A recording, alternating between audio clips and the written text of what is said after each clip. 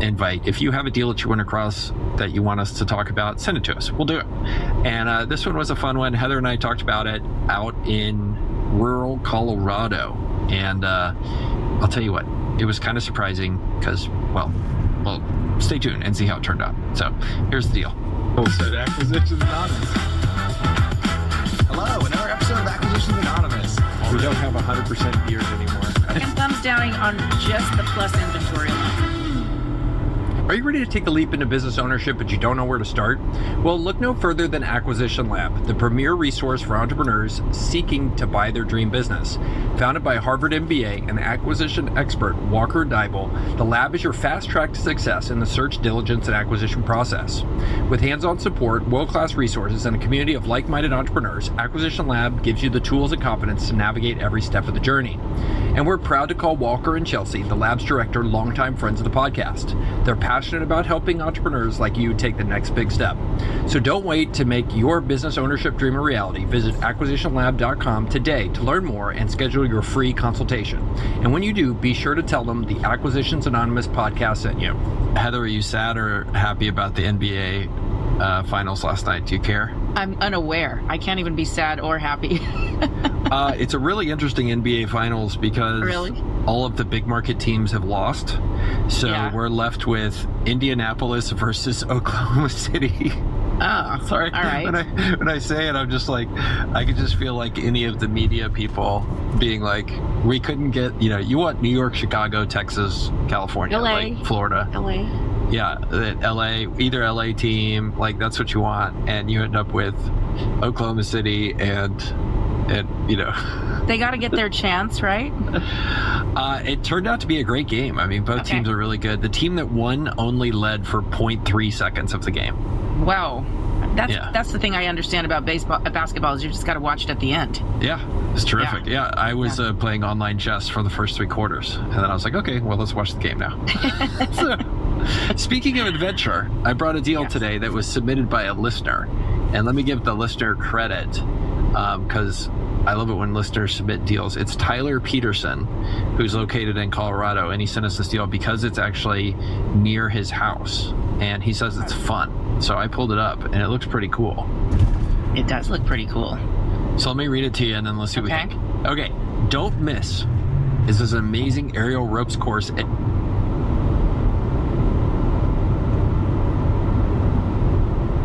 Well, whoever just texted me, I don't really have a favorite road trip snack. I don't have any stacks from this one. It's not really a road trip, it's a work trip. But if I would say favorite snacks, if we're talking junk food, I would say chicken and biscuit or peanuts from Buc-ee's. Probably going to stop and get some peanuts at Buc-ee's. Going to probably get their chili lime coated peanuts. They used to have these really awesome cashews that were flavored with everything but the bagel. They're not selling those anymore. I'm kind of bummed about those. And coffee. That's the favorite road trip snack. Drink it all day long. Is it food? No. Is it sustenance? Hell yeah, it is. So, coffee. Thanks for texting.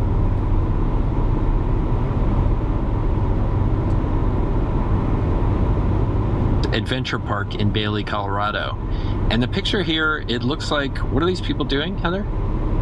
Well, it's like they're on a little bridge. They've got safety gear on, and they're on zip lines and, all that kind of fun obstacle kind of stuff. Yeah, so it's like an aerial deal where people are walking on wires and tied to harnesses and stuff like that. And they're outdoors. And here's ships. Terrific. And it's a yurt. There's a yurt. They have a yurt, too. Oh, a yurt, yes. Sign me up. I didn't know there would be a yurt involved. Yeah. All right, so it's an aerial adventure park, ropes course. So they are asking $1.3 million, $1.35 million. There's no cash flow disclosed, no revenue disclosed, no real estate disclosed, and EBITDA is not disclosed. It was established in 2018. This rope adventure park is truly one of the best in the industry and located just outside of Bailey, Colorado. Do we know where Bailey, Colorado is? I do not know where that is at all. Right. Should we take a detour and figure out where Bailey, Colorado is? Let's go to Bailey. We need to know. I would imagine suburb of Denver, or is it? No. It's southwest of Denver, northwest of Colorado Springs. So you are way up in the mountains here. Mm-hmm. So it looks like you go, here's I-70, and then you go southwest down Federal Highway 285 past Red Rocks, and that's where it is. Way out there. Yeah. Yeah, okay. So I think that's a key factor here. This thing is in the middle of nowhere. Mm-hmm. Okay, this rope adventure park is truly one of the best in the industry and located just outside of Bailey, Colorado. All top of the line from the design to the equipment and to the setting. It has a unique aerial and rope course property. It's built in 2018 on 12 commercial acres and is located just outside of Bailey, Colorado. It's a great investment opportunity and has an aerial park and ropes course. All equipment is included. It has top of the line design and additional recreational amenities for added value. It has 13 employees, a 916 square foot building. The real estate is owned, and it has restrooms and an office yurt. Office yurt. I need one. I want to in move the into backyard, I think. Yeah. I had a friend in California I worked with him in tech, and he was a super smart guy, Harvard MBA. He came in one day, he's like, yo, I think I'm going to become a yurt dealer. And I was like, what? I was like, you're a product manager for an enterprise software company. Why do you want to sell yurts? He's like, I think there's a big future in yurts. I was like, okay, right. bro. It's like plastics. Okay. Well, I've been to one of these aerial parks. It was a long time ago. It was a corporate retreat. And I imagine that's what, that's a lot of the revenue from a place like this.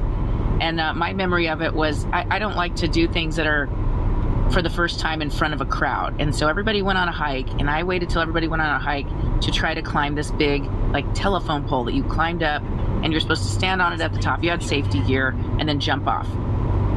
And I was just getting to the top when the entire hike came back. And then it was nice because they were cheering me on, but it made me really nervous. And I did not want to be doing that in front of a bunch of people. But it was cool. It was a fun event. It had all this kind of, activities and things for, the bank that I worked for at the time to kind of do together. And it was up in the mountains like this. It was up in the Los Angeles National Forest, kind of out of town. Hey everyone, it's Bill, and I want to tell you about maybe the most exciting sponsor we've had in a long time on the pod. It's called Capital Pat. I a business and need capital. You can go on Capitalpreneur in his own right. So if this sounds like something that is appealing to you, as you're asking people to walk across stuff, and look, I am the first one to tell you, I am terrified of heights. Terrified of heights. My family thinks it's hilarious. Like I won't do it. And but it's true. Like your endorphins, your heart rate, everything, your juices get flowing when you do something like this. So I love that aspect of people using these as adventure retreats and team building. Yeah, but this one is way out there. So I guess you would draw the businesses that are in and around Denver. But this is a full day outing because this is a pretty long drive out there. Yeah, like I think that's my fundamental question with this. And we don't know gross revenue. We don't know EBITDA. We don't know what they want for the real estate. We know it's been around for 7 years. So that's probably a good sign. They didn't go out of business in there for 7 years, or maybe they're about to go out of business. We don't know because we don't have any numbers. That's my first question about this. You're out in the middle of nowhere. Like, how do you get people to come from Denver out to this place? Like, what's the draw that you would do this as opposed to going to one of these that's closer into town? Because there's lots of forests that are much closer to Denver than this. And no real estate. I mean, they're not even telling us if they own the real estate. So did they just put all of this on leased land, and what's the situation with the lease? Where did you even come up with $1,350,000? It feels like it's that's their cost. This is basis bias, as Connor Gross likes to say. Yeah, or also the I won't be embarrassed if I sell it for this price. Like a cheap price type thing. Yeah. Well, I guess the first, there's kind of two issues about this. There's this particular deal, which I guess we'd love to look at the numbers, but they didn't give us any in this listing. But then there's also, I guess the question is, do you want to be in this business? Like this particular business, like as you think about it from a first principles, Porter's Five Forces standpoint, like, do you want to own this business or not? I mean, I think there's a lot of marketing involved, right? You've got to be found, right? That these whoever's planning these outings, and maybe consumers as well, you've got to do a lot of marketing to be seen. And this is, there's danger here. Why are endorphins going up? Because it's a little bit dangerous, and so people could get hurt. So there's probably a lot of liability insurance costs.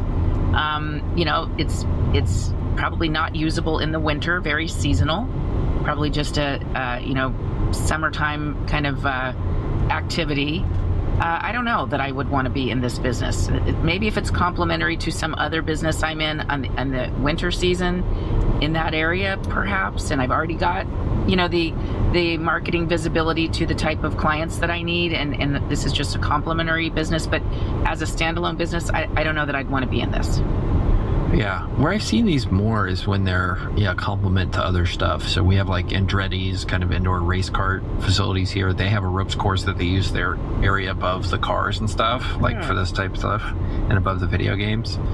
That's where they make sense. I've seen these also just as an amenity as part of a resort type environment. You get people to spend more, but it just seems like a tough business. You're asking people to come out to do something that's probably a once in a lifetime thing for them. They got to drive 2 hours. They're not going to pay a bunch of money, because you look at half these pictures, they're kids and parents. And then if you do ever get to a point where you're going to be making real money, somebody's going to build one of these right next to you, because there's just so much land in Bailey. Based on what we saw, there's a whole bunch of nothing. Yeah, probably was a fun hobby idea. Yeah, that's what I think. I think some rich person built this and was like, it'd be great. We can get people out here. We'll get the grandkids out here. We can build a ropes course on that land we own, and people will just come. And I'm willing to bet, except for, I'll give you one final thing before we close on this one. I'd be willing to bet that these people in these very professional photos that they have here are the owner's relatives. Perhaps, yeah, because they're very staged photos, and very could be. Like here, this young lady, and there's like a kid, young lady, and then they look like this lady who's the mom's age. Like they look like they're genetically, like this looks like her real daughter in real life. Look at her face, like exactly the same. Yeah, and there's the owner's wife. Yep, she's hardcore. Yeah, they enjoy it. They just couldn't get enough other people to come out there to enjoy it, maybe. Cool. All right, so where are you on this one? Thumbs down. Sorry. Yeah, thumbs down from the Mikester. So I agree with that. And then just a mad shout out to Ryan or Tyler Peterson, who sent this to us. If you have deals that you run across you want us to do on the podcast, please send them. And if you enjoyed this podcast, we're experimenting with trying kind of a shorter format where we get to the point more quickly. If you like that, let us know. If you hate it and want to go back to us just kind of BSing for 30 minutes and lecturing each other, we can do that. We can do that. Don't tempt us. Don't.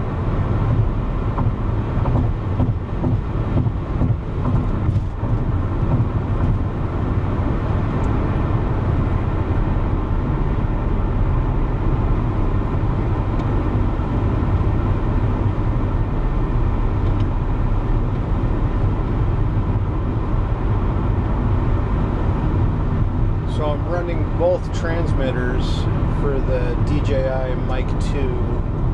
I've got transmitter 1 clipped to the seatbelt on my chest, but transmitter 2 is velcroed to the speaker in the door, and the little on the loud side, I don't know what the word is, but you can see it on the camera hitting the red, but I don't think it's doing that when I see the computer screen, which I can only really glance at.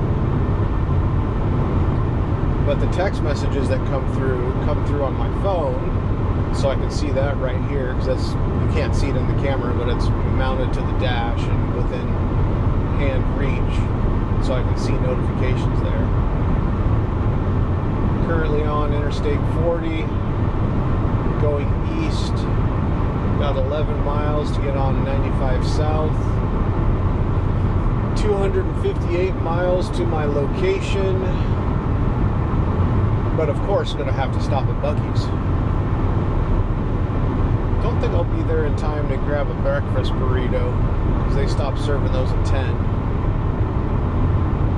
But at least have to get a bag of peanuts. Maybe I'll get lucky and they'll have those cashews back again.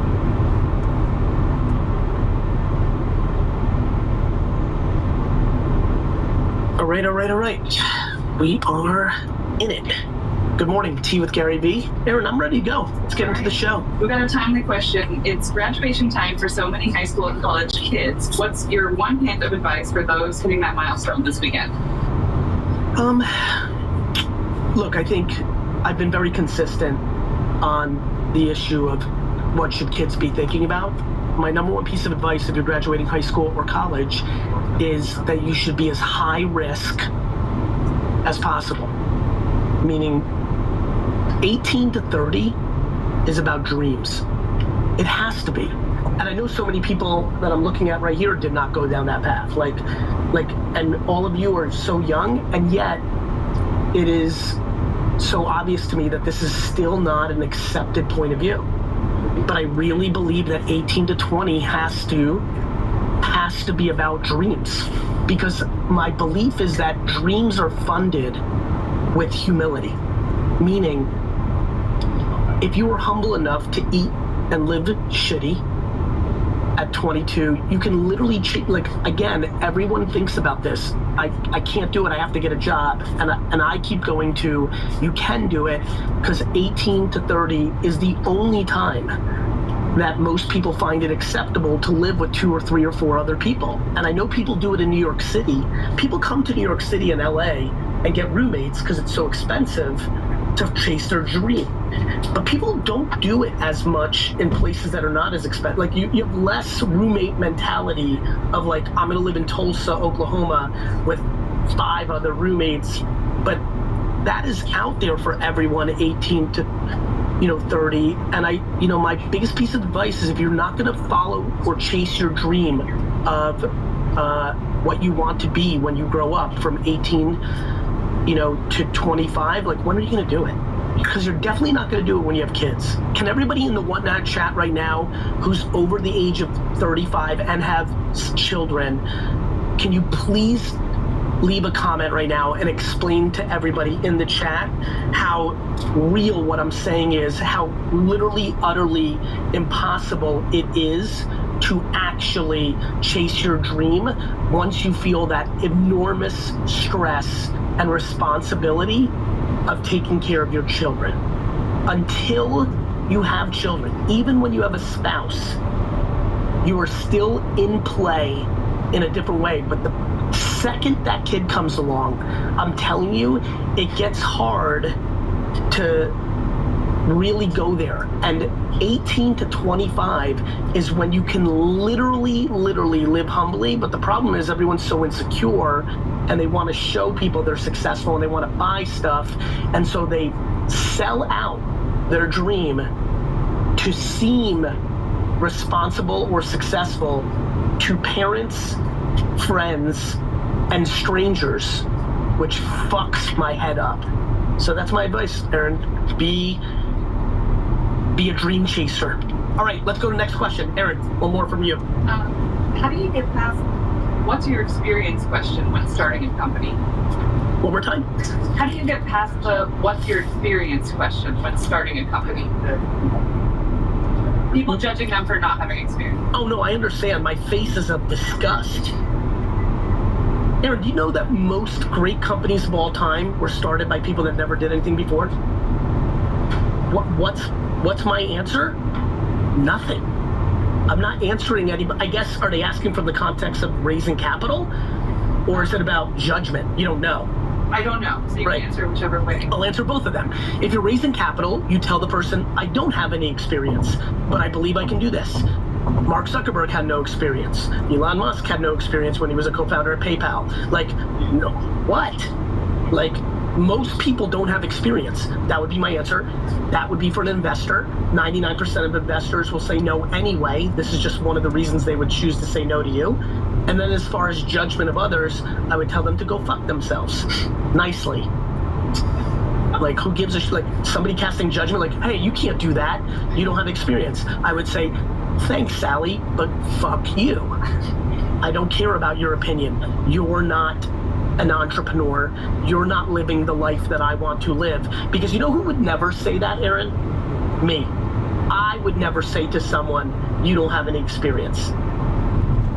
may say, hey, go and work for someone that's like this if you want to get some experience to mitigate some of the risk of you doing this, but I wouldn't judge them, you know? So, all right, do we have anybody on camera? Bro, oh my gosh, Gary V, what's up, man? What's up, Joey? Bro, I've been trying to ask you a question. Who do you think was going to be on the other side of the camera? You press the button, you're watching the show. It's me. Dude, I'm so stoked. How we doing, brother? Sorry, I know we don't got time, so I'll ask you my question real quick. I'm part of a super successful family business, but I want to follow my dream and do music. I know that's a real risky route. I've been doing music for 7 years, trying to do both. You can't serve two masters. Is it okay to leave the family business to follow your dream? That's what I want to know. It's not okay. Okay. It is preferred. Gotcha.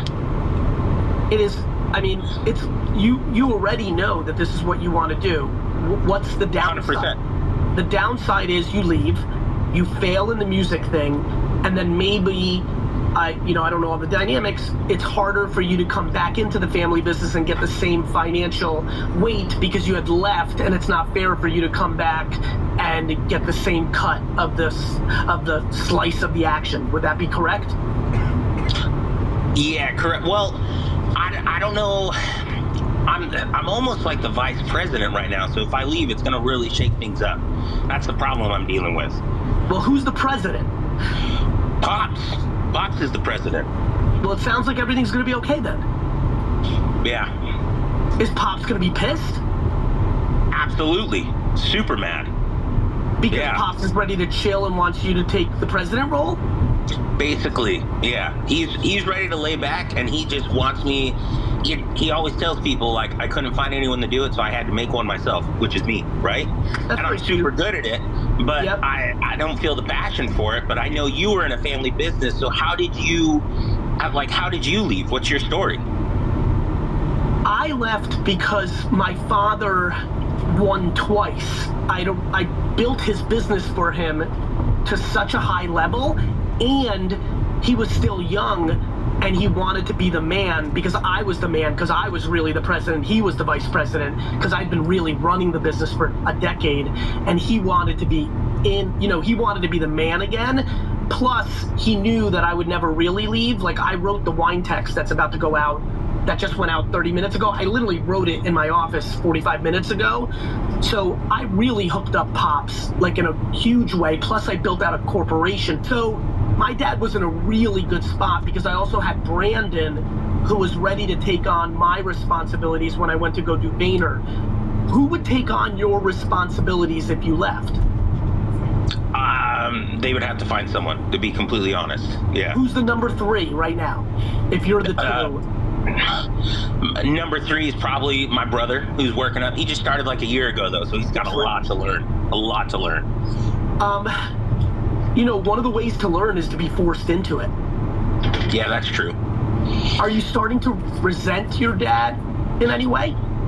No, I love my Pops. I love the opportunity.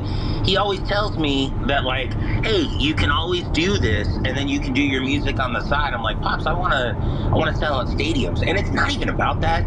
Like, success is awesome. I really hope I get success, but success is more just being able to follow the dreams and be doing it, because as long as you're doing it and living happily, then you made it, Are you good at it? Dude, I'll write you a VFriend song right now for any character. You give me 3 days and I'm gonna blow your mind. That is not a problem. Okay, well, let me give you a character right now. Here we go. 3 days to write a song. It's gonna be card number 3, whatever card number 3. Not the Gutsy Getzico, not the Cynical Cat. You were right, not the Dynamic Dino, which is number 4. You are writing a song about the mindful Minakawa. Woo! I need a song about the mindful Minakawa in 72 hours. All right, give me your email you want me to send it to, and it's gonna blow your mind. I promise. Email is gary@vfriends.com. Got it. No problem. I will play your song. You're gonna write it, right? Yeah, I'm gonna write it. I'll write the beats, I'll write everything for it. It's gonna be a banger, I promise you. All right, then we need someone to actually record it, right? So we can play it. I will get Mike Boyd and Walsh to find an up-and-coming artist to record it, and we will play it on this show in the next 30 days. Deal. You got it. Deal. No problem. Brother, listen. Thank you so much. I think you can't live with regrets. I think you should have a real convo with your brother and dad and say, here's the following. I'm going for a sabbatical for a year to chase my dream because I don't want to be mad at you two men eventually. I may not feel it now, but if I never go for this run, I'm eventually going to be upset. Pops, I'm going to take 1 year, 1 full year to chase this dream, and then I will evaluate where I'm at professionally at the end of the year. Bro, I am here for you in my downtime, even though I'm going to work on music 20 hours a day. In the 4 hours, I'm going to try to help you speed up your learnings so you can hold it down in the next year. What kind of business is it? It's financial planning. Financial planning, life insurance, tax arbitrage strategies, all that good stuff. Yeah, I think you say to Pops and brother, you're going to have to level up. Pops, I'm taking a year. I've given you, how many years have you worked for Dad? I think about 11 years now. Right. 11 You say, years? Pops, Yeah. Pops, I've given you 11 years. And I need this 1 year for me. And that's it. Okay. All right? Okay, and the email is gary@vfriends.com, right? Yes, sir. Okay, 72 hours, it'll be in your inbox, Gary, I promise. Can't wait. Thanks, brother. See ya. Peace. Aaron, I'm ready for next question. Doug asks, I don't really need to use AI, right? Because I own a local restaurant and it's all face-to-face, real people, real moments. So how would AI actually apply to what I do? Does he want customers? Yes. Does he have to make a menu? Yes. You know, do people place reservations on the internet for his place? Yes. Yeah, he needs AI. There's not a single business on earth that won't need AI. AI is like internet. He also thought he didn't need the internet. You know that this is what people said to me, Aaron. Literally, actual restaurant owners told me at the Springfield Chamber of Commerce they don't need a website. They're like, people come to my restaurant. People have my menu at their house. Like, I'm in the yellow pages. I've seen this movie before. You see this gray? You see this gray? I've seen this movie before. You motherfuckers, AI is coming. It's here. It's not even coming. Use it. You don't have to do anything. Like, no, I mean, he's not using AI right now, but you're leaving opportunity and profit and growth on the table if you don't use AI. Aaron. Okay, Jeff says it's my 40th birthday today. Happy birthday, Jeff. Let's clap it up for that. Ready? 1, 2, 3. Happy birthday to you. Happy birthday to you. Happy birthday, dear Jeff. Happy birthday to you. Good shit, team. All right, go ahead. I feel behind and like I'm in a midlife crisis. Fuck you, Jeff. You're 40. Go ahead. Just started this content to build a coffee shop in honor of my brother. With my skill sets, I've built other people's dreams and put mine in the back. What's the way to cut all clients and focus on mine now? By cutting all clients. I mean, this show. I love this show and I hate this show. Aaron, read that back one more time, nice and slow. Okay. I feel behind and like I'm in a midlife crisis. Just started this content to build a coffee shop in honor of my brother. With my skill sets, I've built other people's dreams and put mine in the back. What's the way to cut all clients and focus on mine now? I guess he's talking about like still needing the income from the clients before he can go all in. But the way you do that in anything in life is you start making more income on your thing. So it's just a slow burn. It's like you just got to give the coffee shop more effort so that money comes in from the coffee shop, which allows you to take one less client, one less client, one less client. The end. It's not complicated. It really isn't. People are looking for what. Aaron, do you know what people are doing on this show and with me for the last decade and what's happening overall in real life? People are asking me for permission. They're not asking me questions. They're asking for permission. They're looking for my validation. They're looking for a push. Like, that's all that's happening here. And what I'm trying to say is, like, listen to me and my content. I'm telling all of you that fear is fake. You're scared to fail in front of people. That is your problem. You can wrap up my entire being on the internet to say choose self-esteem versus insecurity, therapy, exercise, motivational content, the people you hang out with, whatever it takes for you to become more confident. And confidence comes from your capacity to not care about other humans' judgment. And I remind you that every other human is flawed and has shortcomings too. And so you're allowed to fail. And if they make fun of you, that means they suck. I don't know what else to tell you. You know, so that's it. Like, that's it. All right, next question. Oh, what's up, Gary? What up? Oh, what's up? What's your names? Sarah and Evan. Evan with a B. Nice. Evan, Yeah. Sarah, pleasure. Yeah. What can I answer for you? First of all, thank you for all you do. Thank you for encouraging the world to get on Whatnot. It's changed our life. I'm sure you hear that time and time again, but long story short, we are a gourmet deep dish and stuffed cookie company. We've been in business a year. We've been mainly direct to consumer. Whatnot has kept us afloat and beyond. We just moved into a big facility, so we're ready to increase demand. Our North Star is corporate gifting. And with that, we want to leverage LinkedIn to... Talk to me about Whatnot real quick. You got on Whatnot, why? Dude, because you were like, if you don't do it, you're missing out. Like, it's Yeah, you were drilling us for sure. and so And what has happened on Whatnot? Like, how much revenue are you doing? Give me some, for instance.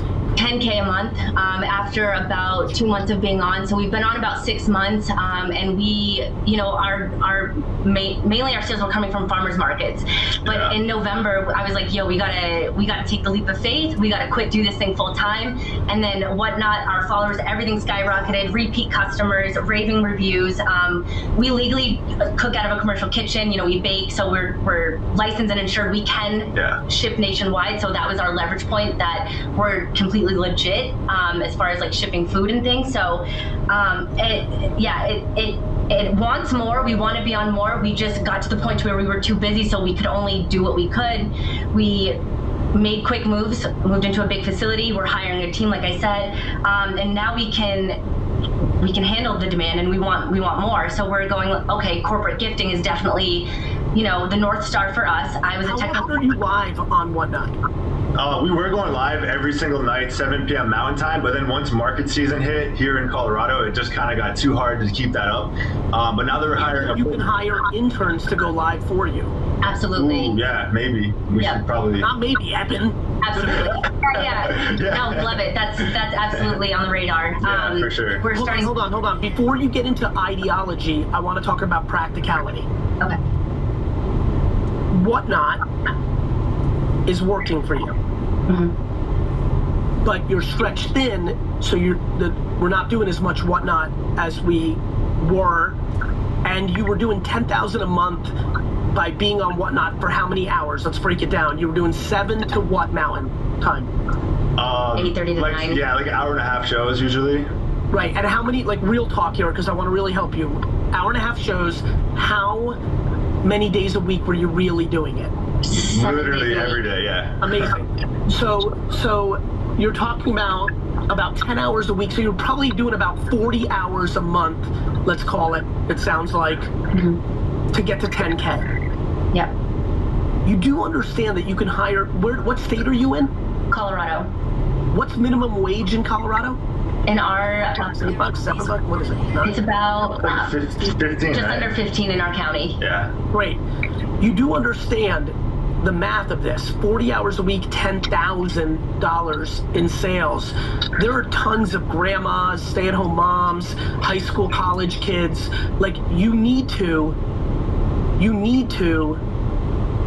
have to hire some people and do 100 hours a week of Whatnot. You know that, right? Yep. Can I say our challenge, our one caveat too, is the permissions and admin, like trusting the people with like bank account routing and just trusting the right people that they have full access. There's no way to limit permissions on the back end. What are you talking about? So like if we let like some stay-at-home mom like run the Whatnot show, she could also like see our bank account like and cash out or change our bank account. Yeah. Like that's our fear, is that there's so much. No, she can't. She doesn't control the account. Well, like how would she sell under Crumb City? She Like, fucking walk into your office right there, sit there, and fucking go live, sell Okay, fucking okay. cookies, So, like, and go home. Well, not remote, local. Okay, got it. Gotcha. Brain blast. Yeah. This is good. Okay. There we go. Don't worry about corporate. Why not fucking quadruple down on the thing that fucking is working? I love it. I like that. Yeah, that's it. Wow. Yeah. Okay. Quadruple down. Yeah. That's Nothing it. else. I don't want to talk to you again, ever, until you're doing $1 million a month on Whatnot, and then we can have a conversation. Your entire business is Whatnot, not Okay. fucking corporate gifts on LinkedIn, not your Okay. fucking farmer's market. Your fucking business is Whatnot. Okay. Sick. No, that's super good to know. Like I love that. Nothing else matters. Okay. Yeah. Sick. I love it. You're amazing. Love you guys. Thank you. Hell yeah. Let's go. All right. Aaron, I'm ready. Okay. Jess asks, what do I do? I'm in a partnership. My partner wants to leave, but doesn't, and is sinking the ship. My partner wants to leave but doesn't. You force them out. You know, that whole thing when partners are half pregnant and they're fucking teetering the whole... Like, by the way, this is relationship advice as well. Anybody who's threatening to, like, leave and then not leave and then leave and then not leave, like, you fire them. Like, for real. Like, if you were in a business or personal relationship where the other person has multiple times threatened to leave and then change their mind, I want you to help them and you leave them. The end. The end with this shit. I hate that manipulation. Don't be scared. You'll be fine. You'll find somebody better. I promise. There's nothing... Here's what I know. There's nothing good about someone who's doing that crazy shit to you. So, the alternative is already better. All right, next question, Eric. How to start over. I have over 30 years of working on the fitness field and created a mind and body program that worked for a while, but now I don't know where to start. I think we need to go to video. These questions are too vague. Like, I don't know. Like, where do you start? Like, making content on the internet, learning AI tools. There's like so many things, but a little too vague. All right, let's go to video. Hello. What's your name, brother? Christian. My name is Christian. Thank you for everything you do. Thank you for the lives you save. Thank you for the people you motivate. Just first and foremost, just thank you for that. Basically, long story short, I was formerly 485 pounds. No surgery, no nothing. Did 14 diets. Took me 2 years to lose it. I was formerly a high school dropout. Was unmotivated. You know, stemmed from a very low income household. Like very not meant to succeed whatsoever. Currently getting my master's in higher education, which is ironic, seeing how I dropped out of high school. And then I want to go for a PhD in education, and I want to brand this in some sort of manner because I want to. My career-wise, my goal would be a college president, but on the way there, I don't know if that's the ideal thing because originally I was thinking I want to help people in education, but I brought it down to I just want to help people who have lost hope in general find hope and prove to them that it's possible. Like I even have this like you can't really see it, but I can see that it. was me. You know, like that was it reminds me like my laptop background is really like. You know, never because it reminds me, and I show this to people not to like boast about the accomplishment, because I want to prove to them that it's possible, and that By the way, like you're allowed to be proud of your accomplishment. Communicating something that you worked hard to achieve is not boasting. It's you're communicating, and to your point, it will motivate many, but do not deploy insecurity or humility on something that is a tremendous accomplishment. You should be incredibly proud. It sounds like not only did you accomplish it, it sounds like you accomplished it, quote unquote, the right way, non-surgery.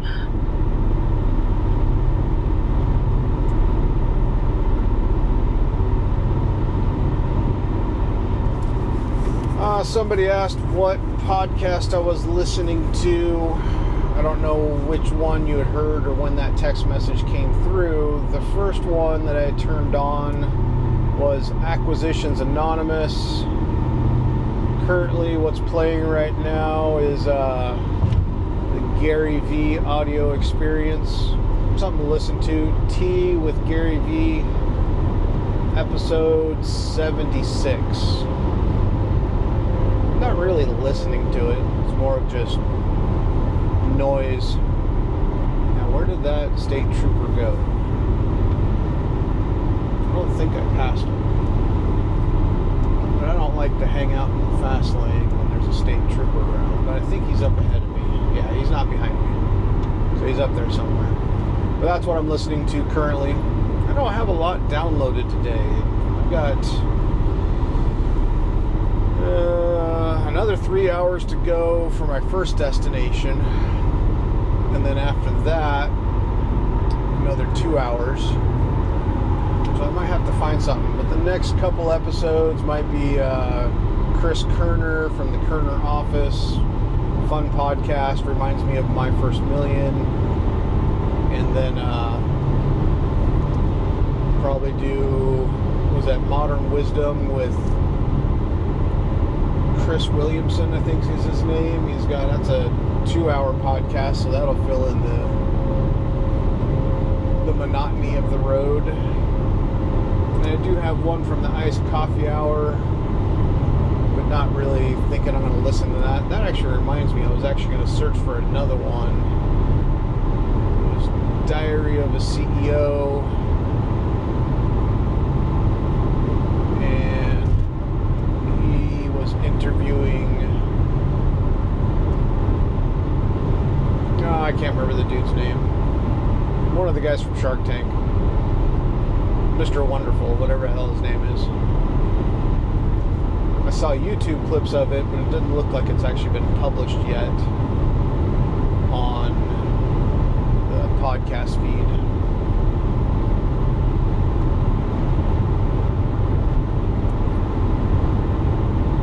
So, that's what I'm listening to. If I get any phone calls, work phone calls, I will mute the podcast. Or not mute the, well, of course, stop the podcast I'm listening to, but mute the feed from the live stream.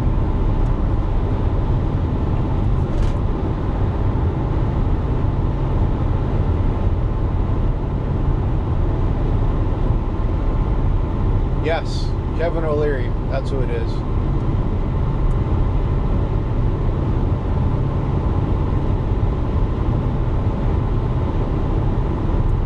Kind of cool that this actually works the way I have this set up. Thank you, whoever you are, sending me the text messages and testing this out. I'm going to go back to the broadcast. Non-short-term drugs that are not sustainable. So you clearly got your mind right. You changed your perspective, and you went out and fucking executed for a year plus. And I do not know why you're not making daily content about your life and your point of views. I don't know. Everyone tells me I should, and it's like friends, family, you know. Well, let's talk about. Oh, absolutely, San. I'm not demonizing those drugs. I think people that are diabetic should be using it. That please do not twist my words around. That's not where I was going with it. I think you heard where I was going with it, so I appreciate it. But that I was not referring to people that actually need it, who have medical condition. But thank you, brother. Why are you not listening to those people? I believe it's that doubt of because I currently work 65 hours a week. That's why I work 2 jobs. I truthfully That's the biggest fucking excuse I've ever heard in my life. I don't give a fuck if you have 19 jobs. It'll take you 1 second to fucking put a camera in front of your face and talk. What the fuck are you talking about? You have 2 jobs. No, I work fucking 19 hours a day. The fuck are you talking about? Yeah.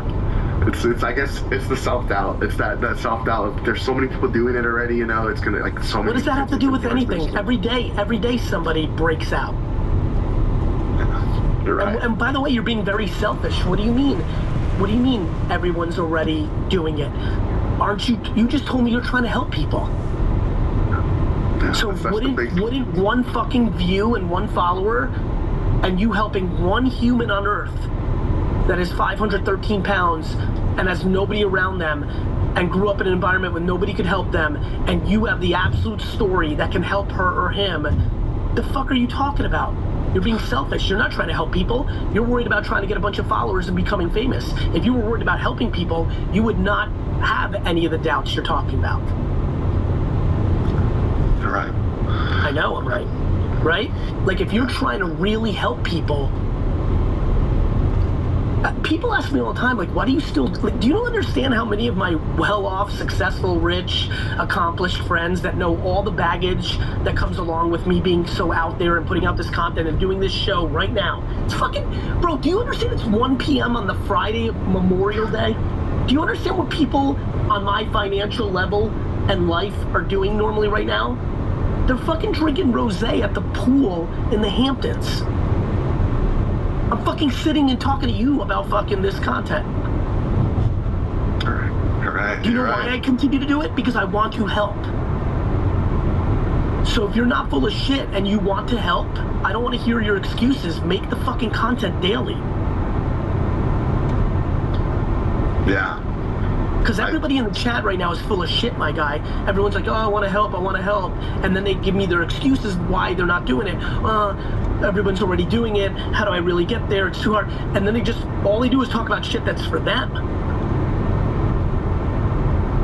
Right. I love it. How would you recommend getting started? How do you just I'll explain. You're going to hang up right now. You're going to turn the camera around. You're going to hit record. And you're going to be like, Gary Vee just yelled at me, and here's my first video. And the first video is you're going to tell people the story. You're going to say, I was 435 pounds. I lost in 14 months. The biggest thing I learned from that was this. I'll see you tomorrow, and I'll give you more. Okay, I love it. You know what? I'm going to do it. I believe you're going to do it. Because you did a much harder thing than what I just told you to do. Okay. Do you have an Instagram account? I do. What is it? It's Christian _Linky. Spell it. CHRISTIAN _LINKY.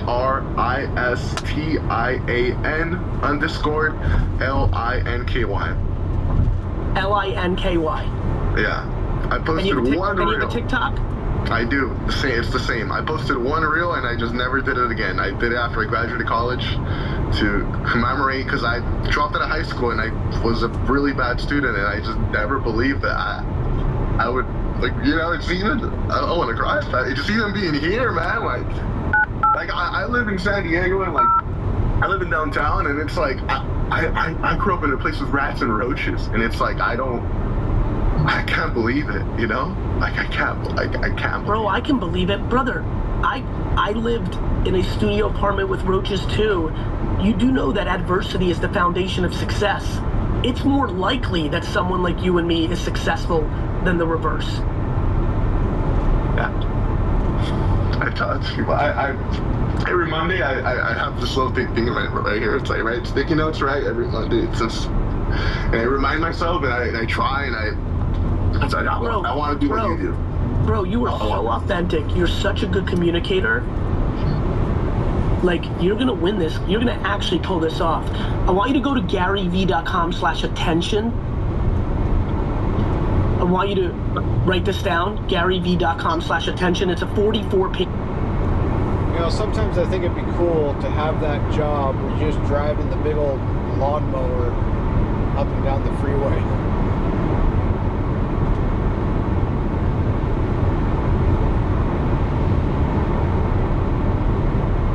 Kind of just zone out, mow the grass. Page deck that sums up the best practices on how to get views on social media right now. You got it? GaryVee.com/attention. You see it there? Yeah. It's pinned in the chat. Yeah. I want you to read that, and I want you to watch the, I want you to read that, I want you to execute it, and I want you to make videos every single day. Okay. All right? I'll do it. All right, man. Love you. Thank you. I love you too. God bless you. Thank you for saving lives. Let's do a Be Friends pop-up pipe. Let's, Dustin. Yeah. Come over here for a second. Before I switch to the Be Friends show, I want to give a huge shout out. Let's clap it up for Dustin. Let's go, God. Today's Dustin's last day. He's moving out of state. He's a big boy now. We're gonna miss Dustin. I know all of you are super sad. I can see all the chat being sad. He's following the long lines of the Calebs and the Babbins and the D-Rocks and the rest of the crew. We're really proud of him. I'm super sad that he's leaving. He broke my heart. It's unfair. I'll never forgive him. I'm kidding. I love you, brother, so much. Thank you for everything. Thank you. Let's clap it up for that.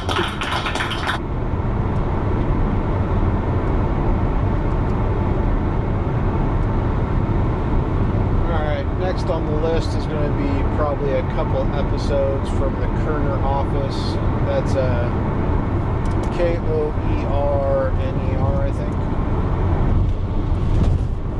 Had it on cruise control, but needed to change lanes to get around this rig, so I had to put my foot in it so I wasn't cutting anybody off. And then get back over. These episodes are long, actually. One's 50 minutes, the other one's an hour and 4. We'll listen to the one that's titled The Most Profitable Local Business Everyone Overlooks. Or maybe people overlook it because they don't want to do it. Because people are stupid. I'm like, okay, there's definitely demand for this. And I started looking into the companies, couldn't find any, so I just was like, holy smokes, I definitely kind of stumbled upon this industry. We're like, all right, let's do it. So the first month, it was like 17,000. What's your average job size? It's about 3,100. But we've got around 70,000 on the schedule for each month up to October. You'll do $1 million next year. The new machinery got 0% financing for 60 months. Somebody's going to kill it with that little machine. You just have somebody who's operating joysticks from standing off to the side. Had you ever used one before? We've never used one. Have you ever done a home service business before? No. So I was scrolling on Twitter the other day and I find this guy named Alex, and he started a brush clearing company in Cincinnati, Ohio, and his first month he did almost $18,000 in revenue with 85% net profit margins. Why did he start this? Because he has a marketing background, he can do a little keyword research, nothing more extensive than what I talk about on this podcast all the time, and he learned, holy crap, there is a ton of demand for brush clearing in my area, and almost no one is fulfilling this demand, because he had just bought 5 acres and he needed brush clearing. So having never started a home service or a local business or a sweaty startup before, he said, I'm going to do this. I'm going to start a brush clearing business because I know there is so much demand for it, and I can charge $2,000 a day. You can get the equipment financed, you can start this for very little money, and there's a ton of markets that have way more demand than supply for brush clearing, forestry mulching as it's called. We got super tactical about his Facebook ads, what types of ads he's running, how he's using YouTube, which I did not see coming, and how much money he's making today, only 13 months into this business, and what his margins are. We held nothing back. You are going to love this. Please share it with a friend, especially someone that might be interested in starting a local service business with very little money and very high margins. Tell me about how you even stumbled upon this industry. So I bought a house and we have 5 acres. 4 of it was wooded. And I was like, okay, well, I have this nice yard, but I can't even use it. So how do I clear this? And I started looking into it and I couldn't find anybody. The closest person was over 100 miles away. I don't want to dox you, but like what is the population or the size of your city? How far are you from a major metroplex that we might have heard of? Just to give us some bearing. So I'm about 30 minutes from downtown Cincinnati. Okay, in like a small rural city? It used to be 10 years ago, it was a lot more rural. There's a lot more suburbs out here now. But so I'm kind of right on the edge of those suburbs. So there's like a 1,000-acre farm near me. Mm-hmm. And then, on the other side, you've got just tons and tons of subdivisions. So okay. I'm kind of right on that edge. It's funny because we're very similar. I live 30 minutes from downtown Dallas, and I'm like right near all the major Dallas suburbs, Plano, McKinney, and all that. But I'm in like this little rural pocket. Yep. Where it's the best, isn't it? You still have property. It's perfect. We have 3 acres. Yeah. Not a lot of it is wooded, but I've rented a skid steer about 4 times. Yeah. And I have no problem finding someone because there's 8 million people in Dallas, and I'm close enough, right? Right. But you're in a much different situation from as far as like population is concerned. Yeah, Texas is interesting. They're one of the few saturated mulching markets, from what I've heard. Interesting. Yeah. So somebody out there must be really promoting it and doing really well with it, or a multitude of companies. One of the guys I've met is from Texas, and he just traveled up here because there was no competition. Wow. Okay. So you bought 5 acres, 4 of which were wooded, and you need someone to come out and clear it, at least to some extent. You can't find anyone within 100 miles. Yep. So then that got me thinking. I said, well, could I do this? and I started looking into it. I started looking around at my neighbors, and I'm like, everybody needs this. In Ohio, and I'm not necessarily sure in other states, but in Ohio in particular, especially our area, we have this plant called honeysuckle. I know it's pretty prevalent everywhere, but here in particular, it's really bad. And everybody has this problem. It's overgrowing on them constantly. What happens if you have any sort of property and you mow, it'll, over time, 5 years from now, you've lost 15 feet of your property because it just keeps creeping over and over and over. So I just saw that everywhere, and I'm like, okay, there's definitely demand for this. And I started looking into the companies, couldn't find any. I found some owner-operators that were just promoting on Marketplace. They didn't really have like a brand or anything kind of established. And so I started doing keyword research, and I'm kind of learning, off of X that I'm kind of doing like this old school version of keyword research, probably because I did it a lot back in the early 2000s or mid 2000s. But I just sat down and I said, okay, what people don't seem to know what forestry mulching is. If I type in forestry mulching, I'm hardly getting any sort of results. I talk to friends, talk to family, they're like, what is forestry mulching? Mm-hmm. So I just started asking them. I said, okay, let's say you wanted to clear your property. You've got this problem. It's been overgrowing. You've lost 20 feet. What are you going to search to try and find this? And so people were giving me ideas, I'd clear my woods, get rid of this wild rose, destroy honeysuckle. And I just started taking this list into a spreadsheet of all the different terms that people would search for. And then I used a keyword tool, typing in those and seeing how many results they're getting. Which tool did you use? I think it was SEMrush. It's been about 2 years since I did it. But unlike Ahrefs, they actually have a free trial. So that's yep. I almost never pay for those tools. Oh, pro tip. No, never. Yeah, so I just noticed there's this huge search traffic. So I just was like, holy smokes, I definitely kind of stumbled upon this industry. I don't know anything about it, and just started looking into the equipment. And then my business partner Zach, he was a part of this whole idea process as well. And I was just, all the time like, okay, let's see.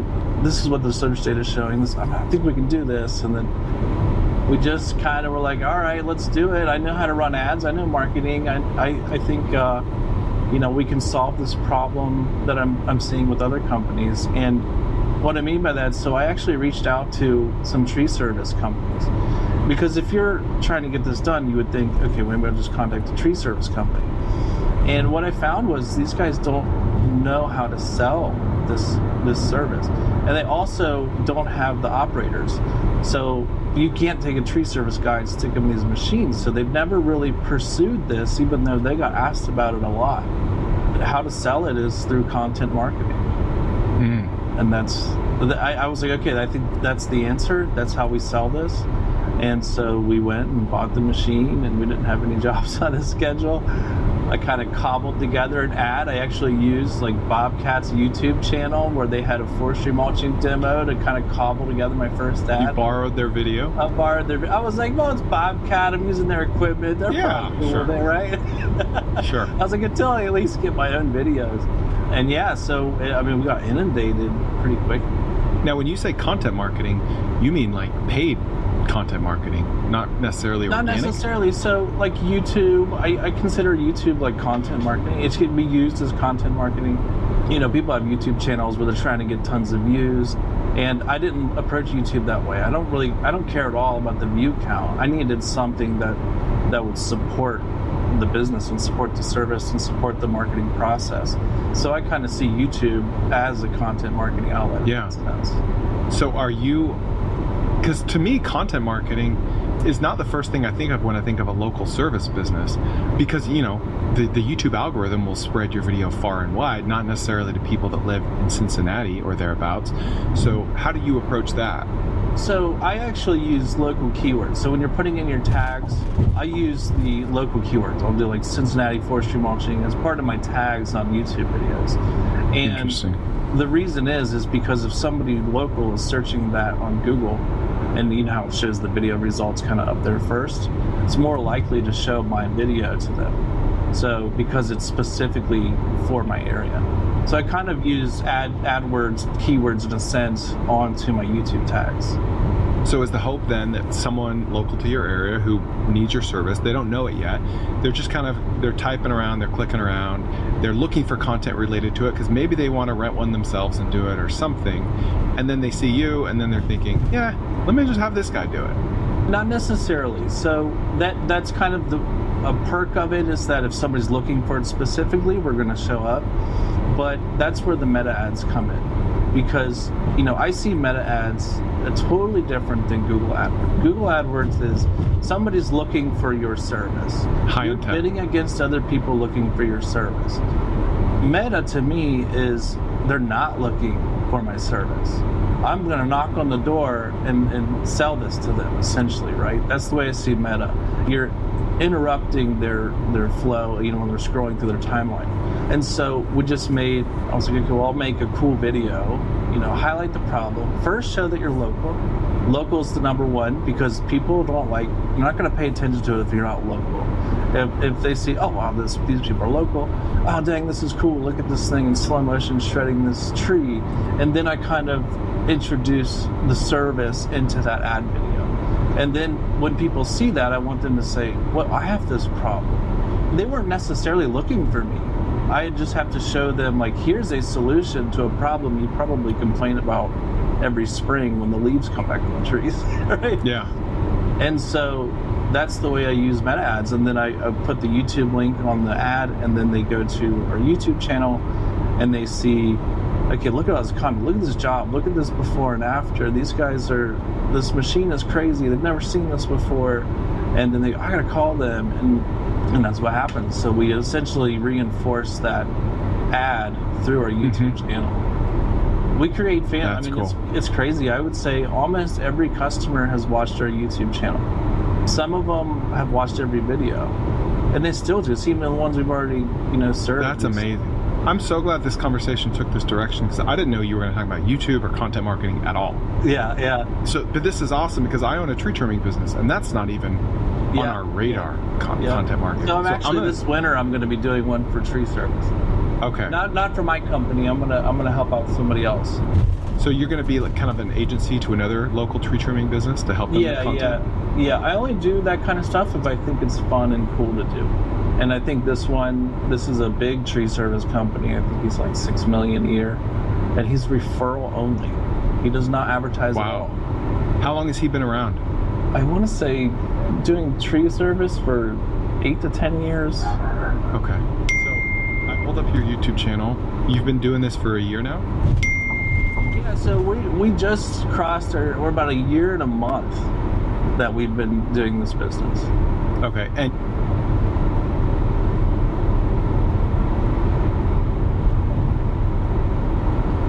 just got a text message from some creeper, some weirdo who just sent me a text message saying that they're watching me. I don't know. They can't really see me. I don't have the camera turned at me. It's a little too hard to reach, so I'm not going to spin the camera around, because I am driving, so I got to be a little safe. But I guess that person really isn't a creeper, because that wasn't a text message to the number that's on the screen. That was a text message to my phone. So I know that person. At least I think I know that person.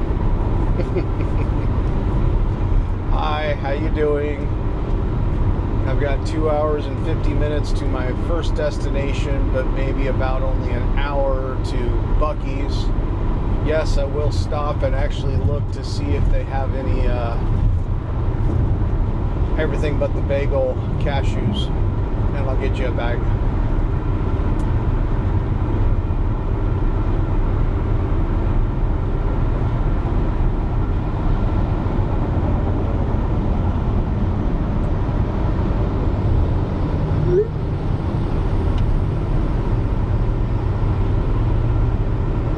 you started YouTube on day one, basically. Started on day one, yep. Because I knew I needed I needed the videos. I like photography. I like videography as a hobby. So I love doing it anyways. I knew people would think this is cool to watch. So I went out, took my cameras, and went out and recorded the first job. I utilized a lot of that footage for the ads. Mm-hmm. So yeah, and then I just kind of kept going. I just liked doing it. You know, eventually you'd have to pay someone to do it, but I just like it. So. Are you editing it yourself as well? Yeah. Okay. So you're not set that up good, but the thing is, it's like it doesn't have to be that good. It just has to show. No. So are you just setting up a phone on a tripod, or two phones, or two cameras, or what does your hardware look like? So I have like a camcorder, a 4K camcorder. I've got action cameras. I have a Sony mirrorless camera. I actually just got a pin-on camera. It was the Go 3S, the Insta360. There you go. So yeah, I have all kinds of different cameras. And record stuff. So this is awesome.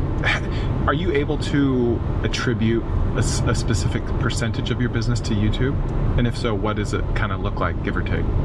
Directly from YouTube, or just like the customers that touched YouTube in some way? I would say most. So probably around 80%. Wow. It's not independent of your meta ad strategy, it complements it. It complements it, yep. Okay. The YouTube is for the ad strategy. Yeah. Basically. That's so interesting. To support it. Are your most successful meta ads video? Oh yeah, without a doubt. Yeah. Okay. Yeah, Instagram image ads image ads aren't even worth it. I don't even run image ads. People just scroll right past. If you don't have like the perfect picture that's going to interrupt them scrolling on their feed, then you know. So videos are much more interesting. You're confining it to a geographical radius, and correct? No. So okay, that's an interesting thing. I think a lot of people get wrong about meta ads, and agencies get it wrong. A lot of people get this wrong. So I don't confine it necessarily by a radius. I specifically choose zip codes where they're more likely to have large property.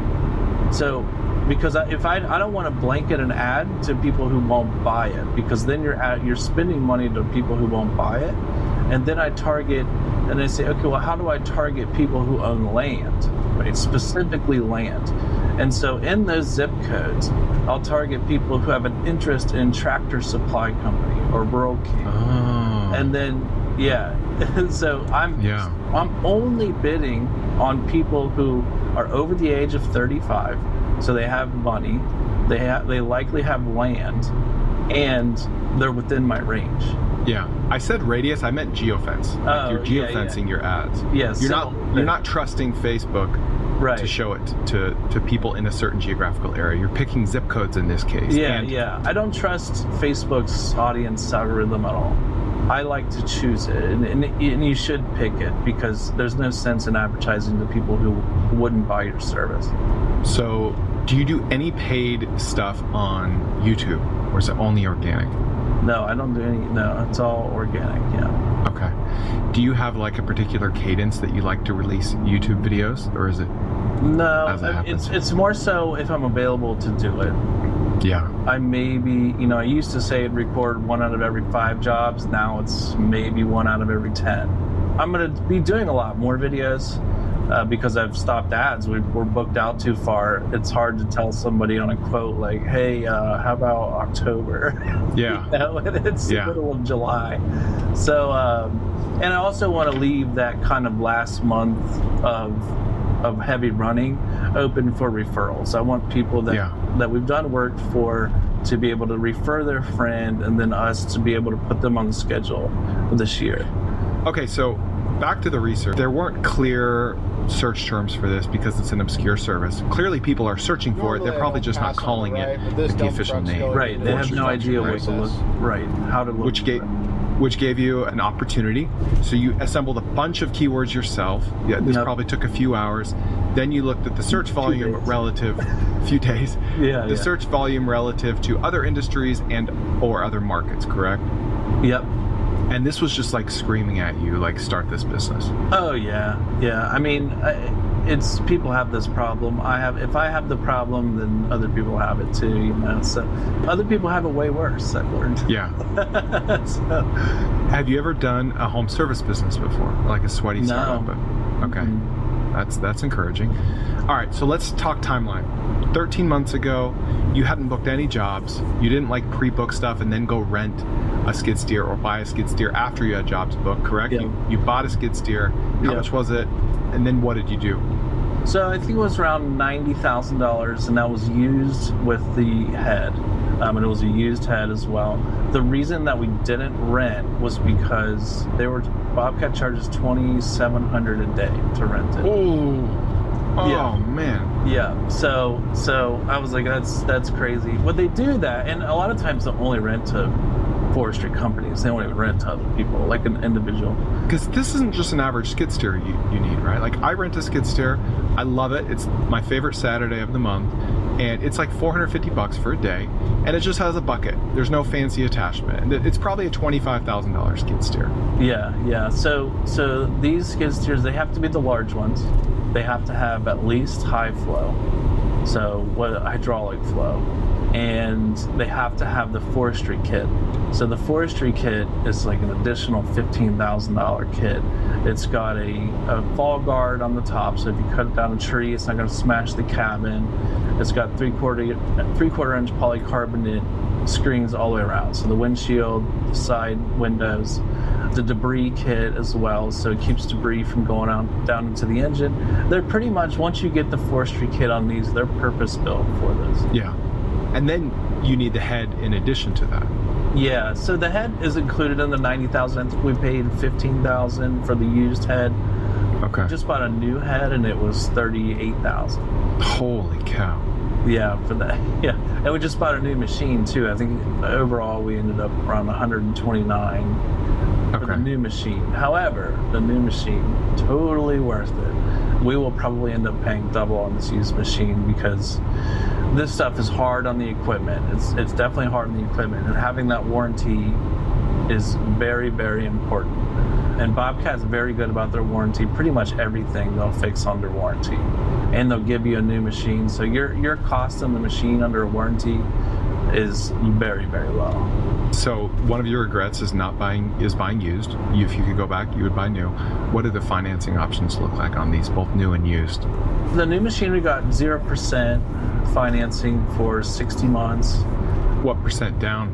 We had to put $5,000 down on that. That's nothing. So, yeah, not a lot. Holy cow. Yeah, they were doing some big Bobcat sales event. So the financing, I believe, is through Doosan or somebody who works directly. Doosan owns Bobcat. And then the used machine, we were around 7.8% at the time. So what does your payment look like on both the $90,000 and the $130,000? So the $90,000 around $1,400 a month, the $130,000 about $1,900 a month. Man, okay, so you could pay for that in one job. Yeah. Oh yeah. That's what we want to stay under that. So we want to stay under one job, and well, at least the revenue of one job. We just like that number. It makes the payment negligible. Yeah. Right. So just one job a month, and our overhead is zero essentially. Yeah. Are you storing this at your house on your property? I was. So we just got a shop space. So at my property, we had to store them out. So my barn wasn't big enough, right? So they were sitting outside. We didn't want that to affect the machine. They're tearing up my yard too, which I didn't like. So yeah. We ended up getting a shop space. We just got the shop last month. Okay. And the Congratulations. shop is, thank you, appreciate it. The shop is $1,500 a month. So, which is, I think it's on the high end, but we got the HVAC because we're going to run winter as well. And how many square feet? It's 2,000 square feet. Oh, that's good. That'd be really good for DFW. Okay, so day one, you've got this $90,000 liability. I'm shocked that you can get in this thing for $5,000. I know that's a new deal, not a used machine deal, but that's shocking to me. Tyler, my stump grinding friend, he bought a $60,000, $70,000 stump grinder. I think he had to put 20% down on it. Yeah, so I think a lot of that had to do with, we have a lot of history in businesses. So the lenders really looked at that. Like if you've never started a successful business before, They really don't like that. So they don't like just taking the risk on new guys. But they will. Yeah. You know, they will, especially if your credit's good. They don't care. Yeah. Yeah. At the end of the day. Or your wife's credit's good. Yeah, or your wife's credit's good. Yeah. Okay, so day one. So day one, I'm just, we get the machine in, we take it to my property to start testing it out, getting used to it. So had you ever used one before? Did you do this on your own property? Had you rented one, or was this brand new to you? We've never used one. I love it. So We're my the business same partner person. is our main operator right now, and he had run some stuff before, not quite like this. Pushed a lawnmower before.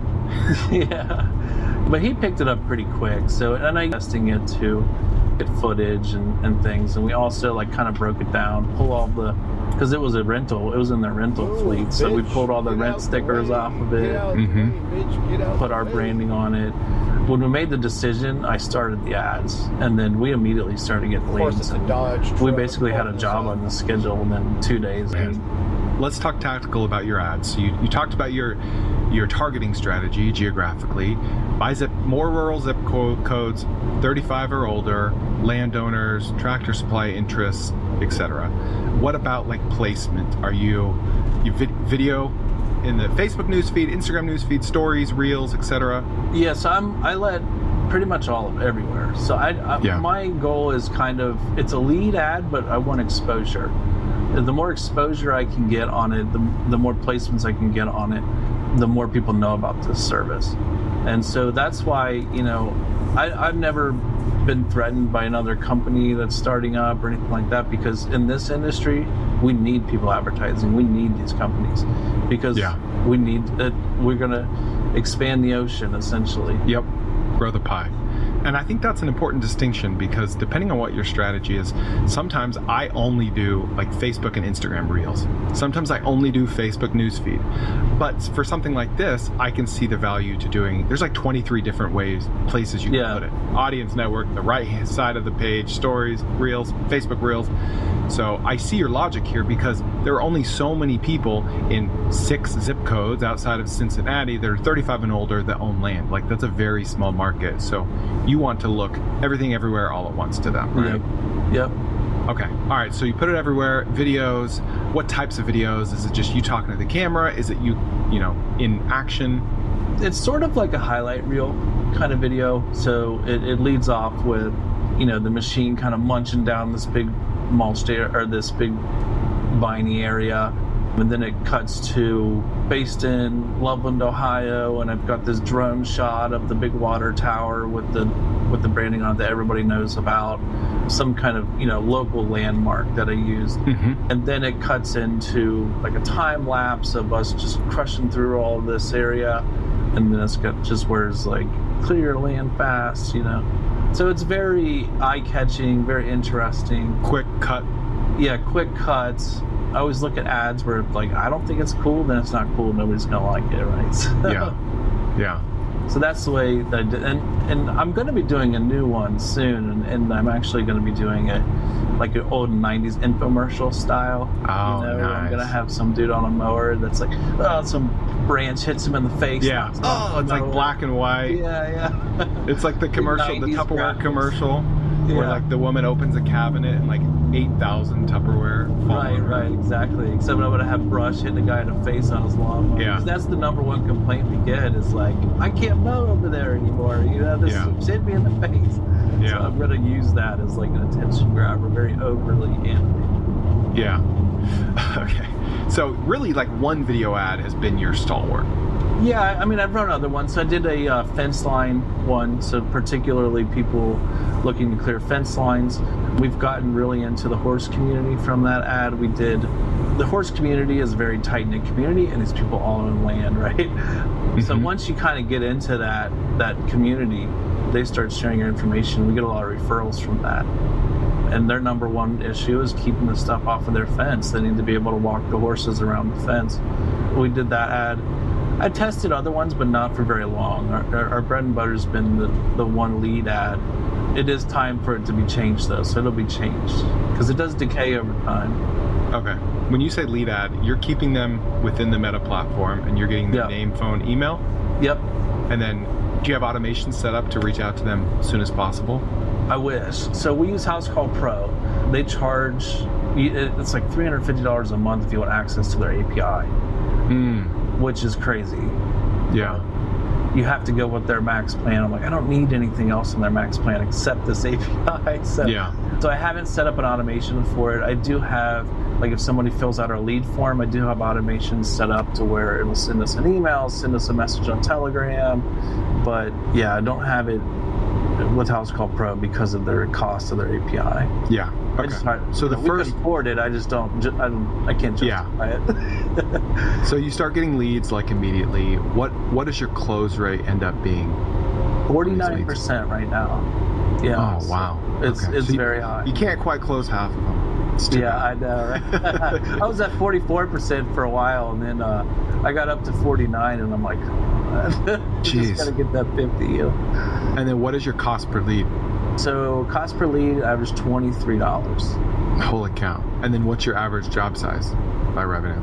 So it's about $3,100. So $46 to convert a $3,100 customer. Yep, that's why it's infinite. That's outrageous. Basically run into peak market size. That's why, wow. That's why you're booked out. That's why you're in business. Yeah. That is beautiful. Okay. I think also there's a lot of pent up demand. That is something to think about a lot. Is because so the CPL will probably go up over time. Because you're competing with yourself, right? Right. So someone fills out the form, you give them a call. Is that the process? And try to get over there, quote it in person? Yeah, so I give them a call, try to set up a time to quote in person. I mean, it's pretty easy. Like, as soon as I call them, they know, Sometimes they fill out the form, they're like, who's this? And they just gave me their information. But yeah, I'll call them, and then I set up a time on the schedule to go out and give them a quote. Okay. Do you ever try to close over the phone, or have you ever been forced to? I have closed over the phone. I don't try to. It's the close rate's not as good.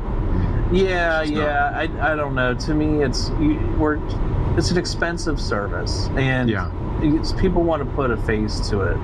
So to me, it's just, I don't know. I don't feel comfortable just trying to close over the phone. I have had customers tell me that there's another company that's charging for quotes. They charge $50 to do a quote if they want them to come out, or they'll just, hey, what's your property? They'll give them some rough quote off of a satellite image. And even well-intentioned customers, well-intentioned leads that are interested in your service can't afford it and don't appreciate that. Okay, so $3,100 average job size, how many hours does that take on average? 31, I mean, that would be about a day and a half, so. Okay. We typically would do by day, half day, multi-day. Okay. 3,100 is average, because you get some that are booking for 4 days, 5 days, some are half days. So that's kind of how you run the calculus in your mind. Yeah. When pricing is by half day, multiple days. Okay. I don't love that, but it's, for some reason, customers like it. I've tried to switch to quoting by square acre or square quarter acre, and doing like the brush density, something that's kind of scalable, easier, to where if I bring another sales rep in, they're not relying on just experience of looking at it. It's a very hardline thing. Even though the pricing came out to be the same, customers didn't like it. My close rate dropped in half for a couple weeks, and I'm not really sure why. I think they kind of like that day service where, if I could just extend it another day if I want them to keep going, Yeah, I feel like it's just, when it comes to pricing in any industry, you just want to remove friction and confusion. And if they have to run any math or numbers in their head, which is second nature to you because you own the business in the industry, to them it's like, if you're there that day, I want to know what I'm paying for that day. If I got to have you come back, what happens if you quote like a full day service, call it $2,500 or whatever, and it ends up taking like 2 hours? How long did it take you to learn that? All right, this will take us. I'm still learning it. I'm a lot better now, but that does happen. I mean, there's jobs where I quote them a day, it took us 3 hours, we end up charging them a half day. Or if it took 5 hours, then it's within that day scope, so they still pay for a full day. I've been off before by a couple days, so I've been short or long a couple days before, because it's a large area. Yeah. And sometimes you don't really know until they start cutting into it what it actually looks like 100 feet back into the woods, because a lot of these you can't even walk through. Yeah.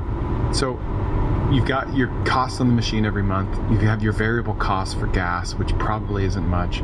You've got a budget for repairs. I'm sure you're stocking some away. Yeah, and about then 15% for repairs. 15% right off the top for repairs.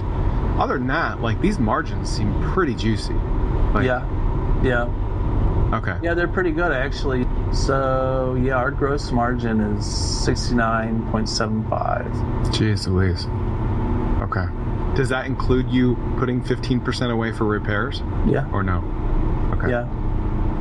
So if you're not saving for repairs, it's 85%. Yeah. Just gas and travel, because you're not really paying employees yet. You've got an operating partner, and he owns equity in the business, right? Right. We are paying for one, so. One employee. Yeah, one. Okay. So he gets about $300 a day for a full day job. Okay. What's the max diameter of these trees that you're able to mulch? 6 to 8 inches, depends on the species of tree. Jeez, that's pretty big. If it's like a really hard wood, it'll be on the lower side. If it's soft, like a evergreen, it'll be on the higher side. Okay. Now, are you ever having to get out of the skid steer with a chainsaw and take care of business? No. I mean, we've done it before, but we typically would tell the customer if it's too big, not to you just leave it. Tree service. Okay. Yeah. Do you ever get referrals from other tree services, or do you refer business to tree services? Yeah. There's it's all the time.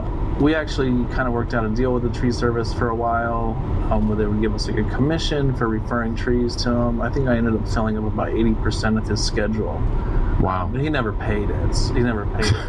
I could tell in the disgust in your voice that it's not been a good experience. So now I don't really refer anybody on tree services. I just kind of tell them, like, hey, here's a few good companies. I could refer a tree service every other job. Wow. I come into something, well, they want it gone, but it's 20 inches wide, 20 inches diameter. Yeah. What about inbound? Are you starting to get more inbound calls and leads? And how has Google Business Profile served you? You mean as far as outside of advertising, like organic? Our organic has gone up quite a bit. Our organic is now, on our web traffic, goes around 36%. Wow. It's hard. My X profile kind of just took off, so I'd have to go back and look at the data. Yeah. That's going to have a weird data point in there, but yeah, our organic is growing pretty rapidly, and that's another reason I turned off ads, because I've only got so much time, and I still have organic leads coming in. That's encouraging. A lot of times people count on organic from day one, and you just can't. You've got to go out and find the business. Right. I did not count on organic at all, because I knew that Google wasn't really going to serve us up quite yet, because the forestry mulching isn't even a service on Angie's List or any of these service sites. So Thumbtack and all that's not even an option for you. It's not even an option. Yeah. Okay. It's a smaller industry. It's very niche. Yeah. Right? Yeah, but I think it's bigger than most people realize. But, which is why you're doing so well. One reason, right? You're clearly like just doing the business well. Like you seem to be running it well. You have 5-star reviews. Yeah. This is you, right? Yep. Okay. It's not easy to have all 5-star reviews in home services, but people ask me all the time, like, there are thousands of home service niches, and I always say, look for the supply-demand imbalance. In fact, I did a whole hour-long YouTube video where I live streamed myself researching an industry, and I say, find something high ticket, something in the thousands of dollars range. Yeah, I'm selling expensive service to wealthy people. Yeah. Basically. Yeah. More recession-proof that way, I kind of look at it, because wealthy people always have money. Yeah, they do. All right, let's talk about your sales numbers from like month. Coming up on south of the border, an interesting, kind of run-down-ish tourist spot right on the border of South Carolina and North Carolina. Stopped here a few times, but it's interesting why it's run down. Is it because it's in a spot that most people don't want to stop at? If you need gas or you need to hit the bathroom. A lot of empty buildings. You can still go there. You can still buy fireworks. I've stopped there and bought some fireworks. But it's interesting. And I know one of the motels is actually open, and I've seen people there, cars parked. It's just interesting why it's run down. Is it because they don't get enough traffic to actually make it worth it, to actually have income, to actually be able to keep it going and keep it up to date? I don't know. Kind of interesting. Wonder how many times it's changed hands, or if it's still in the same owner's hands. 1 to 13 to today, what did that look like? And how seasonal is it? Two questions in one. So the first month, I mean, I put up before it was like 17,000. Second month was a little higher in the 20s. It's been a while since I looked at last year, but we were only running one machine then. So we basically maxed out that one machine around the third month. And then we ran all the way to the end of November. So that one machine could do about, with one person running it, we were doing about 30,000 per month until the end of November. It varies quite a lot for weather. Mm-hmm. So this year we got the new machine. We got that middle of May. So we've only been running 2 machines since then, since middle of May. We were getting so booked, we didn't really have a choice. It was funny when we were looking at it, because we were like, oh my gosh, should we take the risk and get the new machine? We'd have to turn up more advertising, you know? And then now we got it, and it's like, oh my God, I could run 10. Well, what's stopping you? 8 more machines. It takes time to build cash flow too. So we're brand new. We're investing everything we possibly can back into it, and we'll get another machine. I think we could probably get 2 machines a year, or 2 machines next year. So wow. 2 machines can afford to buy 2 more machines next year, and then that kind of expands from there. The challenge we have right now is that one truck can move two machines, not at a time, but he's going and drops it off at the job site, picks it up, and just goes to his job site right now. However, a third machine is just not feasible. You'd have to have him not running equipment at all, just dedicated to moving equipment around.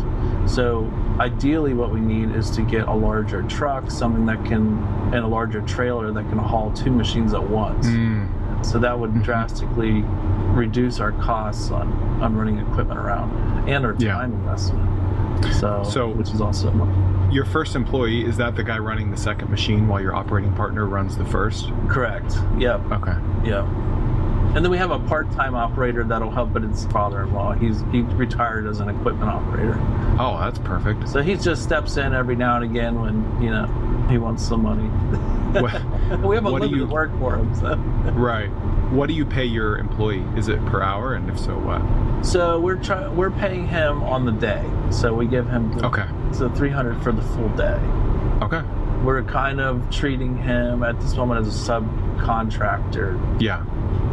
So that won't be forever though. So we'll end up bringing him on. I mean, that's $100,000 a year if he worked every business day. That's not bad, especially considering other like harder, because he's air conditioned in there, right? Yeah, air conditioned. Yeah, I mean, if he does landscaping or something, you'll probably make about the same, if not less, and have a much harder joysticks all day, basically. Yeah. Listening to podcasts, music. And how? Let's talk about how fun it is. Like, how fun is land clearing? Like, that is it's like cool. So enjoyable. Yeah. You know, it's actually surprisingly rewarding too. There were some things that, you know, we had our very first customer. She took over her parents' property. Her parents passed away. The property had been completely overgrown, and we cleared it all. And she just started crying, and I was like, I wasn't expecting that. She's like, this is what it used to look like when I was a kid, you know? Wow. So like, it really brought a lot of memories back for her to see it the way that it used to be. Yeah. So it is cool. It's very rewarding. When she started crying, your mind went from, holy crap, why am I in this business? I really screwed up, to this is the best business ever. Yeah, it was cool. I was like, wow, I didn't realize it would have that kind of impact on people. So, but it does.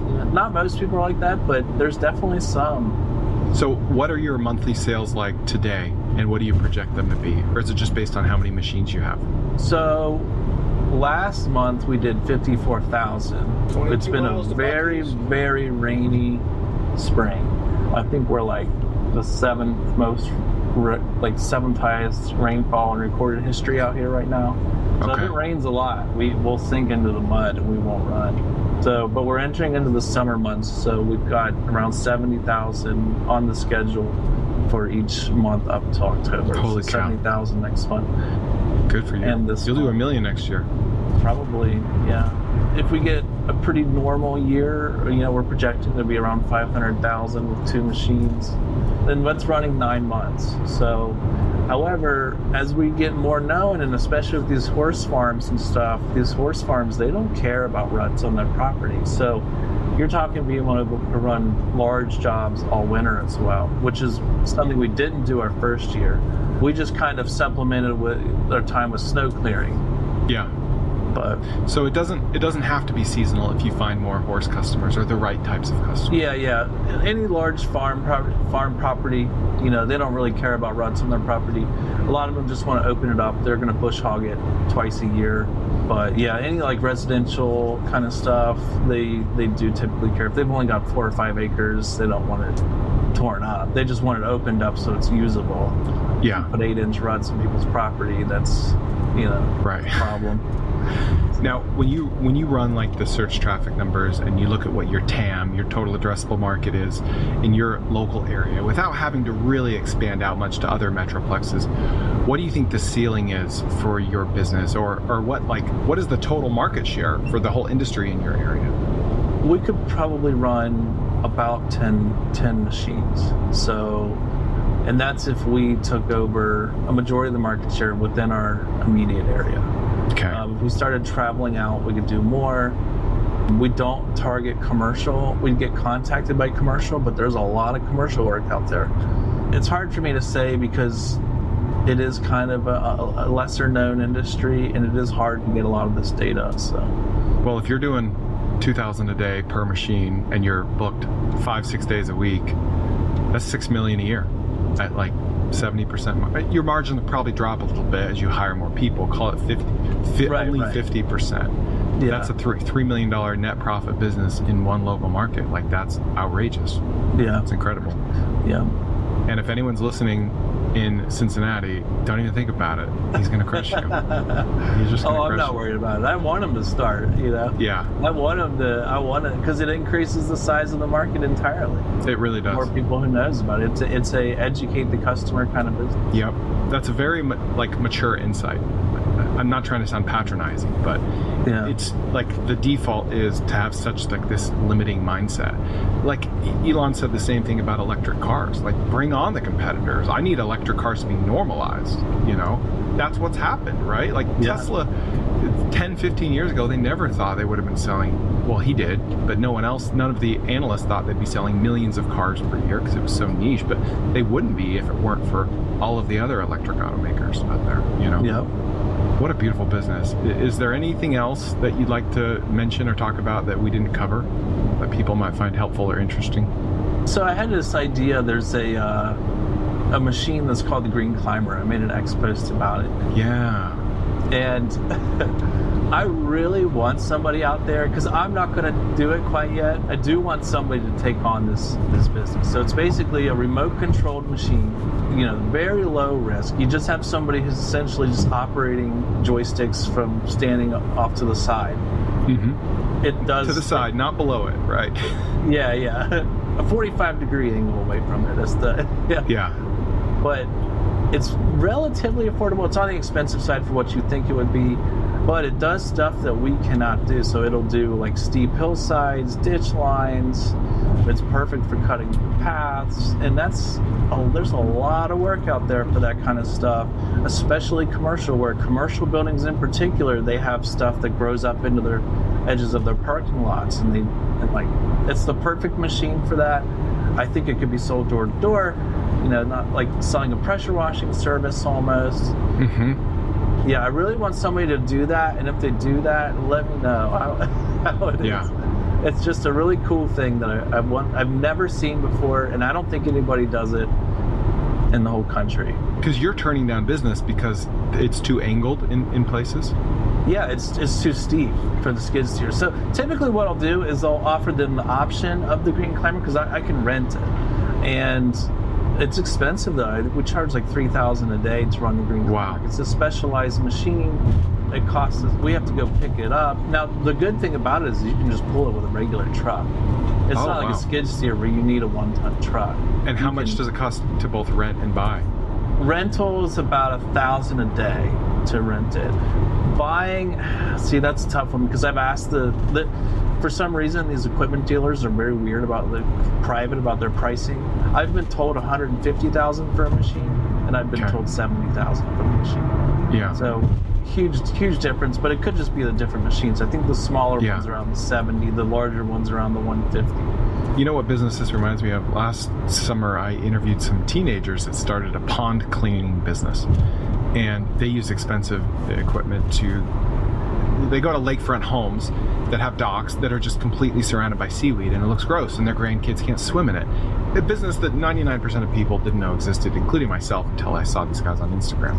Yeah. And they have one expensive piece of machine, but they're able to charge ridiculous amounts to go scoop out and like scrape off the floor of the lake all this seaweed. And what I love about it is I like calling it fish where you know the fish are, right? Yeah. They're only knocking on doors, sometimes literally, of homes that are lakefront. And homes that they know that all their neighbors have the same seaweed. And so if they can get one customer, they can get 10. And I see this as very similar. Like, hey, it's ugly. It's going to look kind of worse almost if only 1 or 2 people get it done. Oh, it happens all the time. I mean, what happens, you clear somebody is at the property line, and then you make this their neighbors look like wall of brush, right? Yeah. And then now the neighbors looks ridiculous. Yeah. Because it's not all just one congruent area anymore. Their neighbor just had it cleared and it looks so nice. And so then we end up doing the neighbor's property. The same thing would be true with this machine. It just does smaller stuff, but a majority of the work is in the smaller stuff.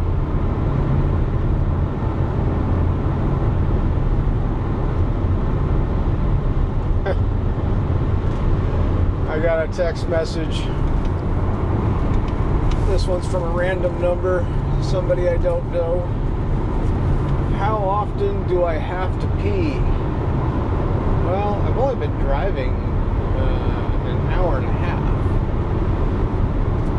But Buc-ee's is coming up in 14 miles, so of course I'll be stopping there and hitting the wonderful, glorious bathrooms, getting some gas, and maybe getting some, if they have them, some everything but the bagel cashews, or get their chili lime coated peanuts.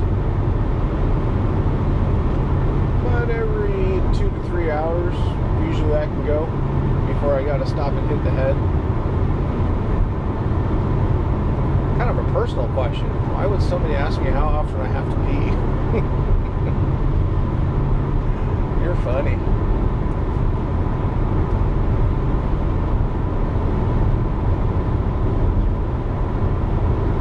I will be muting the stream when I get to Buc-ee's, because after I'm done, I gotta make a phone call, a work call.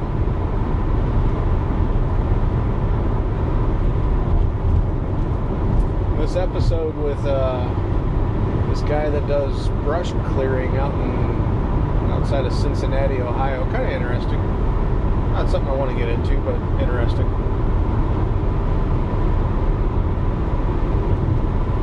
There's only a minute left on the podcast, so I might as well just let it play. That's a very interesting business. I'm sure you could get these financed as well, right? Oh yeah, definitely can get these financed. Yeah, there are other companies that make a similar piece of equipment, but primarily these are sold to like city workers or highway workers, where they clear the hillsides on the edges of the highways. And so I think that this company in particular, they really only ever market towards government, but the average person needs this machine as well. Yeah. And I quote these jobs, but typically for me, it's a larger hillside. If it's small enough, I'm kind of like, I don't even want to, it's not even worth me doing like a half day on this, because I got to rent it, I got to bring it out. But there's so many little half day, couple hour things that can be done with that machine. And you could literally door knock and sell this. So Yeah, This- you can put this is a flyers good- up. You know, it's somebody's gonna kill it with that little machine one day. Yeah. I did it. Yeah, that is some great insight. Thank you. Well, Alex, this has been amazing. Where can people find you if you want them to find you? So you can find us on YouTube. It's Brushworks Co. on YouTube. Brushworks Co. Okay. Yep. We're trying to hit to 1,000 subscribers just because it opens up the next level for us. But Well, when we publish this to YouTube, we'll tag your account, and I'm sure we could get you there. yeah, I appreciate it. And then our website is brushworksco.com. That's a great name. Okay. All right, please let me know in the comments if I should do more deep dives on sweaty startups, high-ticket home services like this.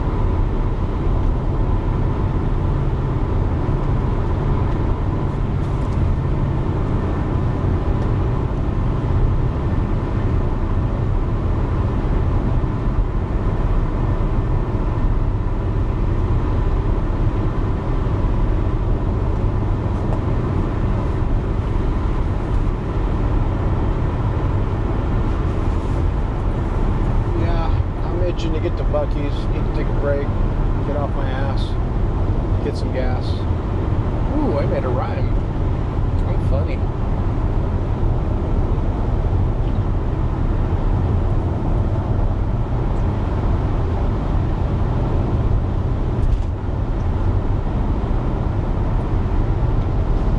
Curious if I put the mics in the charging case, if they'll reconnect to the camera when I take them back out. I know they normally do, but when it's in webcam mode, I'm not too sure if it does.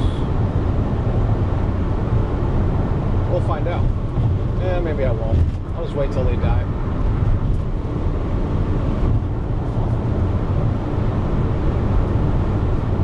Supposedly they got a decent amount of play time, you know, power on time. Think about a good 8 hours.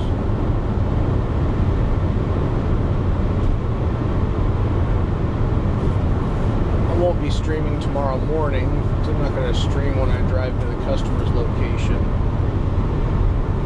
But maybe after I leave the customer's location, get back on the road, I might turn it back on from Bluffton to Mount Pleasant, South Carolina.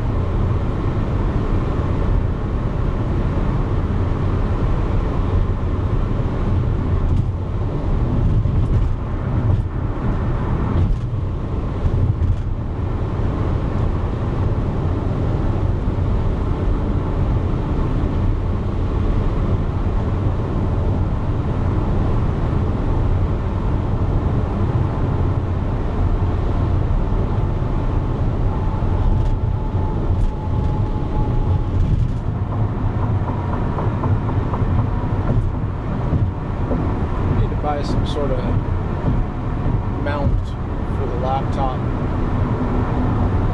that I can have it sitting here too while I'm driving. That way at least I can see it easier. But I can't see the laptop where it's sitting right now. I mean, I could, but it's not in a safe spot, so I'm not going to bother. Technically it's a Surface tablet, so I hate the way this keyboard thing works because you can't just like hinge it open and it stays open and flops all around and crap. And there's a double wide being towed on the freeway. He's going to hold up traffic. But I think I still got a good 10 miles to get around this guy. Come on, if you're going to pass him, put your foot on it and go around him.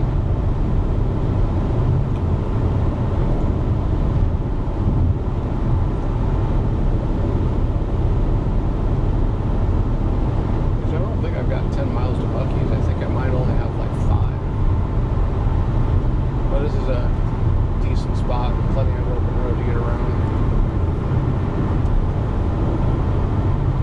oversized load trail car gets in front of you, don't pass him up.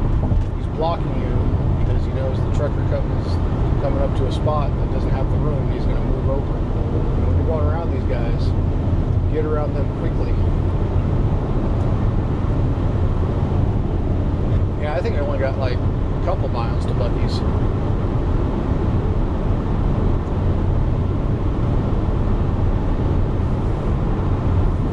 Was able to take a quick peek at the laptop. It says the stream is still going.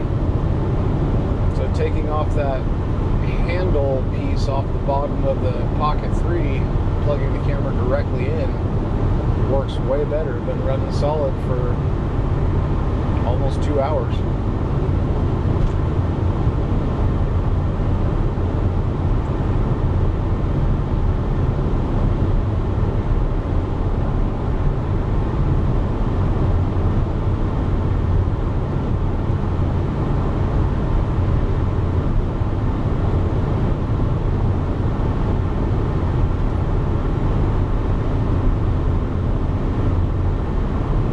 Next exit is Buc-ee's. Woohoo! Boosie's. There are police reported ahead.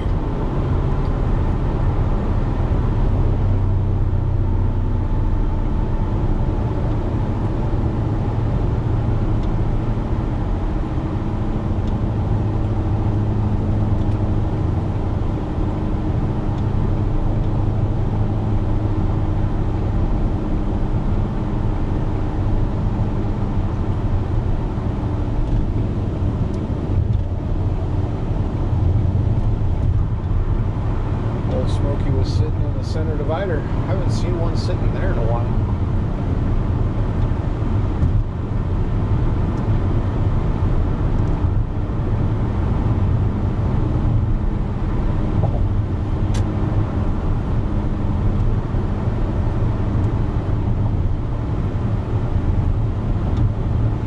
Welcome to Florence, South Carolina.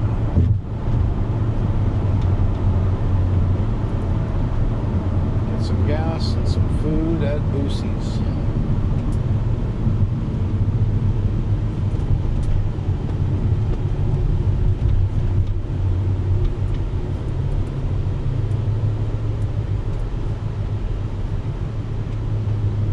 Technically, I don't need gas. I can get all the way to the location I need to get to, but it's just stopping at gas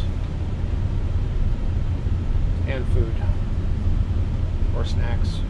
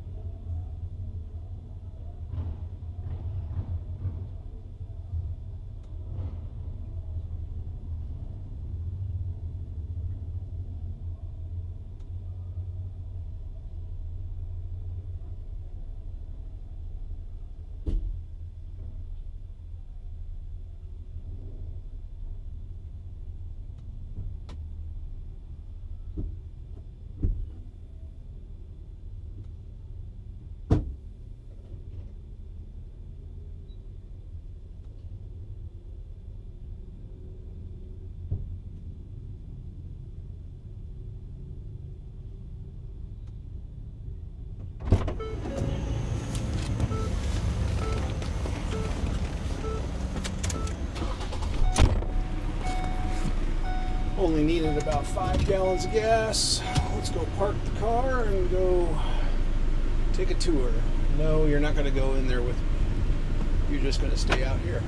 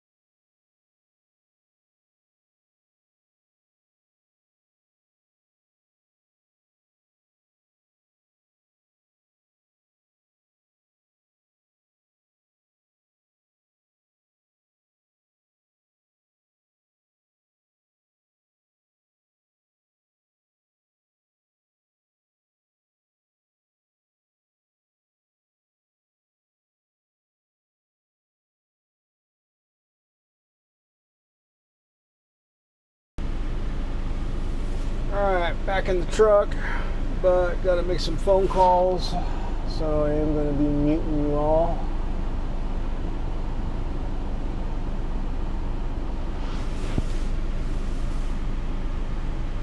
And yes, breakfast burritos are still available.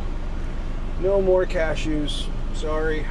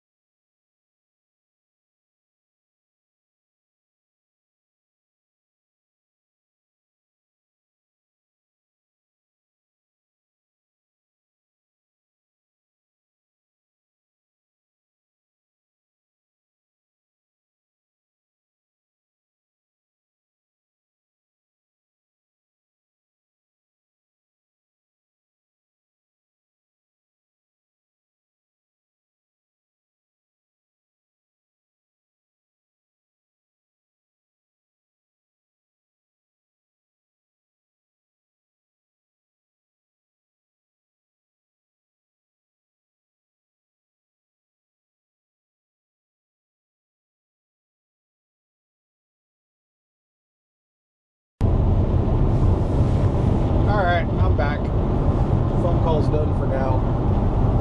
At least until the phone rings, but the phone didn't ring earlier. That was an email. Somebody asked me to give them a call. Currently on Interstate 20. Got on here a little bit ago from Interstate 95 southbound. Now I'm going westbound towards Columbia. I'll be passing Columbia. I don't think I'll actually stop the stream when I get close to my destination. I think I might just deactivate the camera. Should have created like an image that's like a "we'll be back shortly" image. Whatever. Not that important. And time to go back to a podcast. Maybe. Let's go double check the support board and see if anybody's sent any requests in.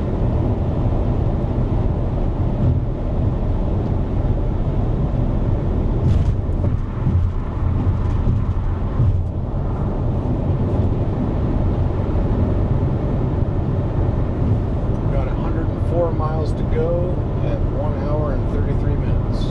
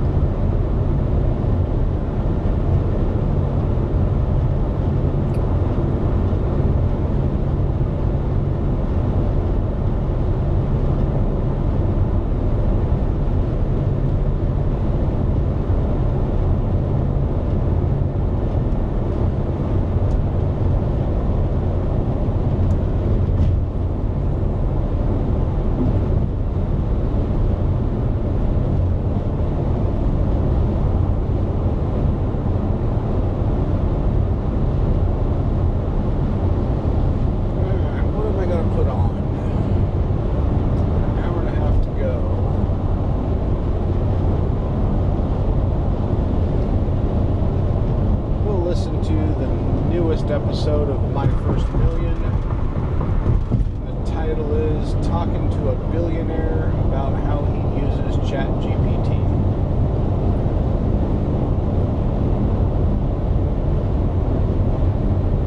Maybe before I do that, I'll ask ChatGPT a question about Darlington, South Carolina.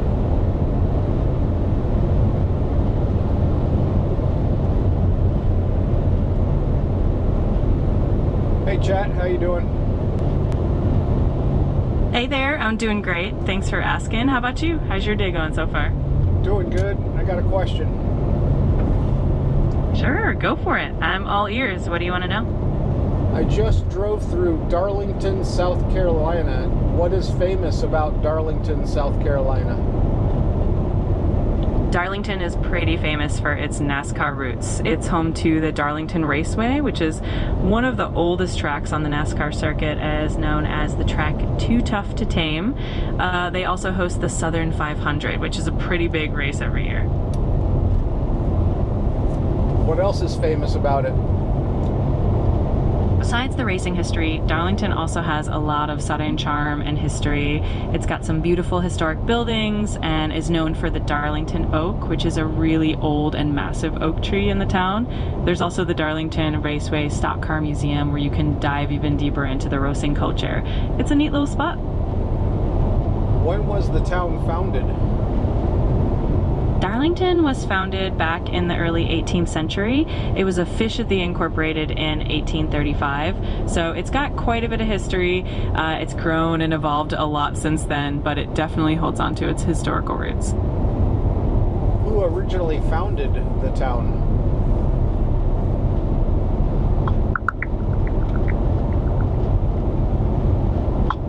Darlington, South Carolina was founded and officially chartered in 1835 by the South Carolina General Assembly. So it wasn't founded by a specific person? That's right. It wasn't founded by one specific individual, but rather established by the state's General Assembly. It kind of grew over time as people settled in the area, and then it officially became a town in the 1830s. Cool. See you later. All right. See you later. Take care and have a great day. That's my advice, is every day, you should be in ChatGPT. I don't care what your job is, right? You could be a sommelier at a restaurant, and you should be using ChatGPT every day to make yourself better at whatever it is you do.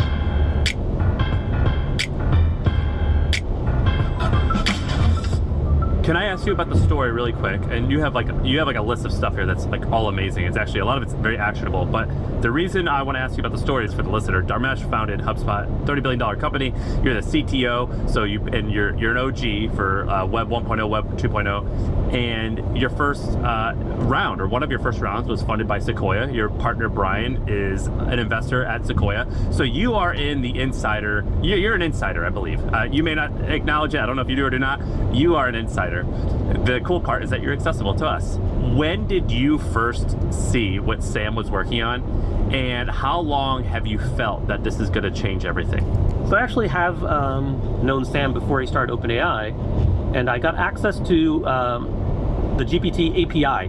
It was a toolkit for developers to be able to kind of build AI applications, right, effectively. And so I built this little chat application that used the API, and so I could have a conversation with him. So I actually built that thing that night. It was a Sunday. I had the full transcript 2 years before ChatGPT came out. So that's 4 years ago? It was 2020, so 5 years ago. Wow, okay. This summer. And so even then, it's like, and as soon as you sort of have that moment, it's the same that all of us have with ChatGPT. I just had it two years earlier, and then I'm showing everyone, like, Brian, you are not going to believe, like, I have this thing, through this company called OpenAI, and watch me type stuff into it and see what happens. And we would ask it strategic questions about HubSpot. It's like, how should it, who are the top competitors? And they were even then, 2 years before Chat, it was shockingly good, right? But the thing you sort of have to understand about the constraints of how a large language model actually works is that you type and you have a limited, just imagine this, if we're going to just use the physical analog, the sheet of paper can only fit a certain number of words on it. And that certain number of words includes both what you write on it, this is, I want you to do this, and the response has to fit on that sheet of paper.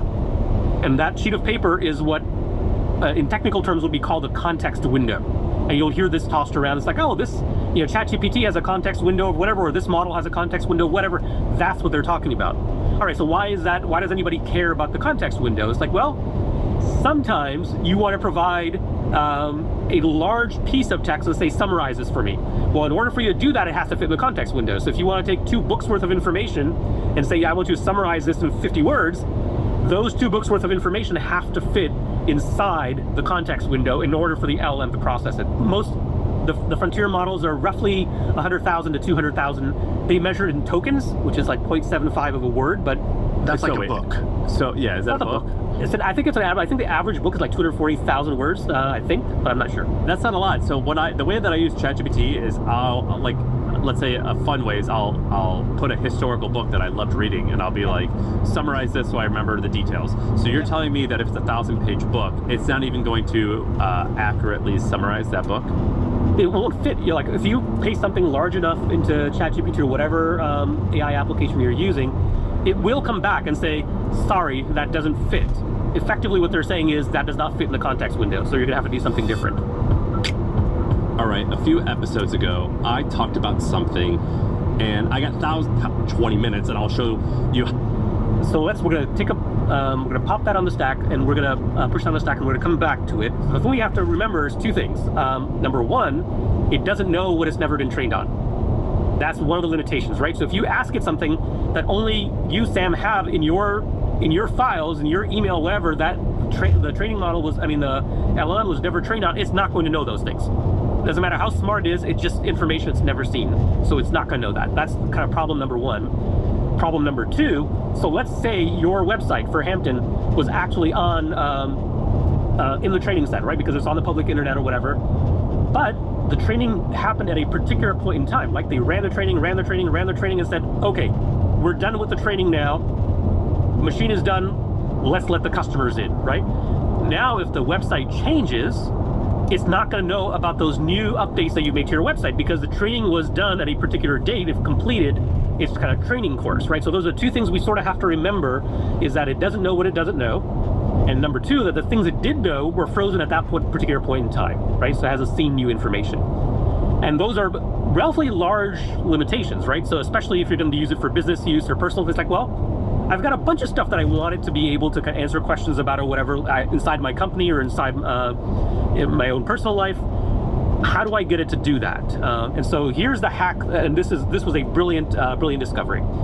So what they figured out is to say, okay, let's say you have 100,000 documents that were never on the internet, that's in your company, it's all your employee hiring practices, your model, here's how we do compensation, all of it, right? It's like you have 100,000 documents, and obviously you can't ask questions about those 100,000 documents straight to ChatGPT. It doesn't know anything about those, never seen those documents. So this is, and we talked about this 2 episodes ago, this thing called vector embeddings and RAG, retrieval augmented generation. And I recommend you folks go listen to that. I think it's a fun episode, but I'll just kind of summarize it, which is what you can do. And what we do is to say we're going to take those 100,000 documents and we're going to put them in this special database called a vector store, a vector database. And what we can do now is when someone asks a question, we can go to the vector store, not the LLM, go to the vector store and say, give me the 5 documents out of the 100,000 that are most likely to answer this question based on the meaning of the question, not keywords, based on the actual meaning of the question. So it's called a semantic search, is what the vector store is doing. So it comes back with 5 documents, let's just say. Now, as it turns out, 5 documents do fit inside the context window. So effectively, we said, okay, well, yeah, it would have been nice had you trained on the 100,000 documents, but that was not practical because I didn't want to expose all of that.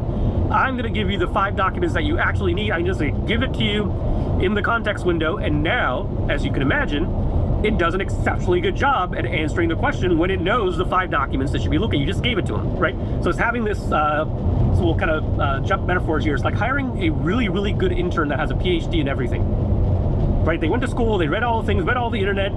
The intern knows everything about everything that ever was publicly accessible. They're trained, show up for the first day of work.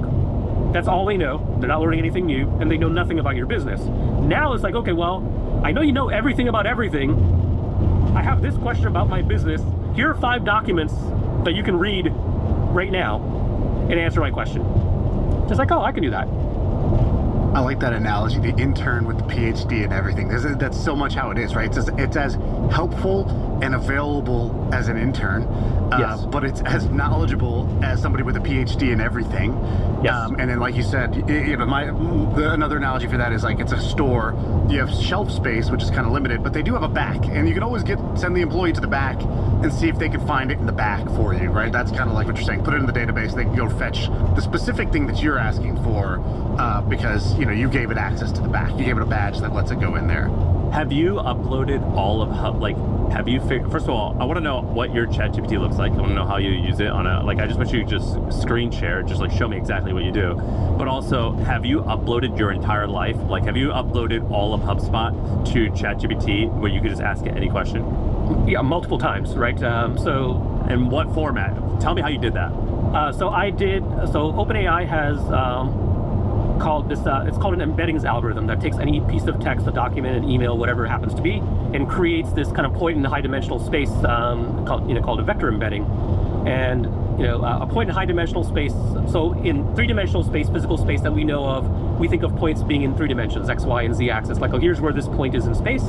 High dimensional space, you can have 100 dimensions, you can have 1,000 dimensions. You can describe each document. So it used to be in the early kind of GPT world, the number of dimensions you had access to was roughly like 100 to 200 dimensions, and so you would lose a lot of the meaning of a document, right? They would sort of get it right, it would sort of capture the meaning, and then we went to like 1,000 dimensions. It's like, oh, well, now it can much more accurately sort of represent and capture a document of kind of arbitrary length and be able to find it, give it a prompt or give it some sort of search query. And then recently, within the last year, we've gone, the latest algorithm from OpenAI, embeddings algorithm, is like 3,072, I think, dimensions. But where do you do this? Do you just literally upload it as a project, or you had to do an API connection? How do you actually do this? I'm doing an API connection, right? In fact, I'm running the lease. Let me see where it is now. And anyone can do this, or you have special access because you're friends? No, anyone can do this. The API for the embeddings model, they have 2 versions. They have the 3,000 dimension version. They have a 1,000 dimension version. And is the results of this, like, are you driving a NASCAR and I'm driving like a scooter? Like, is that the difference? Like, if I just, like, for example, what I will do is I'll just like download my company's financials and I'll upload it, and then I'll like explain what my company does. But the way that you do it is a lot different. Now, are we talking a massive gap in results that you get versus what I get? Yes. The short answer is yes. And the reason is, like, so I do that as well, in terms of I'll describe the company or whatever. I try to provide it context, and that's why it's called the context windows. You try to provide the LLM context for what you're asking it to do. The difference is that, because I can go through, like, and by the way, the richest, and I'm working on a kind of nice and weekends project right now that takes email, which, so you would be amazed. Like, if you had to write no other words right now, if you did nothing but say, I'm going to take all of my emails I've ever written that are still stored and give it to a vector store, use an embeddings algorithm, and then use ChatGPT to let me kind of answer questions. So if I want to say, I want you to give me a timeline for when we first started using Hub to name products or whatever, and how'd that come about? Or what were the winning arguments against doing that versus whatever? Like, it's shocking how good the responses are when you give it access to that kind of rich data, right? Somebody needs to create just like a $10 a month, a single website that's like, hey, make your ChatGPT smarter. And it's a website where it's like, connect your Gmail, connect your Slack, connect your everything. And I would pay them happily $20 a month to just set this up for me so that my to give my ChatGPT like the extra pill that says you now have access to my data. Is this because you're talking about, like, I have the API to the vector embeddings, and like, I have the flux capacitor too, but I don't know what to do with it, right? Like, I need a button on a website with a Stripe payment button that I could just connect the stuff. Is it not? Is there a caveman version of this? There are tools out there and there are startups working on it, right? There's 2 pieces of good news. One is there are startups working on it. The challenge here is not that they're doing a bad job. The challenge actually comes down to if it were a startup and a startup came to you, it's like, oh, we just started last week, but we've got this thing, it really works. In fact, Dharmesh may be an investor. How willing would you be to hand over literally your entire life and everything that's in your email over to this startup? Like, so part of the challenge we have is that the access control that, let's say you're using Gmail, which a lot of us use, when you provide the keys to your Gmail account to a third party, There's no degree of real granularity. You can say, oh, I wanted to read the metadata. That's like level 1. Level 2 access, I wanted to read my full email. And level 3 is I wanted to be able to write and delete emails on my behalf.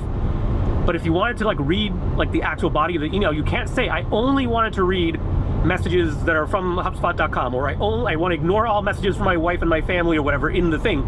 There's no way to control that, right? So you sort of have to have trust. Is there any product that you would trust right now, or that you can recommend that guys like Sean and I should use as ChatGPT add-ons or accelerators? No, not that I don't trust them, but it's like I wouldn't trust really anyone right now with that. And it's one of the reasons I sort of run it locally, even though I know these things are out there. I predict what's going to happen is we're going to have any of the major players, and you can see this happening already, right? We see this with you have the ability to create custom GPTs in OpenAI and do projects. In Claude, you have Google Gems, which are essentially like a small baby version of this, right? That says, oh, you can upload 10 documents, 100 documents, and it'll let you ask questions against them. What it's really doing behind the scenes is creating a vector store. That's effectively what's happening. My expectation is all the major companies will actually have a variation of this. Starting with Google should be the first one because they already have the data. There is absolutely zero reason why Google Gemini does not let you have a Q&A with your own email account.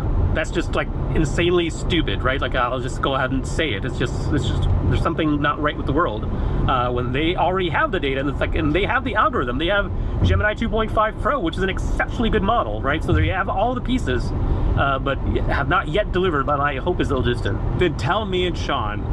We're early adopters, but neither of us are technical. What can we do to? I want to get in on this, baby. All right, so give me 2 weeks. So here's what we. So that's the one thing I do trust, and I trust myself. I'm an honest guy. I'll give you like this internal app that I'm building. Let you put your Gmail to it. It'll go and will run for a day or 2 days or something like that, and then you will be amazed. You will be able to ask questions. And by the way, like, and the thing I'm like working on now is once you have this capability, right? Like step 1 is just being able to do Q&A, right? It's like, oh, just I'm gonna step 2, like imagine kind of fast forwarding, like it has access to all of your kind of history. So imagine you're able to say, you know what? I'm not doing this, by the way, but if I were, it's like, I want to write a book about HubSpot and all the lessons learned and all, like everything. It's all in my email. Do the best possible job you can writing a book. If you have questions along the way, ask me. But other than that, write the book. I think you would be able to write the book. Wow. What else are you doing with AI? So give me your day-to-day. Like, for example, the CEO of Microsoft had this great thing where he goes, I think with AI, then I work with my coworkers. And that really shifted the way I worked, because I used to brainstorm or have a meeting to talk about stuff with my coworkers, which was honestly always like a little disappointing. I felt like I'm the one bringing the energy and the ideas and the questions, and I'm hoping that they're gonna, but dude, just sparring with AI first and then taking the kind of like distilled thoughts to my team of like, here's how we're gonna execute, has been way better. Like that little one sentence he said shifted the way I was doing it. How are you kind of using this stuff? Yeah, so a couple of things. So let's start at the high level and we'll drill in a little bit. So what we're used to with ChatGPT, this is sort of your kind of early evolution of most people's use, is because it's called generative AI, you use it to generate things, right? Generate a blog post, generate an image, generate a video, generate audio, all those things. That's kind of the generation kind of aspect. And that's part of what it's good at. Then you sort of get into the, but it can also kind of summarize and synthesize things for me. It's like, take this large body of text, take this blog post, take this academic paper, and summarize it in this way, or like so a 7-year-old would understand it kind of thing, right? So that's the kind of step number 2. Step number 3, and we're going to get into how this is now possible, is you can do, effectively you can take action, have the LM actually do things for you. And I've always kind of put it broadly in the kind of automation bucket. Like I can automate things that I was doing manually before. And then the 4th thing is around orchestration.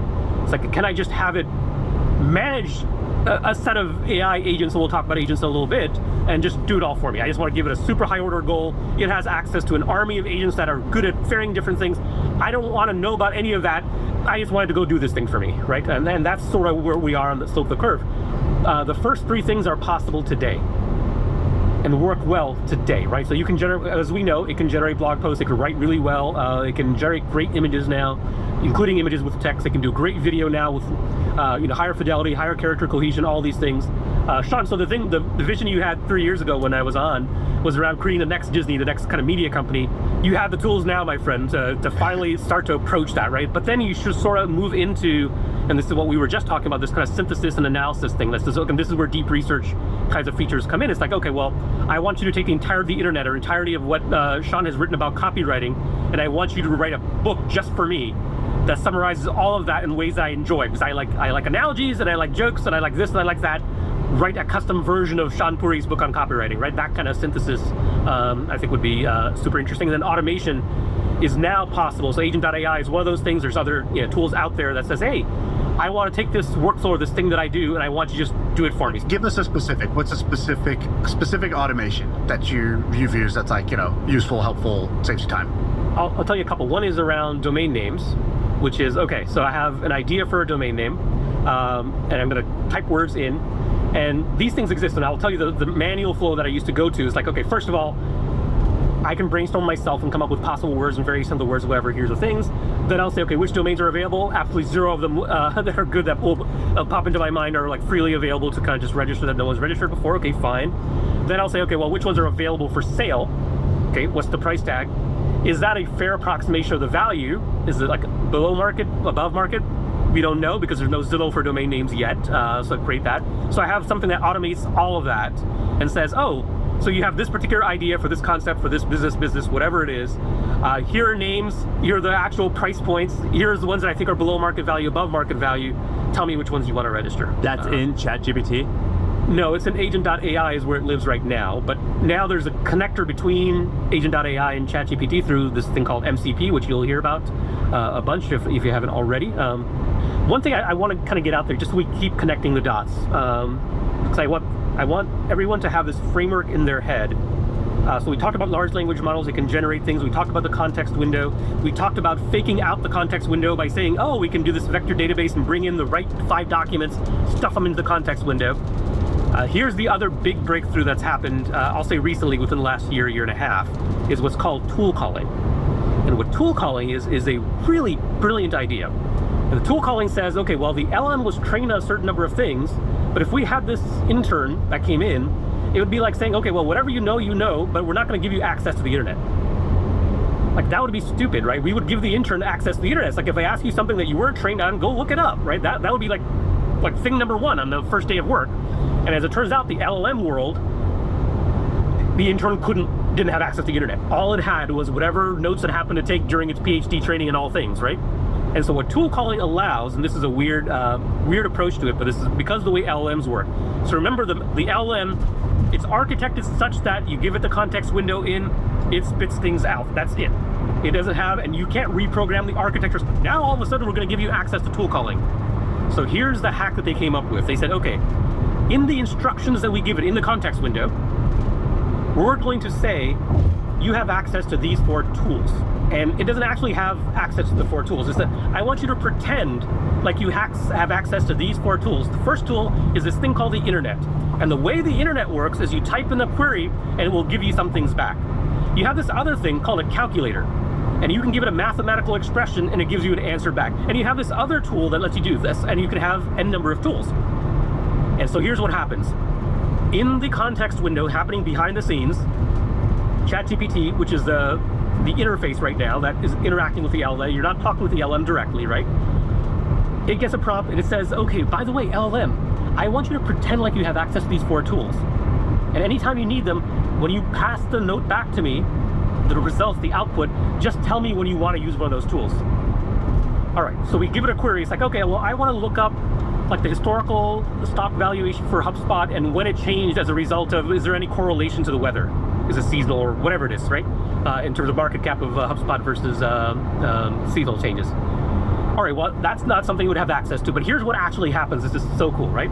So the LM gets it, and the LM's in the context window that we gave it instructions to pretend like you have these 4 tools, one of which is stock price lookup, let's say, historical stock price lookup.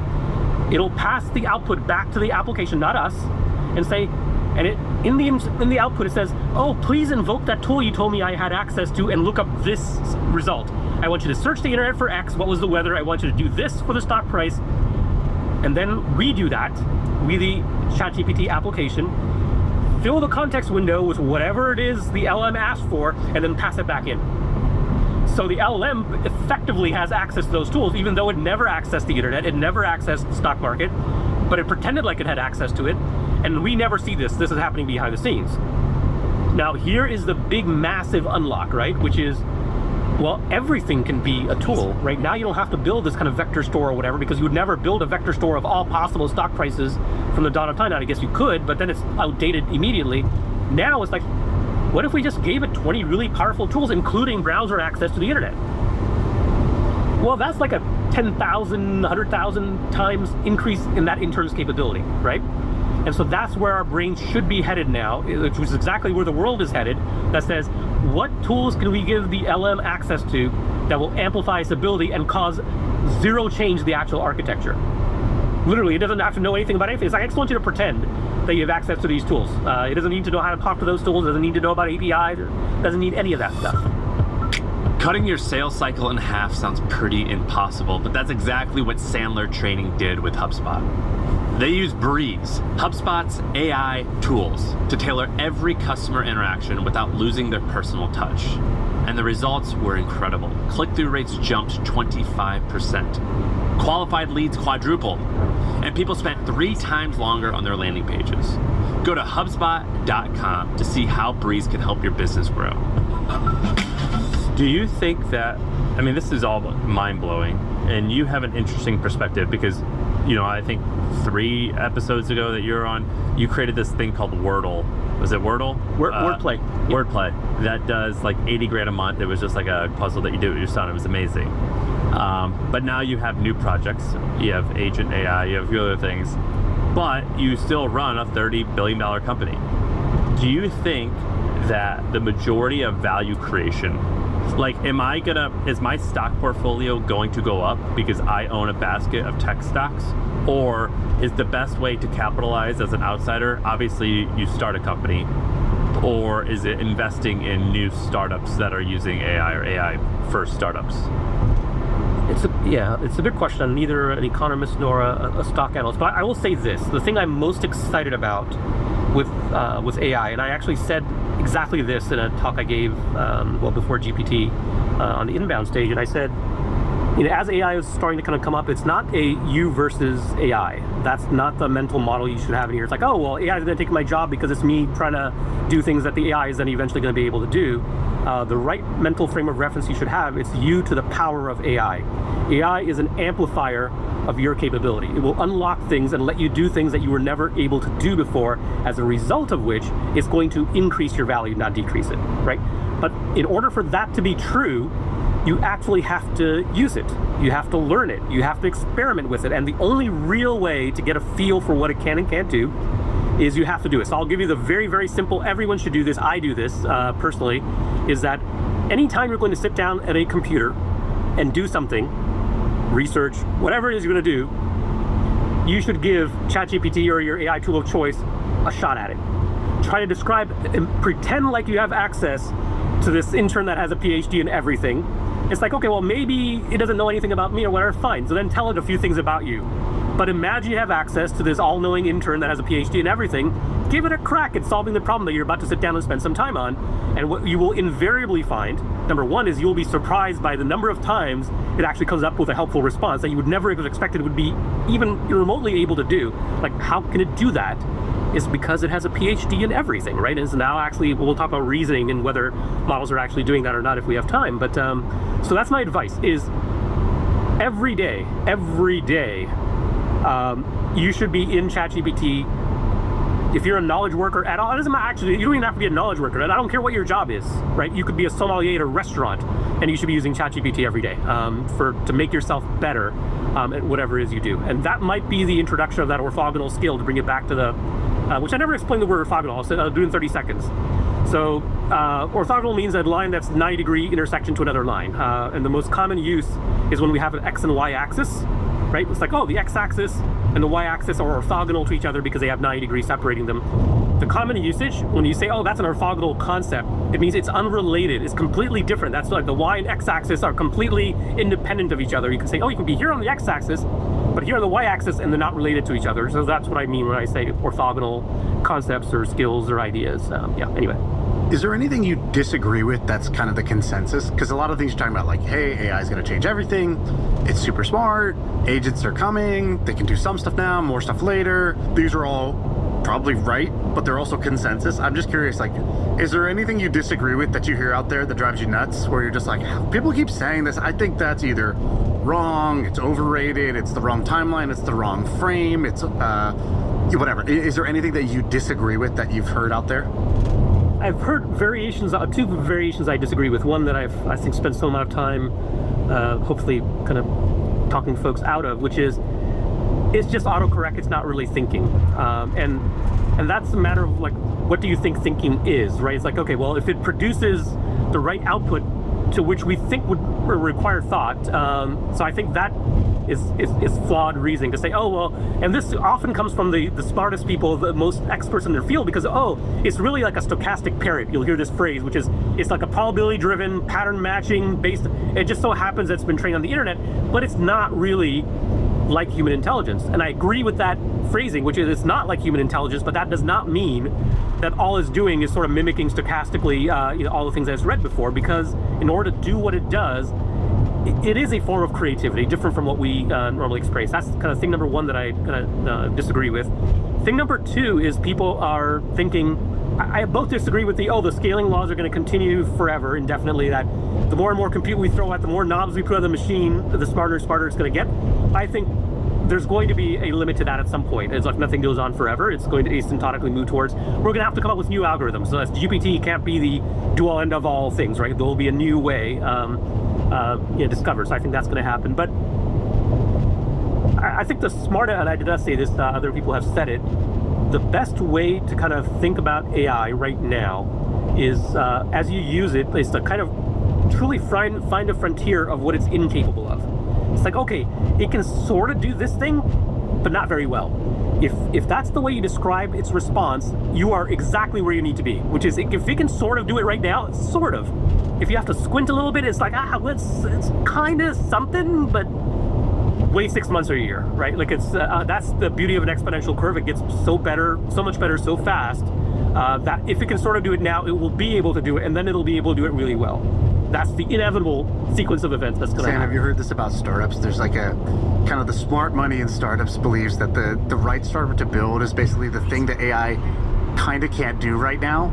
That's the company to start today, because you just have to stay alive long enough, give it the 12 to 18 month runway that it needs for the thing to go from didn't really work very well to like, oh my god, this is amazing. But you've built your brand, your company, your mission, your customer base, you've been building that all along the way, and you're basically just betting you're going to be able to surf the improvement of the model. By the way, that's how I feel about my company. My company is not even related to this, but at all. But in terms of like our operations, we're like, things are very manual, and I'm like, oh my god, once I'm able to finally implement AI when it can work for this purpose, my profit margin is going to go through the roof. I mean, that's how I feel about it. But which isn't entirely related to that, Sean, but a little bit. Just one thing I'll plant out there, since this is my first million, we like talking about ideas. At a macro level, here's the entirely new pool of ideas that I think are now available on a trend that I think is inevitable, which is as agents get better and better, right? Right now, most of us, when we use AI, use ChatGPT, we use them as tools, which is great, perfect, fine. Over time, you just shift your thinking and think of them as teammates. Think of them as that intern that just got hired, right? And as a result of that, so let's assume for a second, let's stipulate that I'm right. All we don't know is how long is it going to take for me to be right. Is that we're going to have effectively digital teammates that are part of all of our teams. Every company is going to someday have a hybrid team consisting of carbon-based life forms and these kind of digital AI agents. Okay, so if you accept that, the way that's going to happen is not going to be like all of a sudden we one day wake up and every organization now starts kind of mixing them. What's going to happen is it's going to slowly introduce this way. It's like, oh, I have this one task, whatever, that an agent is better at, it's reliable enough for the thing and the risk is low enough, I'm going to have it do that. Right, but we already see elements of that. But here's what's going to happen. As a result of that kind of gradual kind of infusion and adoption of that technology, the way to win and the opportunities that get created is like, how do I help the world accomplish this end state that I know is going to come? So here, I'll give you some examples. If you, Sam, were to hire a new employee tomorrow, here's what you would do. You would say, oh, well, I'm going to onboard that employee, spend a couple of days, I'm going to tell them about the business. Whoever's managing that employee, let's say it was a direct report of yours, maybe you'll have a weekly one-on-one or every other week or whatever. That one-on-one will consist of looking at the work they did, whatever. It's like, oh, over here you did this or whatever, and it could be copy editing, it could be anything, whatever the role happens to be. You're going to give them feedback, right? That's what you would do for a human worker. All of those things have literally a direct analog in the agent world, right? And what we're doing right now is we're hiring these agents and expecting them to do magic.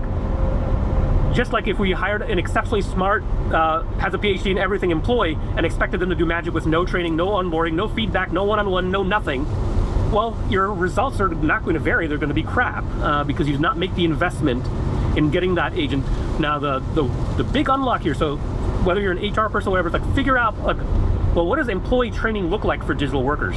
What do performance reviews look like for digital workers? How do we do that? How do we do recruiting for digital workers? How do we, like, what are all the mechanisms that need to exist? What is a manager of the future? What are the new roles that will be created as a result of having these hybrid teams? It's like, okay, well, now maybe we're going to need someone that's like the agentic manager, human, that knows all the agents that are on their team or whatever, and has kind of built the skill set to how to do recruiting for their team, how to do performance reviews, how to do all of that, but for agents or hybrid teams, versus just purely human ones. That's just a whole other, and we're going to need the software, we're going to need the onboarding, we're going to need training, we're going to need books written, we're going to need all of it to kind of adopt, and it's going to take years, right? It's not happening overnight.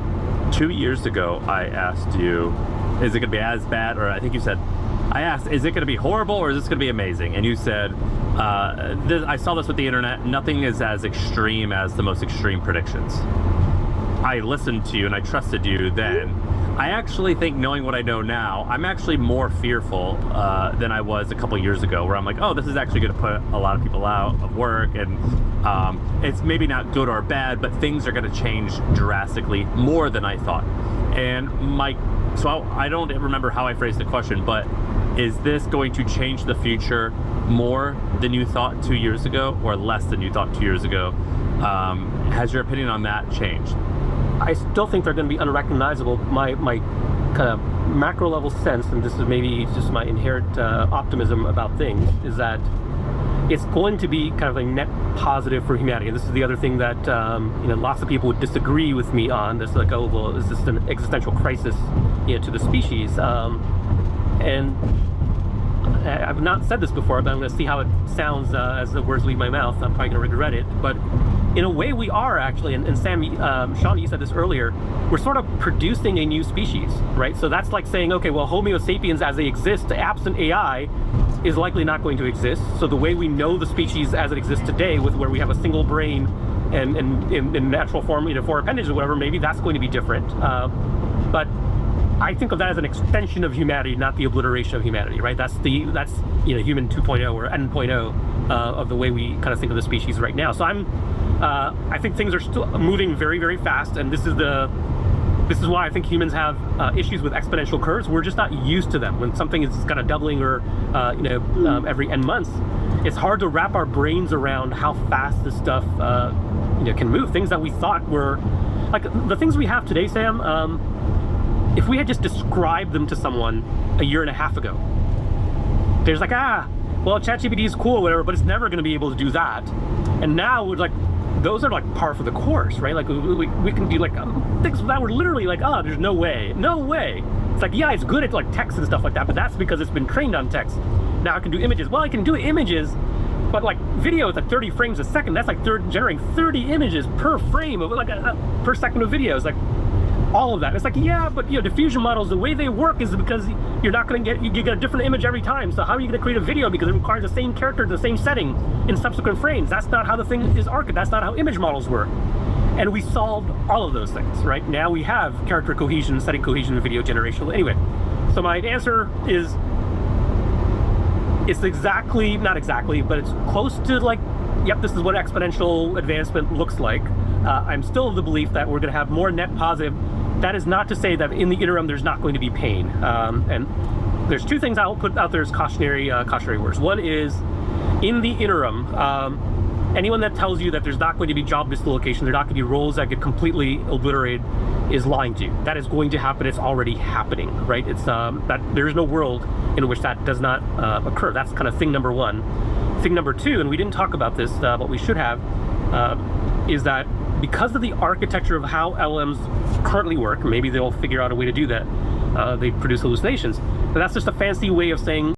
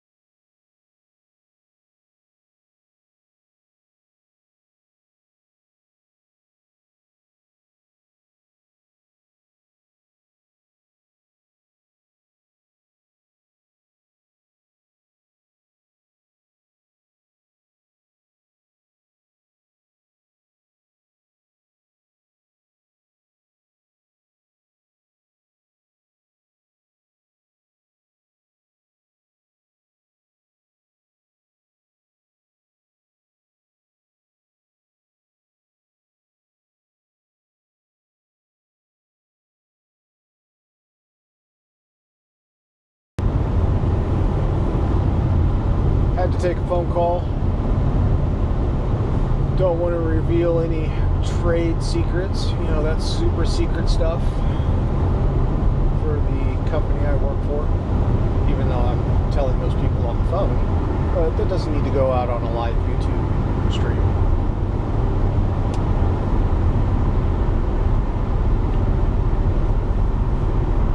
I think I'm probably about 50 miles from my destination. No, I'm closer. 36 miles to go. About 33 minutes.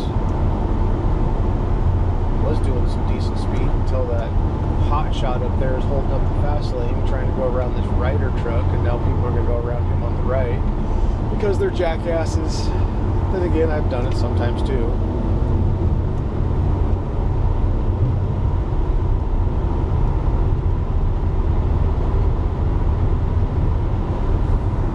That hot shot needs to move over, but now he can't because he's being cock blocked by that freaking Honda who's not passing him.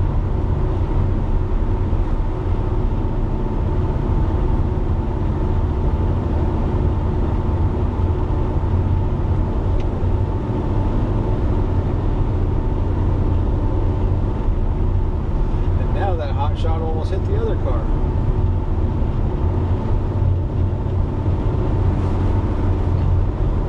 That's why you never pass a truck on the right unless you're going to go around them fast, dumbass.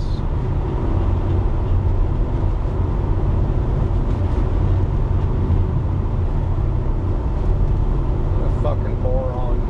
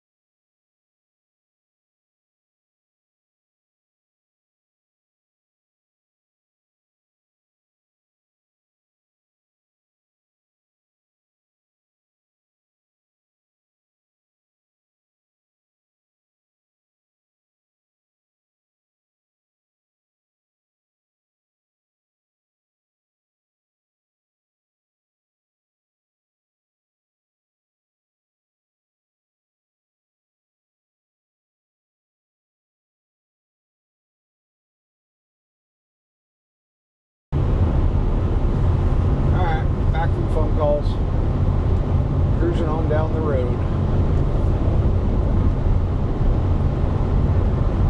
I think what I'll do when I get to my location, I'm not going to end the stream. I'm just going to deactivate the camera feed. That way the stream stays running. And I'll mute the audio as well. But yeah, I should have actually had like some sort of another source, I guess you would call it. I'm using OBS for the stream, where I could turn off or deactivate one source and activate the other source while I'm, I guess, paused or away for a commercial break. I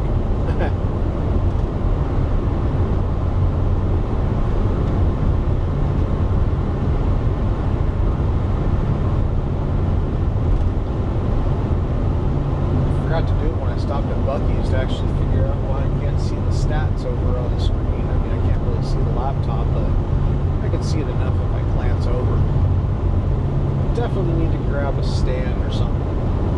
You know, a floor-mounted stand for this vehicle. I might buy one of those while I'm on the road and have it shipped to the house. That way I can bolt it in over the weekend. I haven't gotten any more texts if anybody's questions. Did have a friend send me an email. I'm going to give them a call around 1 o'clock. Yes, I will be muting the stream.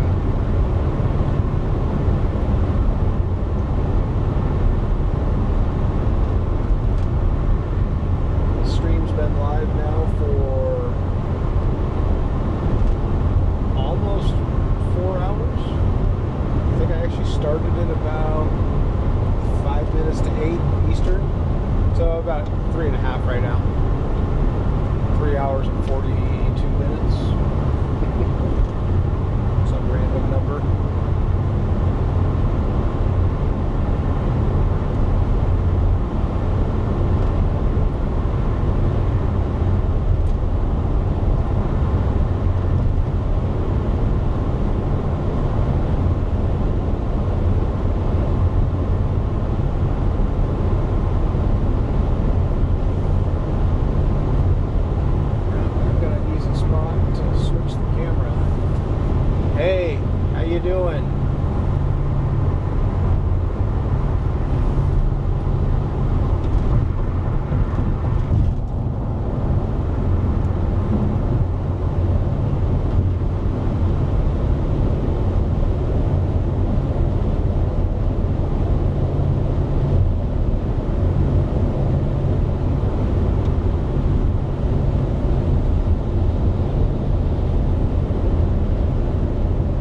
that I know was like, well, yeah, but you didn't know this, and what you said is actually factually, like, provably, demonstrably wrong, and it has absolutely zero lack of confidence in its output, which is fine for some things. If you're writing a short, fiction story or something like that, it's not great at all for other things like healthcare related, where you need kind of predictable, accurate responses. So I think we need to be aware of the limitations around it when we're doing research and things like that. And the problem is when we have relatively, I'll say naive, I don't mean this in a disparaging way, folks that are naive to a subject area asking ChatGPT for things where it can't judge the response, right? We're sort of taking it on faith that it's ChatGPT, and Dharmesh said it's got a PhD in everything, so of course it's going to be right. Well, no, it's often not right. And it's kind of up to us to figure out what our kind of risk tolerance is. It's like, when is it okay for it to be wrong? How would I test it for my domain, for my particular use cases?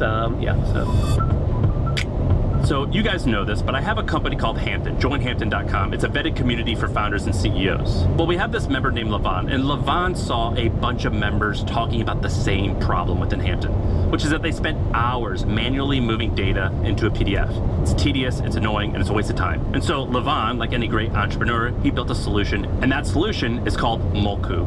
Molku uses AI to automatically transfer data from any document into a PDF. And so if you need to turn a supplier invoice into a customer quote, or move info from an application into a contract, you just put a file into Molku and it auto-fills the output PDF in seconds. And a little backstory for all the tech nerds out there, Levon built the entire web app without using a line of code. He used something called Bubble.io. They've added AI tools that can generate an entire app from one prompt. It's pretty amazing, and it means you can build tools like Molku very fast without knowing how to code. And so if you're tired of copying and pasting between documents or paying people to do that for you, check out Molku.ai. MOLKU.ai. All right, back to the pod. What do you think about this situation where Zuck is throwing the bag at every researcher? $100 million signing bonuses, even more than that in comp, and he's poaching basically his own dream team. He's like, okay, I can't acquire the company. Well, why don't I go get all the players? If you can keep the team, I'll keep the players. And he's going after them with these crazy 9-figure offers. 100 million signing bonus and 300 million over 4 years, I think is what I saw. Is that true? I think that was like the higher end. And some people have said there's even like $1 billion offers to certain people that are out there. This is like job offers. So Dharmesh, like, were you shocked by this? Because I mean, my reaction to this was, that's bullshit. First time I heard it, then I was like, wait, the source is Sam Altman. Why would he say that? And then I was like, okay, that's insane. And then an hour later, I was like, wait, that's actually genius, because for a total of $3 billion or something, he can acquire the equivalent of one of these labs that's valued at 30, 40, 50, or $200 billion. What a power play. I know, obviously, you're an investor in OpenAI, so maybe you don't like this, maybe you have a different bias here, but I'm just, from one kind of like leader of a tech company to another, like, what's your view of this move? I think it's one of the crazier moves. If I had to use one word, I would say diabolical. Not stupid, not silly, but diabolical. And here's why, right? This is in the grand scheme of things. So this is not just can we use this technology and build a better product that will then drive X billion dollars of revenue through whatever business model we happen to have. There's a meta thing at play here that says whoever gets to this first will be able to produce companies with billions of dollars of revenue or whatever, right? Because it's like kind of finding the secrets of the universe, the mystery of life kind of thing. It's like, okay, well, whoever wins that and gets there first will then be able to use the technology internally for a little while and be able to just kind of run the table for as long as they want. So it's got incalculable value, right? The upside is just so high that no amount of, like, if you can increase your probability even by a marginal amount, if you had the cash, why wouldn't you do it, right? So, do you think it'll work? Do you think this tactic will work for him? Do you think he will be able to build a super team? Is he just going to get a bunch of engineers who now have yachts and don't work? Like, what's going to happen when you give somebody $100 million offers? You smash together this team of, I think he's got a hit list of 50 targets, and I think something like 19 or 20 of them have come on board already. What's your prediction of how this plays out? It feels a little bit like a Hail Mary pass, right? That's okay, they're going to take this. It's like, okay, well, there's not a whole lot of things we can do. The chips are down. I'm going to mix metaphors now too. But that works sometimes. It works sometimes. See, that's exactly why people do it. And it's like, okay, well, what other option do we have, right? Like, everything else hasn't worked yet, so let's try this thing. But I think the challenge, I still think it's a diabolically smart move. I'm not going to use the word ethics or anything like that. But here's the challenge, though, right? If we were having this conversation, we'll call it 2 years ago, give or take. OpenAI was so far ahead in terms of the underlying algorithm, and this even before ChatGPT hit the kind of revenue curve that it's hit. Just raw, the GPT algorithm, which is so good, and they were so far ahead, it was actually inconceivable for folks, including me, that others would catch up. It's like, okay, well, they'll make progress, they'll get closer, but then the OpenAI is obviously going to still keep working on it, and they're going to be far ahead for a long, long time.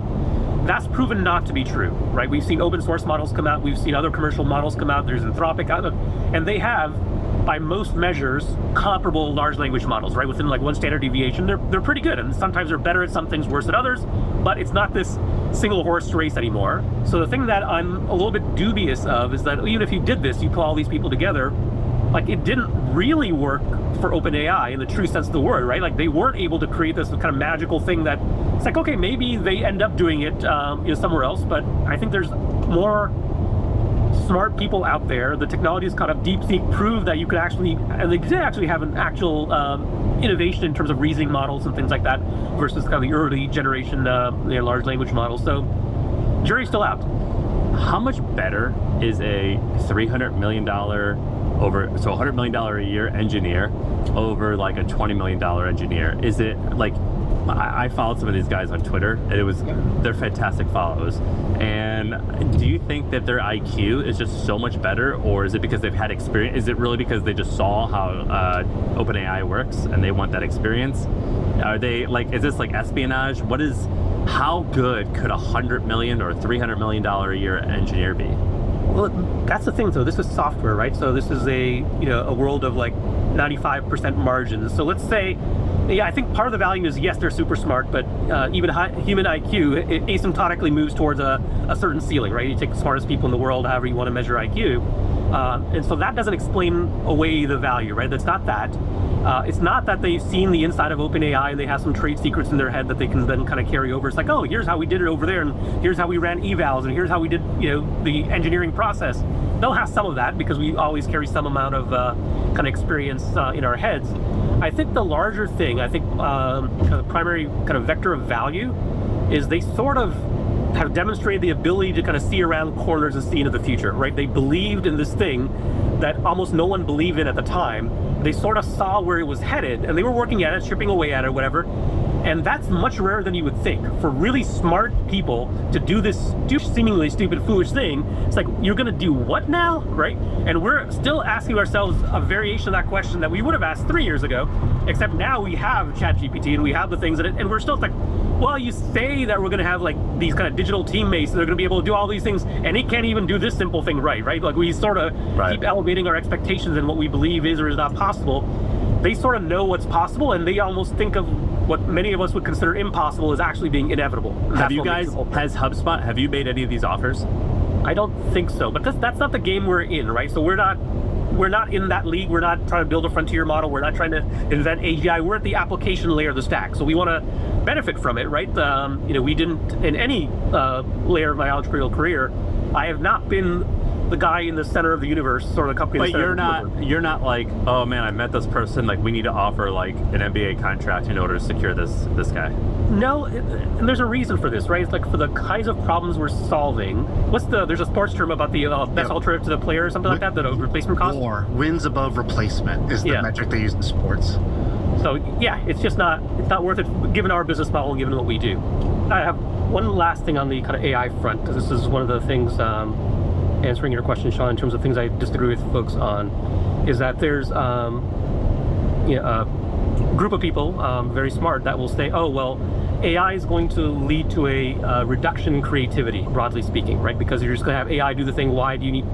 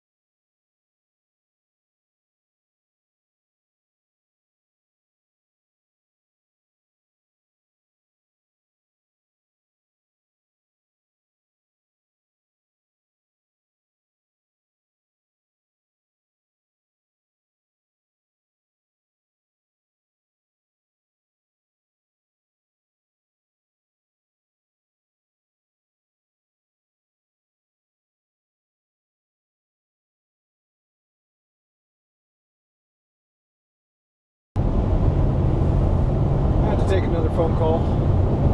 I definitely need to get him out from this laptop because nobody's really watching the stream, but I'm kind of having a little bit of fun. That way, if I've got the laptop mounted, I can actually see the screen easier, switch between scenes and whatnot in a safe manner.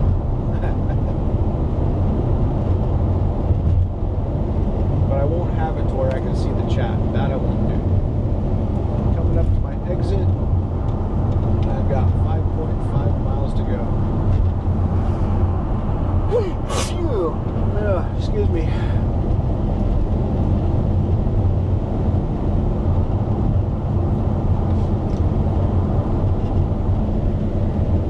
Historic Edgefield Discovery Center. I have no idea what's there.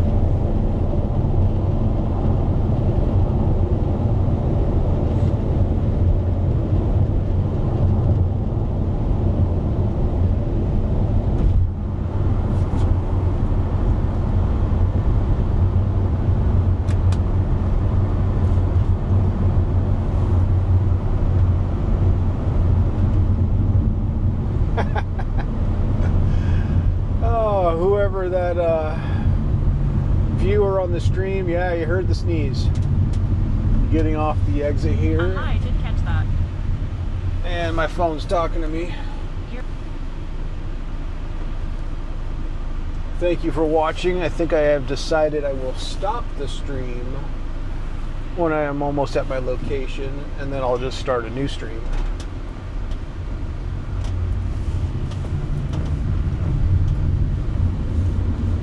Trying to open up ChatGPT voice.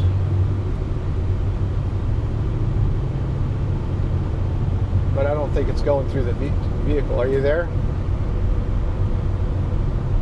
Can you hear me now? Nah, I think CarPlay got disconnected. Yeah, come back to it later.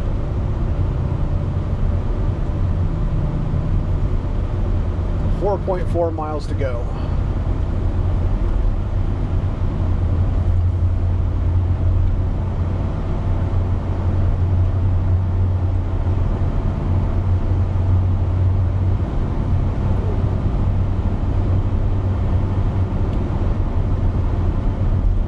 For those who don't know, Aiken, South Carolina is a little, what did you say, that'd be like northeast of Augusta, Georgia. I think it's about only another 20 miles to Augusta. It's not that far. I'll finish the podcast later. Wasn't really paying attention to that one. Wasn't digging that episode too much. Do you have a subscription to ChatGPT? I do. Do I use it much? No. But I do enjoy the voice one. It's kind of fun. But I think the phone got disconnected from CarPlay, so the audio wasn't piping through.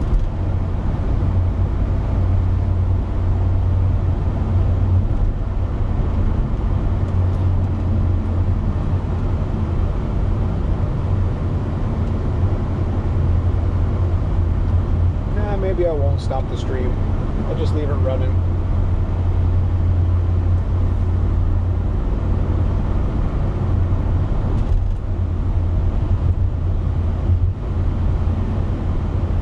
Aiken is the most populous city in and the county seat of Aiken County, South Carolina, United States. According to the 2020 census, the population was 32,025, making it the 15th most populous city in South Carolina and one of the 2 largest cities of the central Savannah River area. There you go. Thank you for texting that info over.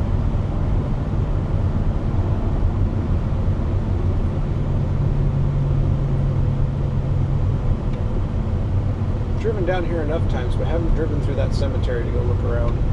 On some of these trips, I'll stop at old random cemeteries, which is fun to do. There was one I was out near, I was out in Kansas somewhere. It was in between Oklahoma and Chicago. And that one had some really old gravestones. It was like an old family farm cemetery plot. It was kind of cool.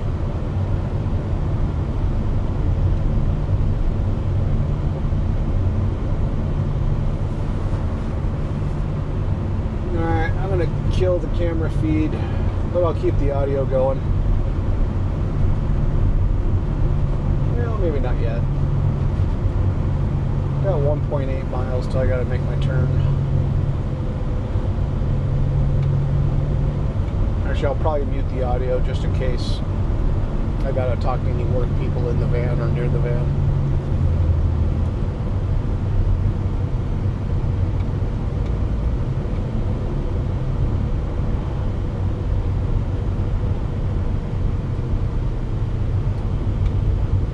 Or drive into the factory with the van, which I shouldn't actually have to do.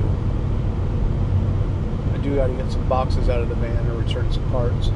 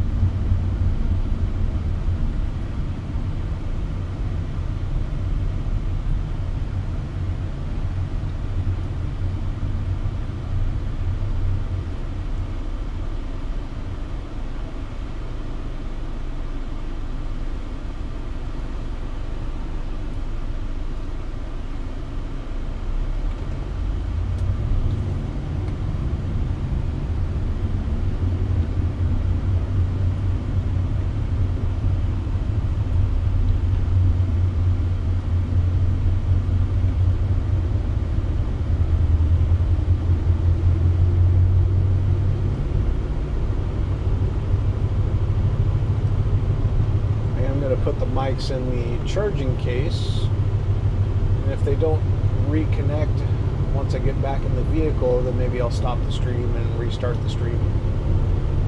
That way these things can charge. Alright, killing the camera. I'll be back in roughly an hour, but the stream will stay live.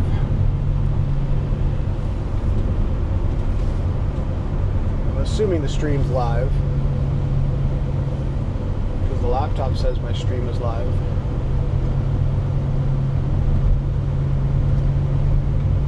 But the route that I plan on taking, I wonder what kind of reception I'm going to have. I wouldn't say I'm planning on taking it, it's just whatever Google Maps tells me to go. But I'm going to try to stay off of Interstate 20 since I just came that way. Plus when I look, the eastbound, they had a lane closure for construction, and I don't want to get stuck in that crowd. But when I looked it up last night, I don't think it was going to have me go that way at all. I think I'm going to be going through more rural. I still can't say that word. Nobody can say that word. Middle of nowhere areas. How about that?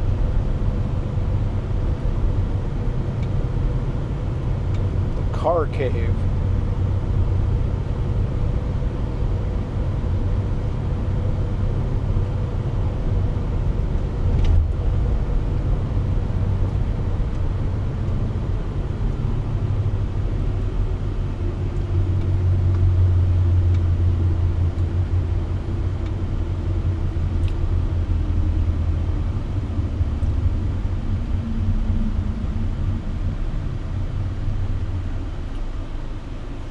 Sitting at a stoplight, got to turn right, and 0.3 miles to go.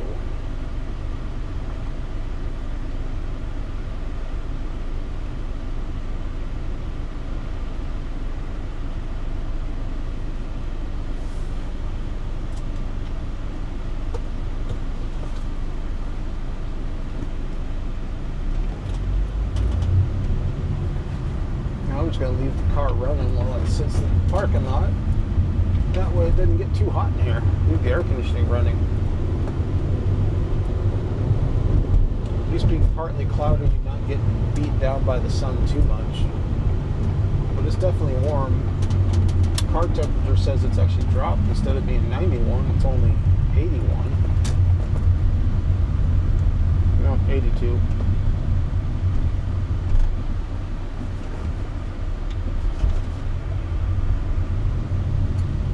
have reached my destination.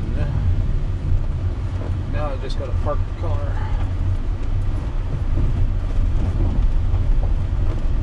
Looks like a good spot.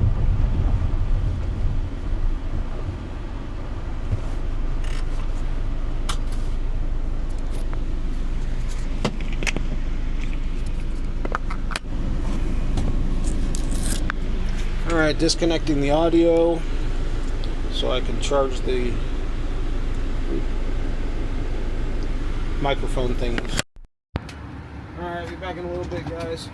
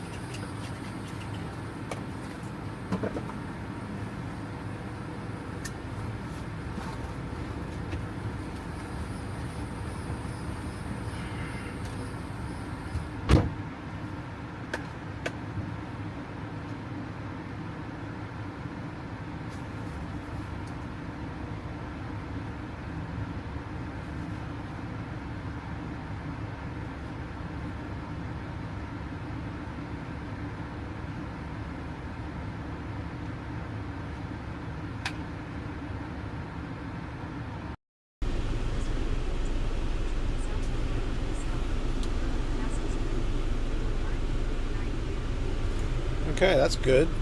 The microphone already connected. And the other microphone connected. Awesome sauce. Alright, done with dropping crap around.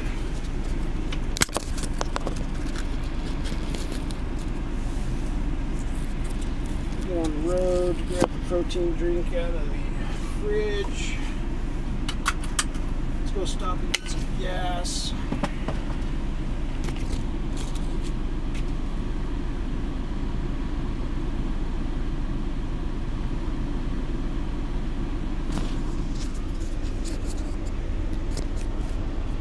I did turn the camera on already, but I'm not going to be seeing anything. No company vehicles. Just random employees, but nothing branded. So that's good. And it's 2 hours and 32 minutes down to Bluffton. Gonna go out Highway 78, I think. No, 278. Down through Barnwell, Klein, Allendale, Barton, Fairfax, Luray, Estill, Scotia, Garnet, Robertville, and I'm on 321, get out to Hardyville. Alright. Looks like a fun drive. I have a feeling, though, I won't have as much reception out there. So we'll see how this does. Let's roll.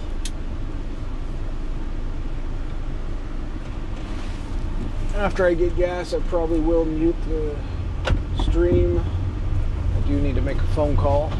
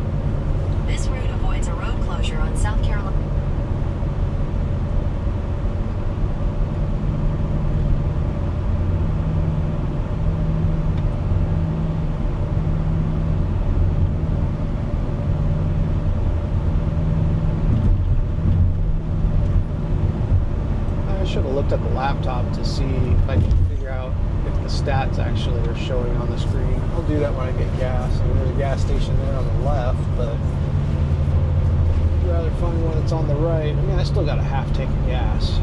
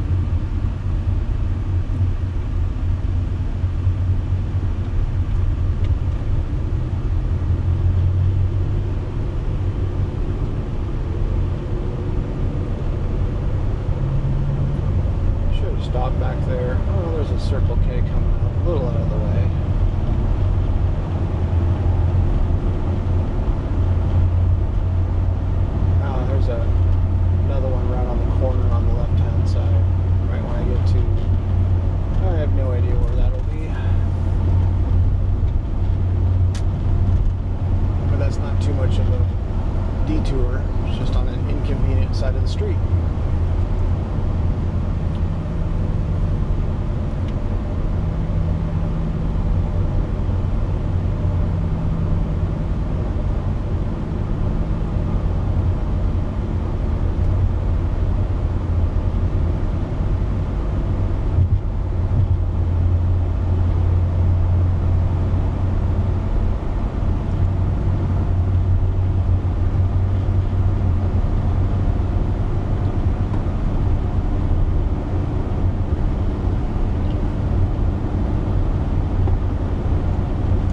I'm not getting down there too late. The hotel I'm staying at looks like it backs up to a golf course, so I can actually just go kind of jump through the hedges and go take a walk around the golf course.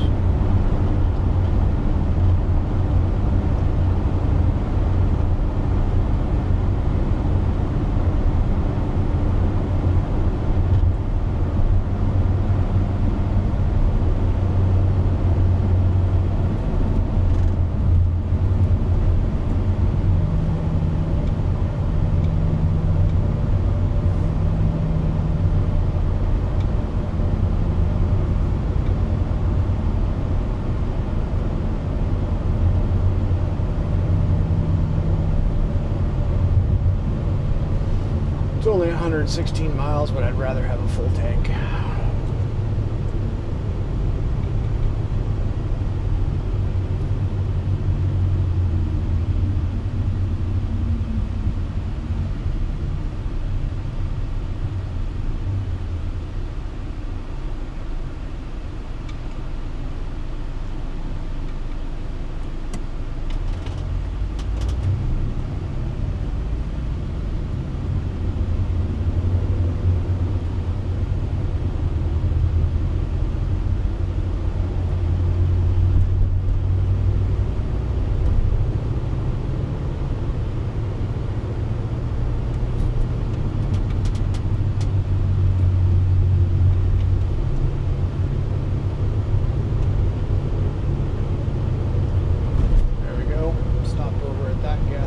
Looks like I'll have to make a U-turn. If I can. I don't think I can make a U-turn. I have to go around it and come back.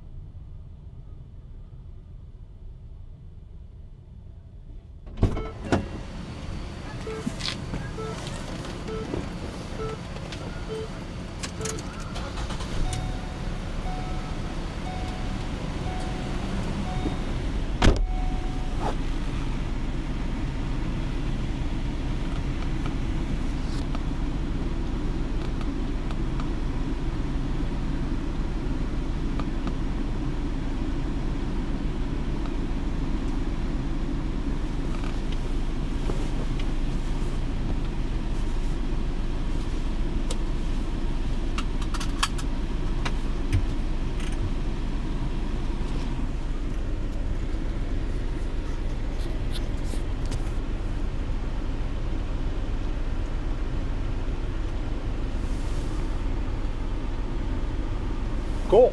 I had a total of 5 viewers. I'm famous.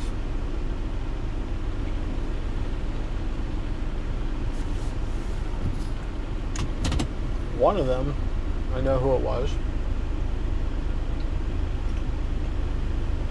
Maybe a second one. It's kind of a boring stream, I know. It's just a view out the windshield while I'm driving.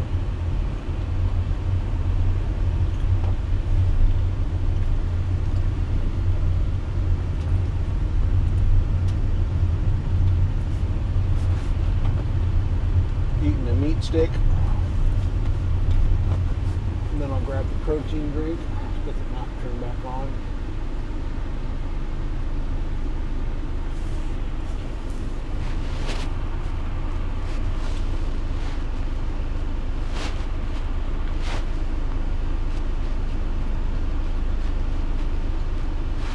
Probably listening to chew.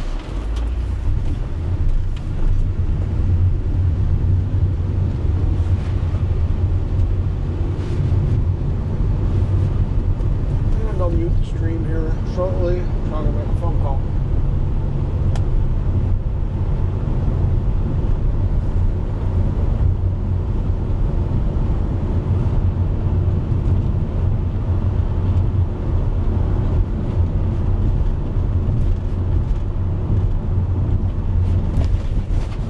Bumpy road. I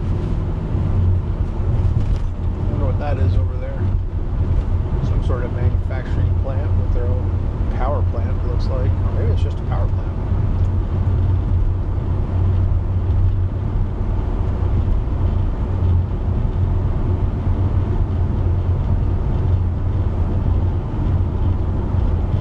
I'm on Highway 78, Charleston Highway. It doesn't have me staying on here.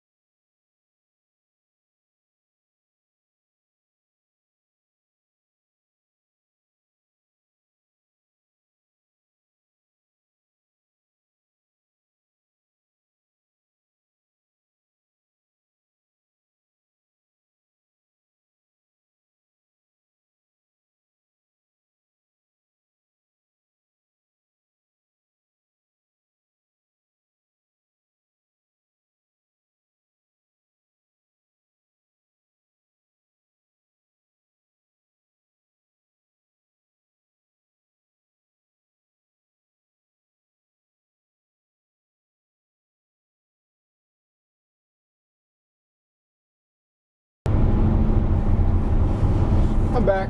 Went to voicemail. I'll wait for them to call me back. Maybe I'll finish the rest of that episode.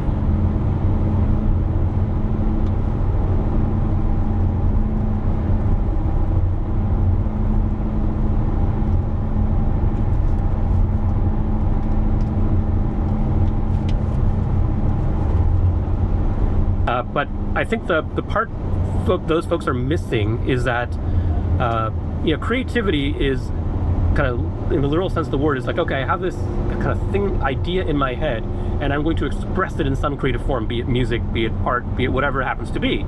And the problem right now is that whatever creative ideas we have in our head are limited in terms of how we can manifest them based on our emerging skill set. So Sean can have a song in his head right now that, like, he may be composing things in his head, but until he learns the mechanics of how to actually play an instrument, whatever the instrument happens to be, there's no real way to manifest that, right? We can't tap into his brain and do that. So in my mind, AI actually increases creativity because it will increase the percentage of ideas that people have in their heads that they will then be able to manifest regardless of what their skills are or not. And I love that. So my son, he's a big Japanese culture fan, big manga fan, Japanese comic books and anime. And so he's an aspiring author someday. And what he can do now, right, and he's been able to do this for years, which is, so he's always had, again, he likes fantasy fiction as well, so he's had these ideas for writing things, but he lacked the writing skills. He doesn't know about character development, doesn't know about any of these things. So what he uses ChatGPT for is he's got this like 2,000 word prompt that describes his fictional world. Here are the characters, here's the power structure, here are the powers people have, here's what you can and can't do. And then the way he tests the world is he turns it into a role-playing game. It's like, okay, I'm gonna jump into the world, now you ChatGPT, I'm gonna do this. Tell me what happens. Oh, this happened. Okay, now I'm gonna do this. Okay, well now you got this power. And so it will sort of kind of pressure test kind of his world. And so that's an expression of his creativity, because the world was sitting in his head, but now he can actually share that with friends. Maybe turn that into a book someday, because it's gonna take the ideas that he has, and hopefully in the meantime, he will kind of develop some of those foundational skills, but he doesn't have to wait until like 12 years of writing education before he can take this idea as a child. He has lots of creativity, but as a practitioner, most of those things that he would love to be able to manifest. Great. Coming up on some Final Destination vibes right now.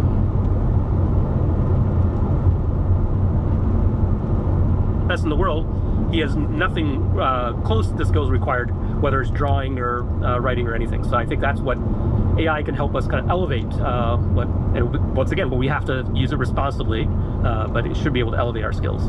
I want to show you guys a example of this real quick. So I had this idea not long ago, a couple weeks ago, of creating a game using only AI. So I don't know if you guys ever played the Monkey Island games from like when I was a kid. I played Monkey Island. It was an incredible game. Basically this guy wants to be a pirate. It's like this very funny but like 8-bit art style game. And so I created a version of that called Escape from Silicon Valley. I didn't create the whole game, but I created like the art. But like check this out. So I go into AI and I basically start creating the game art. And so it's like the story is basically like deep in San Francisco. The year is 2048. The Rock is starting his 3rd term in office. Nancy Pelosi passes away, the richest woman on earth. And then, Elon is promising that self-driving cars are coming really, really soon for real this time. And here you are, you're this character, and you're in the OpenAI office. And basically the idea Charlie, is like, look at that. What's that? Look at the Charlie bar. Yeah, exactly. I was putting in some references to like, stuff that I thought was, it would be cool. That is so cool. What did you use to make those images? So that right there was just ChatGPT and Midjourney mix. I tried using, Scenario and a couple other like game specific tools. Like check this out. So like I created all these like characters. So it's like I create Zuck and Palmer Luckey and like Chamath and Elizabeth Holmes in jail. Awesome. And I had it basically write the scenes for the levels with me, like write the dialogue with me, create the character art. Dude, that looks sick. Why didn't you do that? Well, because I did the fun part in the first 2 weeks where I was like, oh, the concept, the levels, the character art, the music, seeing what AI could do. But then to actually make the game, the AI can't do that. And so I was like, oh, now I need to people who build games spend years building it. It's like, oh, this is like minimum 6 to 12 months doing this like very, very arbitrary project. But I still love the idea, and I'm gonna like package up the whole idea. Dharmesh, last question, just really quick, like where do you hang out on the internet that we and the listener can hang out to stay on top of some of this stuff? Like, are there, like, who's a reputable handful of people on Twitter to follow, or reputable websites or places to hang out at? For 3 miles. That's interesting. So I spend most of my time Rough road. on YouTube, as it turns out, and I sort of give into the vibe, so to speak, and let the algorithm sort of figure out what things I might enjoy. It gets it right sometimes, gets it wrong sometimes, so it's a mix of things. But the person that I think, if you want to kind of get deeper into like understanding AI, there's a guy named Andrej Karpathy. I don't know if you've come across him. Just search for Karpathy. Dude, you don't want to know how I know? Like, I get so many ads that says like, Andrej Karpathy said this is the best product, or Andrej Karpathy showed me how to do this, now I'm going to show you.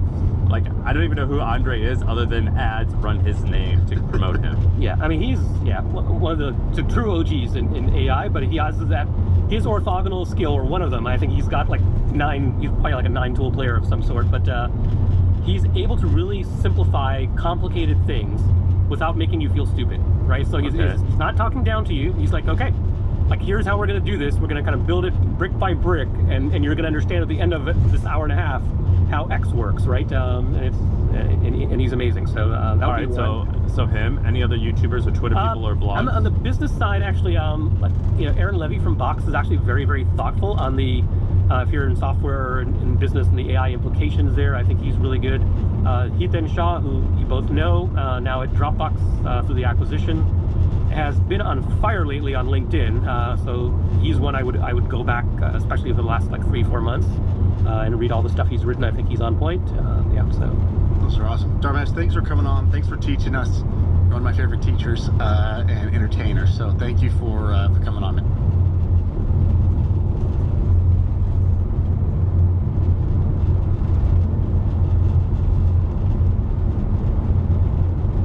Jeff, what made you so good at what you did? I don't actually understand what your skill set is. Like, it's obvious that you're talented, but I don't actually know. You're not the first person to accuse me of. I don't actually know what you're talented at.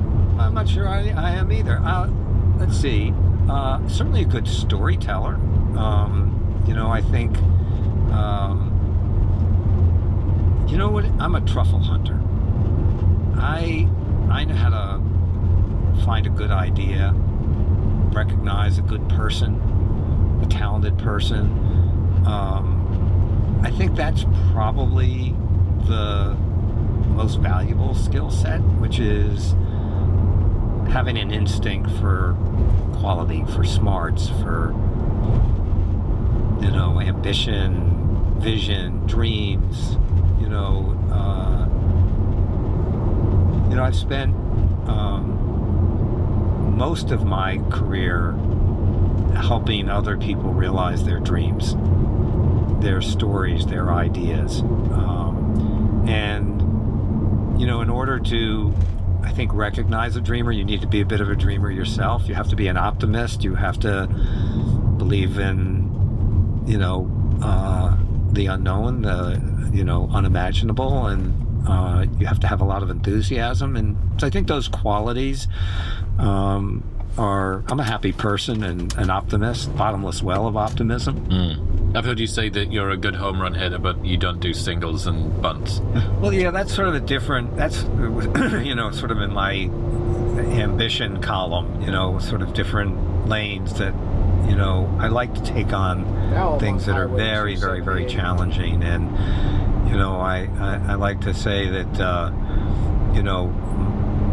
I like doing things that are, improbable, if not impossible. That's kind of my home address. And, the outcome of that is that, when you can't hit a home run if you don't swing for the fence. And at least many times you will swing for the fence and you won't get there, so you got to accept that, with success comes failure.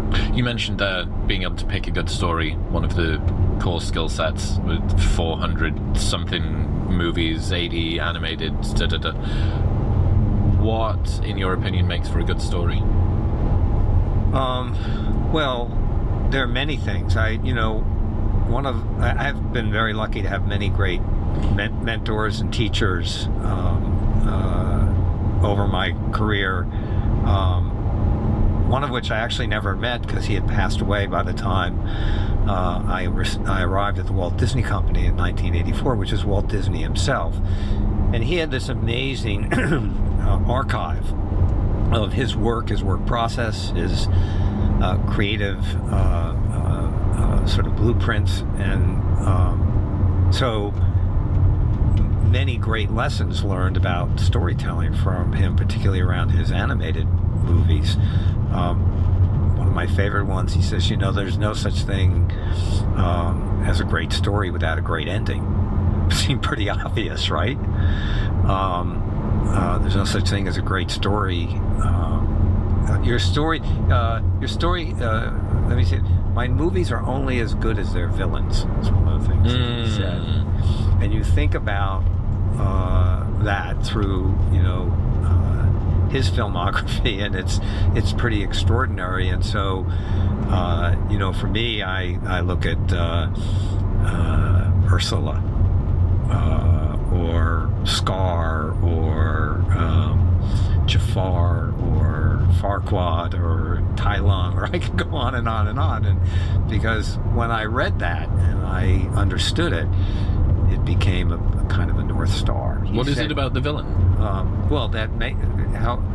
The better the villain, the greater the challenge for the protagonist, right? So, whatever you have to overcome, whatever you have to defeat, the greater that is, the greater your victory is. And Walt Disney said, I make movies for children, and the child that exists in every one of us. That's kind of the North Star of the company. It was for him, it was for my decade there, it continues to be today in it. And so lots of these great lessons along the way around storytelling and what are the essential ingredients of a great story. It's interesting to think about the ending. There's this great idea from psychology called the peak end rule, which you might be familiar with. Daniel Kahneman, who won the Nobel Prize, found that across a person's memory of an experience, the most memorable parts were the peak intensity, the highest, and then the end. So they did this study with colonoscopies. In one iteration of the study, people went through it, and you can tell the amount of discomfort by the amount of movement, and they were asked to rate the discomfort afterward. How did you remember it afterward? In the next iteration of the study, different cohort, they did the exact same, but then just left the endoscope in for a while, but didn't move it for a couple of minutes. So the final part, the end of the experience, was less discomfort, and the self-rated after the fact pain was lower. So implications for that: if you're a comedian, finish on your best joke; if you're a rock band, finish on your biggest song; if you are making a movie, finish on an emotionally salient, real high energy, sort of feel good. As you were explaining this, and I was imagining all the different things that I could respond to you around colonoscopy, and I just thought, you know what? Just leave that one. Yeah, but yeah, it's really true. It's really true to think about. Well, if you've got this compelling protagonist, but you don't have somebody that sits up against it, what's the victory? What's the mountain you're climbing? I'm interested in the role of taste. It's very difficult to define. Like the ability to choose between something that's good and something that's not good. I guess a lot of people would say that you've got great taste given the productions that you were a part of. How would you advise someone to cultivate great taste? Well, that's a mystery to me. I really don't know how you define taste. I don't know how you acquire taste. I've been, so lucky to be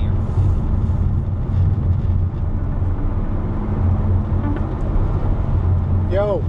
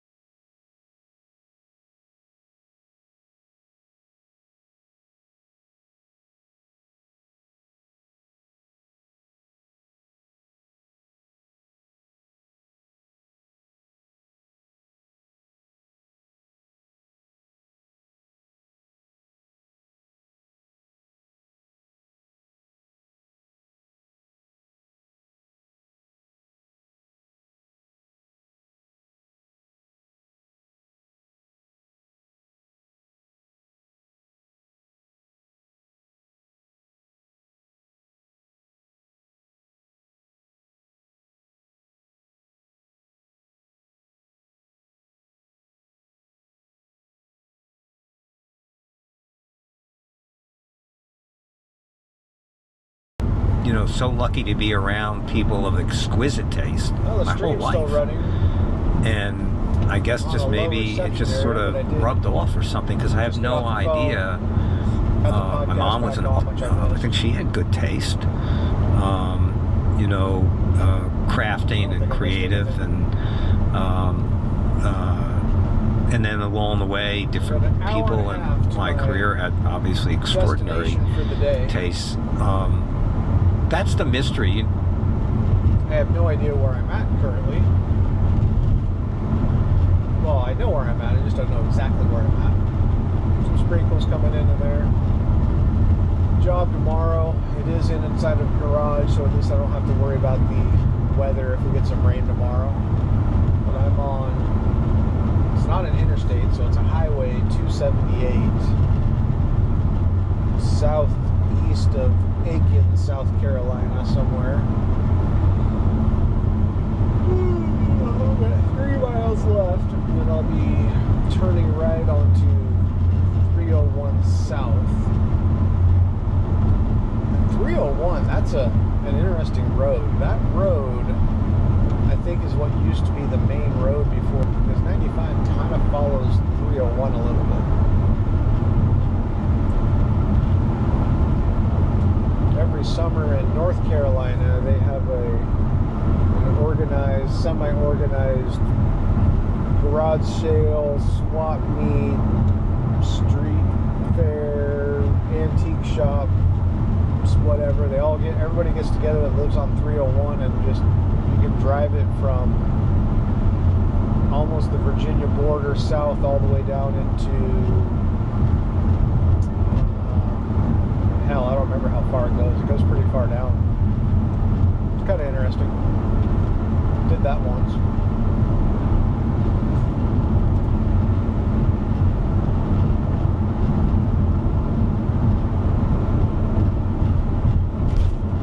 Stoked this whole stream is actually working. Now I know it looks good when I look at it through the camera screen, because that's in front of me. I can't see the computer screen, but it only streams at 1080p, which with the amount of reception I have is probably fine, but still kind of cool. It'd be kind of cool to set this up with a multi-camera setup in one of those streaming boxes. Like I saw something called a YOLO box or something, but those are only HDMI inputs. I don't know if they do USB-C input.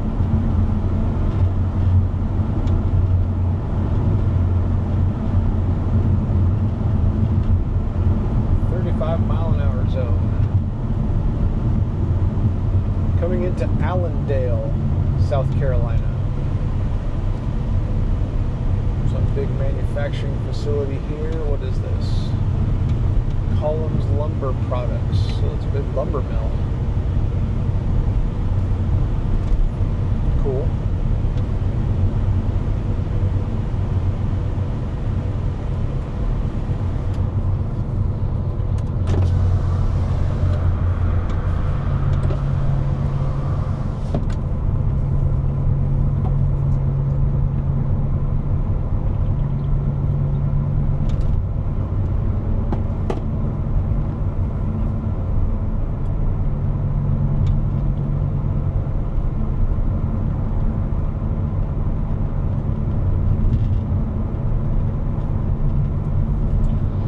Jeff Coate, injury and car accident lawyers. You deserve better. Debatable. The Lonnie Hosey building.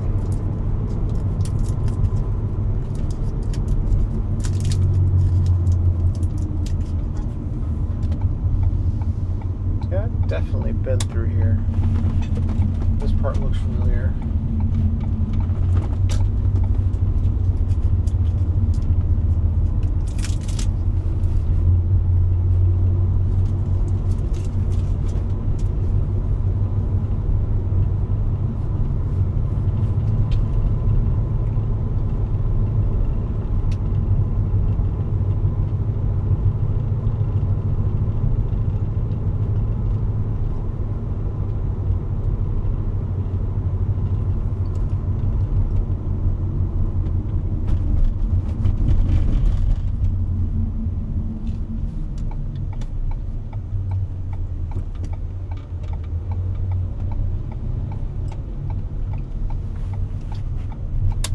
Turning left on Augusta Highway,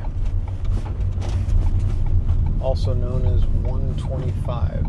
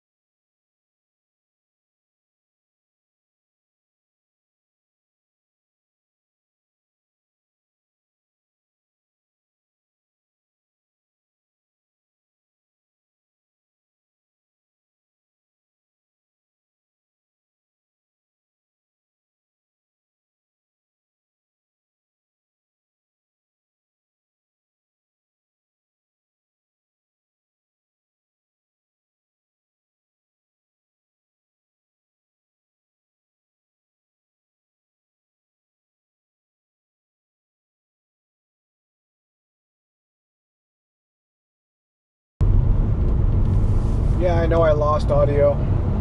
I actually tried to mute the audio for a little bit because I was trying to answer the phone, but I'm going to have to mute it again so I can call this voicemail back.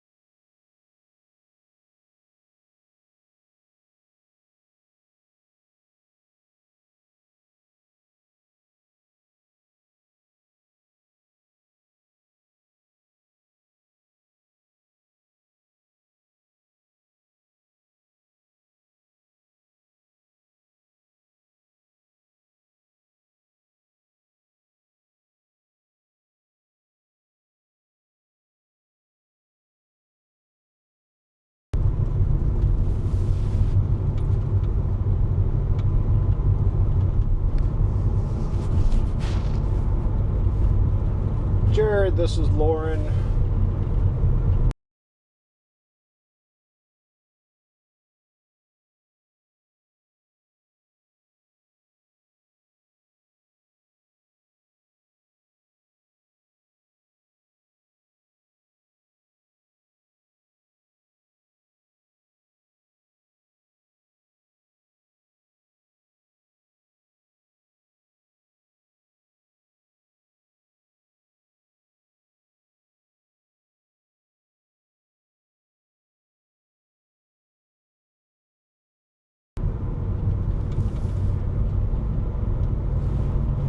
Alright, audio's back. That was actually 4 phone calls. Technically, there's another one I should make. Where am I at currently?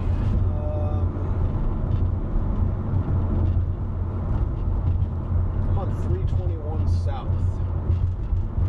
I have no idea what town I just went through because I wasn't paying attention. I was just making sure I didn't hit anything and go in the speed limit. I've been on this road before too.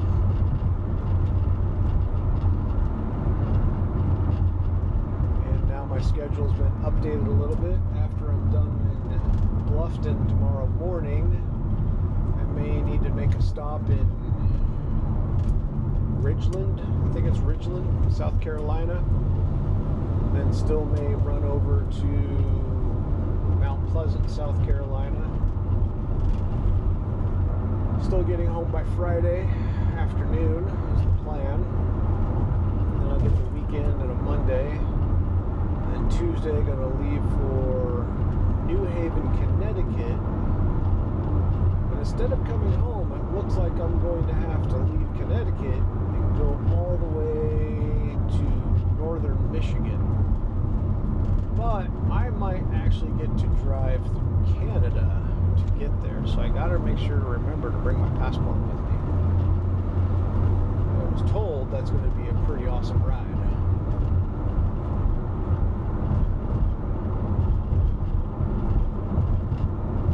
Felt like turning the podcast back on because I don't know, I just wasn't feeling these episodes today.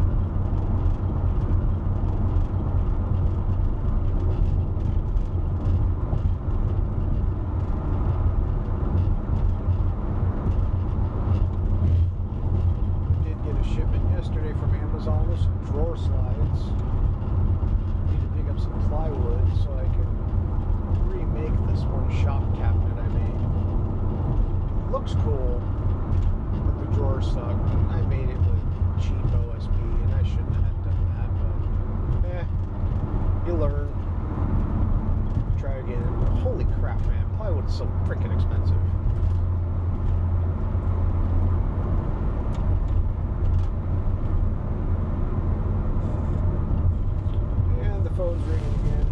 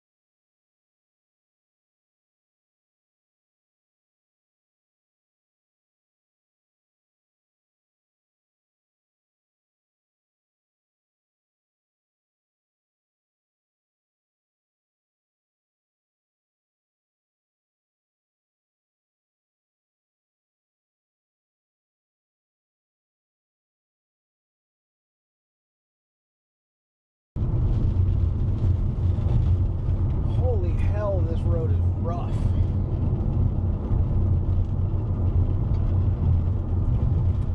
Looks like I lost the stream though. I am on LTE.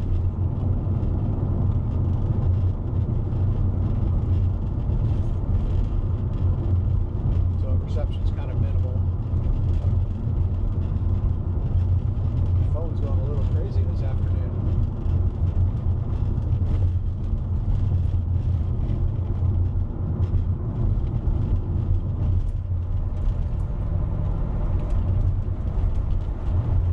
Yeah, a little better there.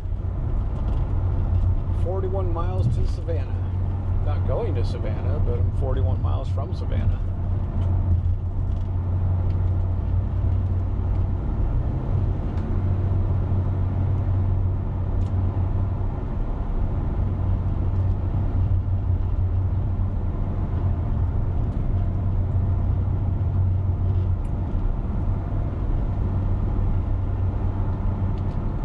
At least this road's a little quieter. And the stream's better now.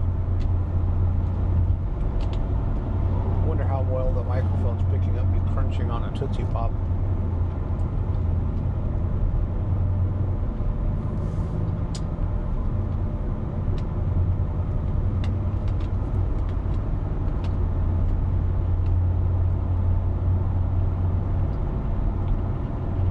Back to what I was saying.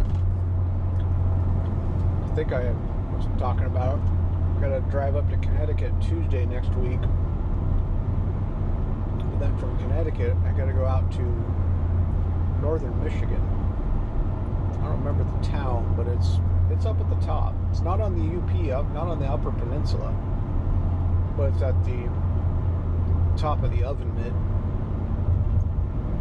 or whatever the hell they call it.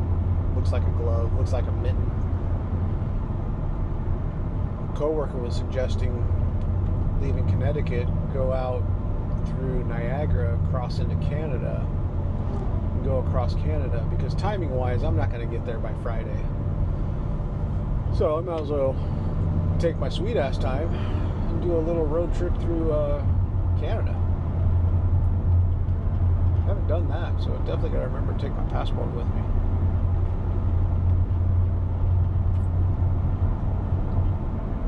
And then got a former co-worker that's in Michigan. Maybe stop by and say hi to him.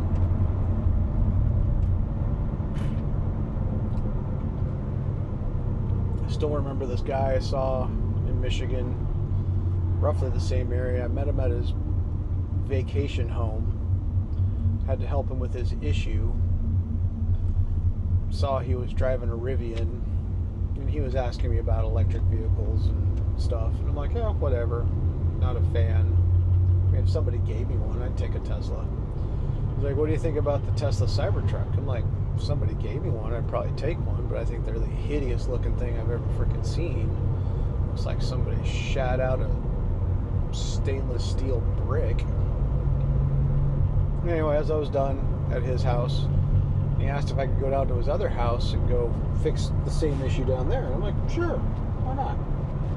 He's like, well, my wife's down there, I've got a meeting, and he couldn't meet me down there. It was like a 4-hour drive, so I drove all the way down there, got his issue solved, texted him, but he didn't respond. But his wife called him. He's like, yeah, I'm almost there, I hit a headwind. And I'm like, didn't even clue into it. The dude flew back home from his vacation home, landed at a nearby, small podunk airfield. He wanted me to wait just because he wanted to thank me for doing the work. And the bastard shows up in a Cybertruck after I talked shit about his Cybertruck. It was freaking awesome. Took a ride in it. Neat. Okay. Would I buy one? No. Would I use one if somebody gave me one? Yeah. Would I buy one? Not at all. Nope.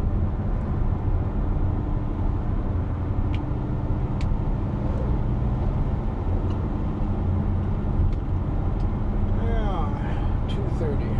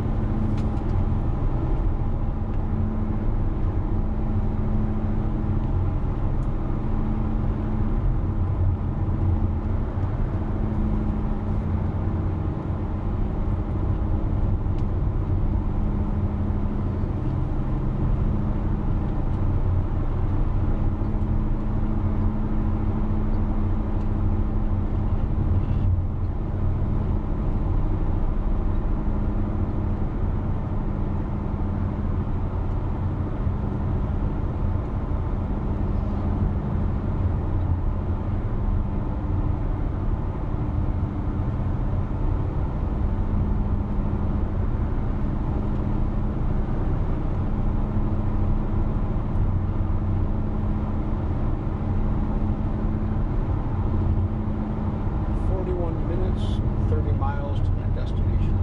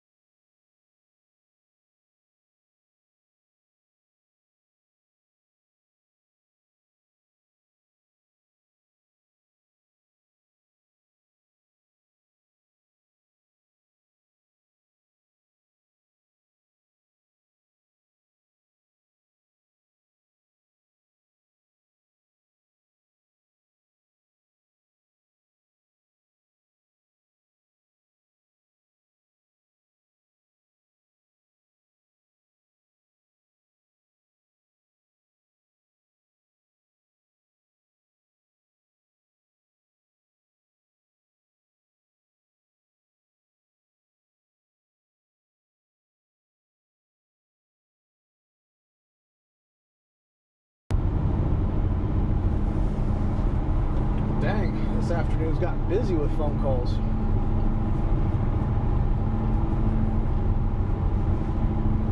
So now I have another appointment tomorrow afternoon. Probably only, I don't know, I don't think it's actually that far from where I'm going to be. Maybe 30 minutes, which isn't bad. That means I can't take the scenic drive from Bluffton out to Mount Pleasant. Maybe I could still try to find something. And now I got some emails I got to do when I get to the hotel, but not too big of a deal. Still get there about, I probably should go to the hotel. Probably be a good idea.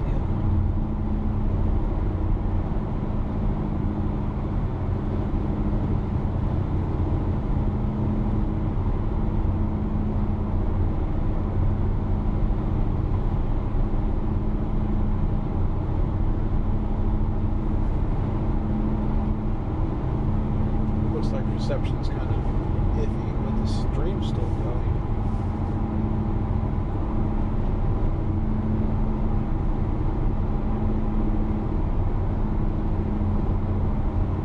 So do I want to do the Holiday Inn Express? Which I probably shouldn't actually say anything. But oh well.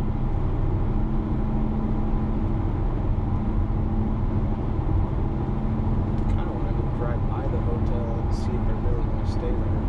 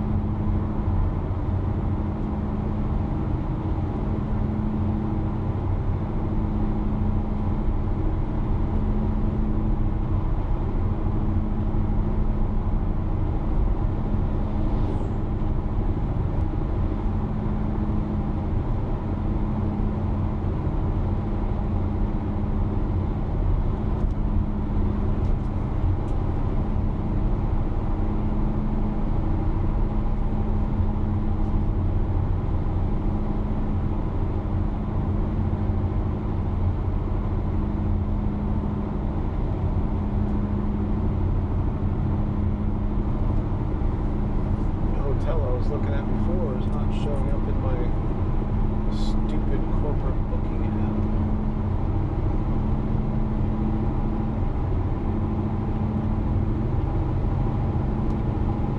It showed up last night when I was using the browser version on the desktop. Ah, there it is.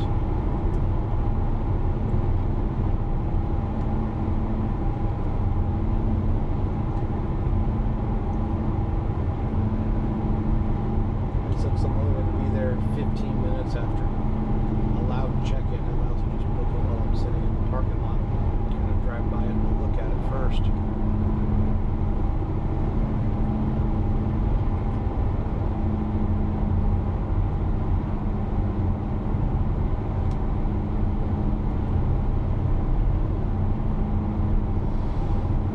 Yes, I do talk to myself. Even when I know I'm not recording, I still talk to myself.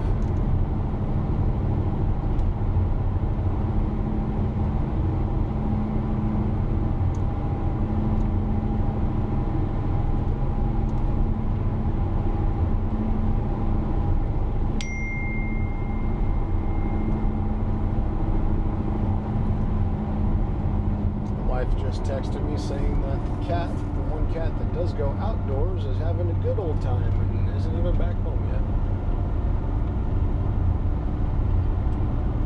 It's getting a little warm in the car. I need to crank up the AC. And the phone's ringing again, so time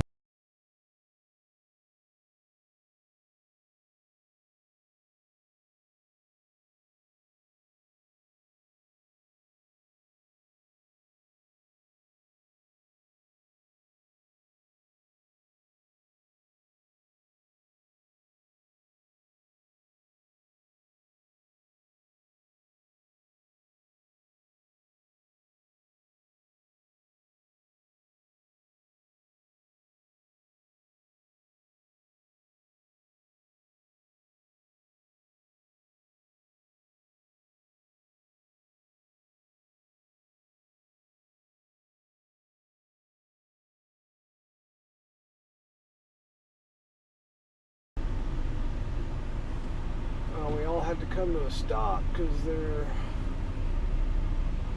watering the grass. I don't know if you can see it from the camera, or they're spraying down hydro seed.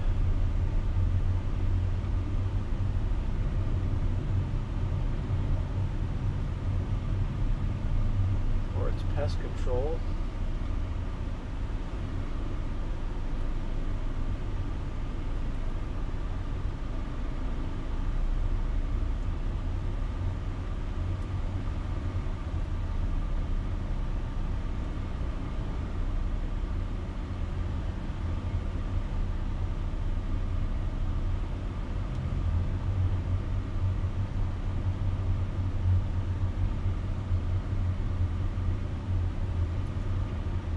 I wonder what the stream looked like, or even looks like right now, because I'm gonna get some sort of YouTube warning on the screen that says the stream's still going, but I'm on LTE, so that means the bandwidth probably isn't as good.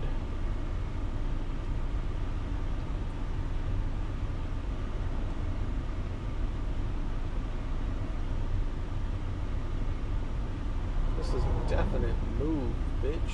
Get out the way.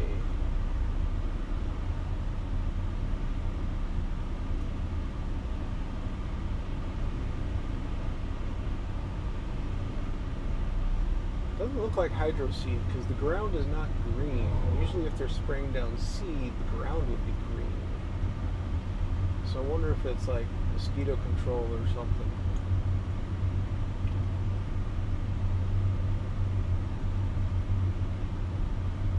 No idea.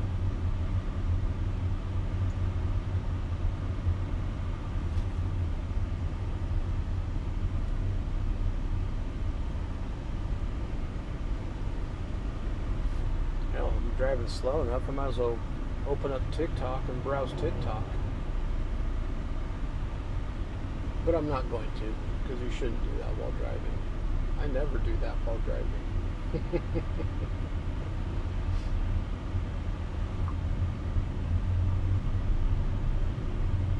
Tanker truck's finally getting around that guy. Yeah, that looks pretty good. Don't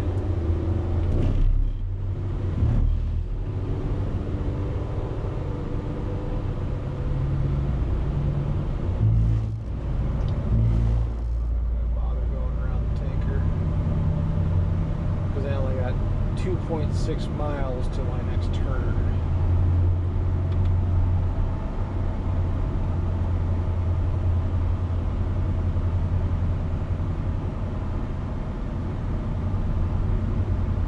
The thing that's pretty about the summertime out here in the East Coast, anywhere that's not in the desert, it's very green. During the winter, it's butthole brown.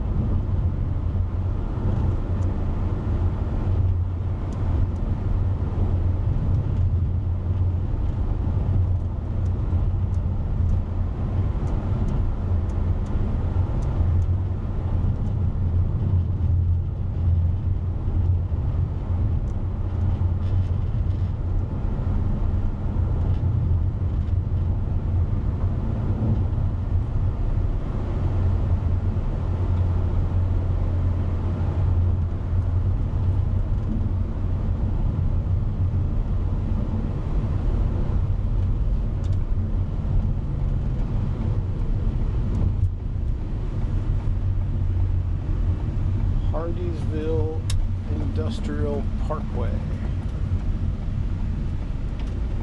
No trucks over 4 tires.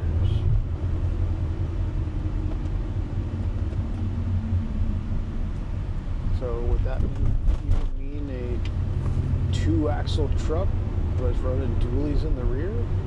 Hell, the other work truck I had was just a Chevy Duramax with dualies.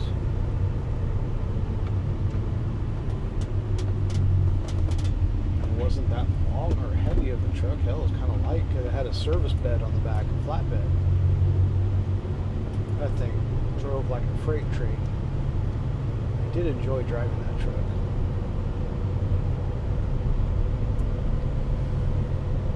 So the goal would actually be, do I want a van or another truck? And that way I can live stream all the roads.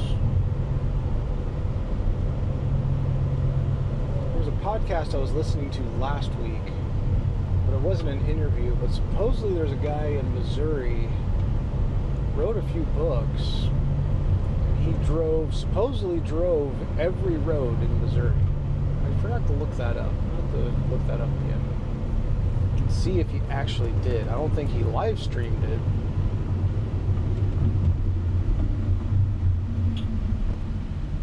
What the hell is this shit?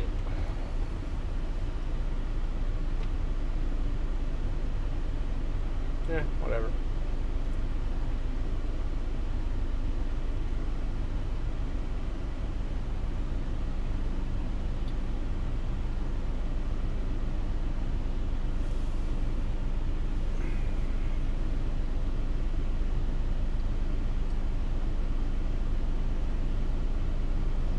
To be a trash truck driver. Aspirations of a elementary age boy on weekends washing the trash bin, pick up the trash and toss it in the truck and run down the street and watch.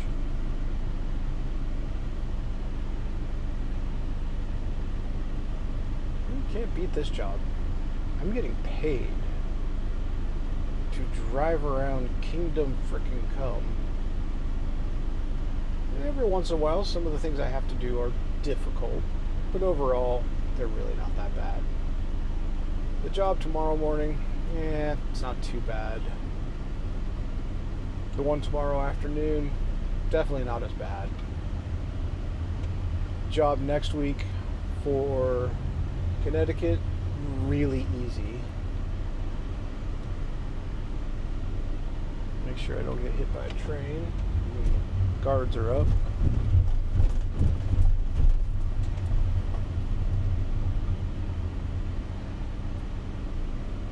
Job in Michigan, not too bad.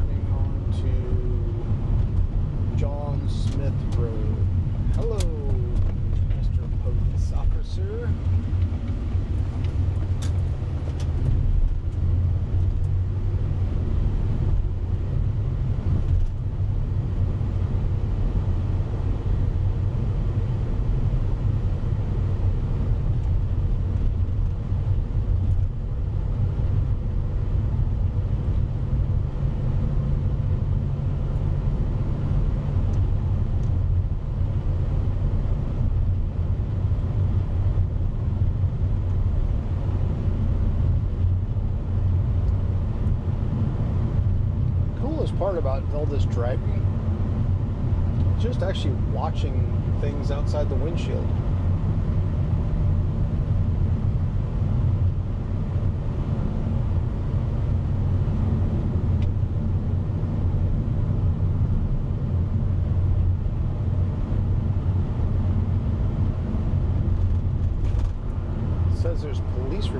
Head, but I bet you it's on the freeway I just went over. I just went over Interstate 95.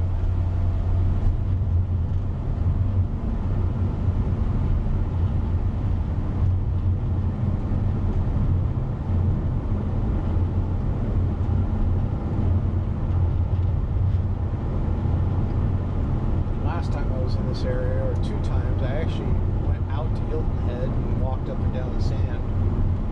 I wasn't a fan of it. Kind of reminded me of Newport Beach and Corona Del Mar and Dana Point. Overly built shit.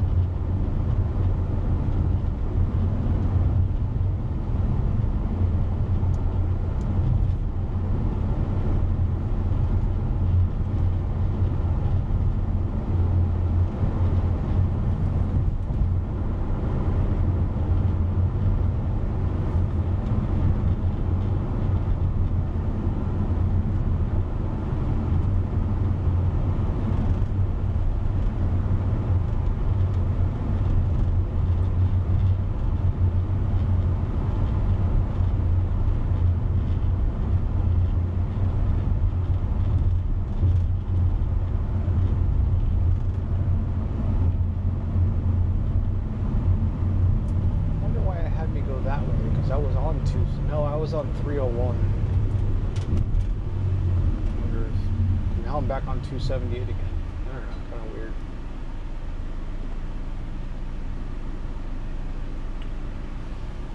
Alright, well, I'm going to kill the stream. Thanks for watching.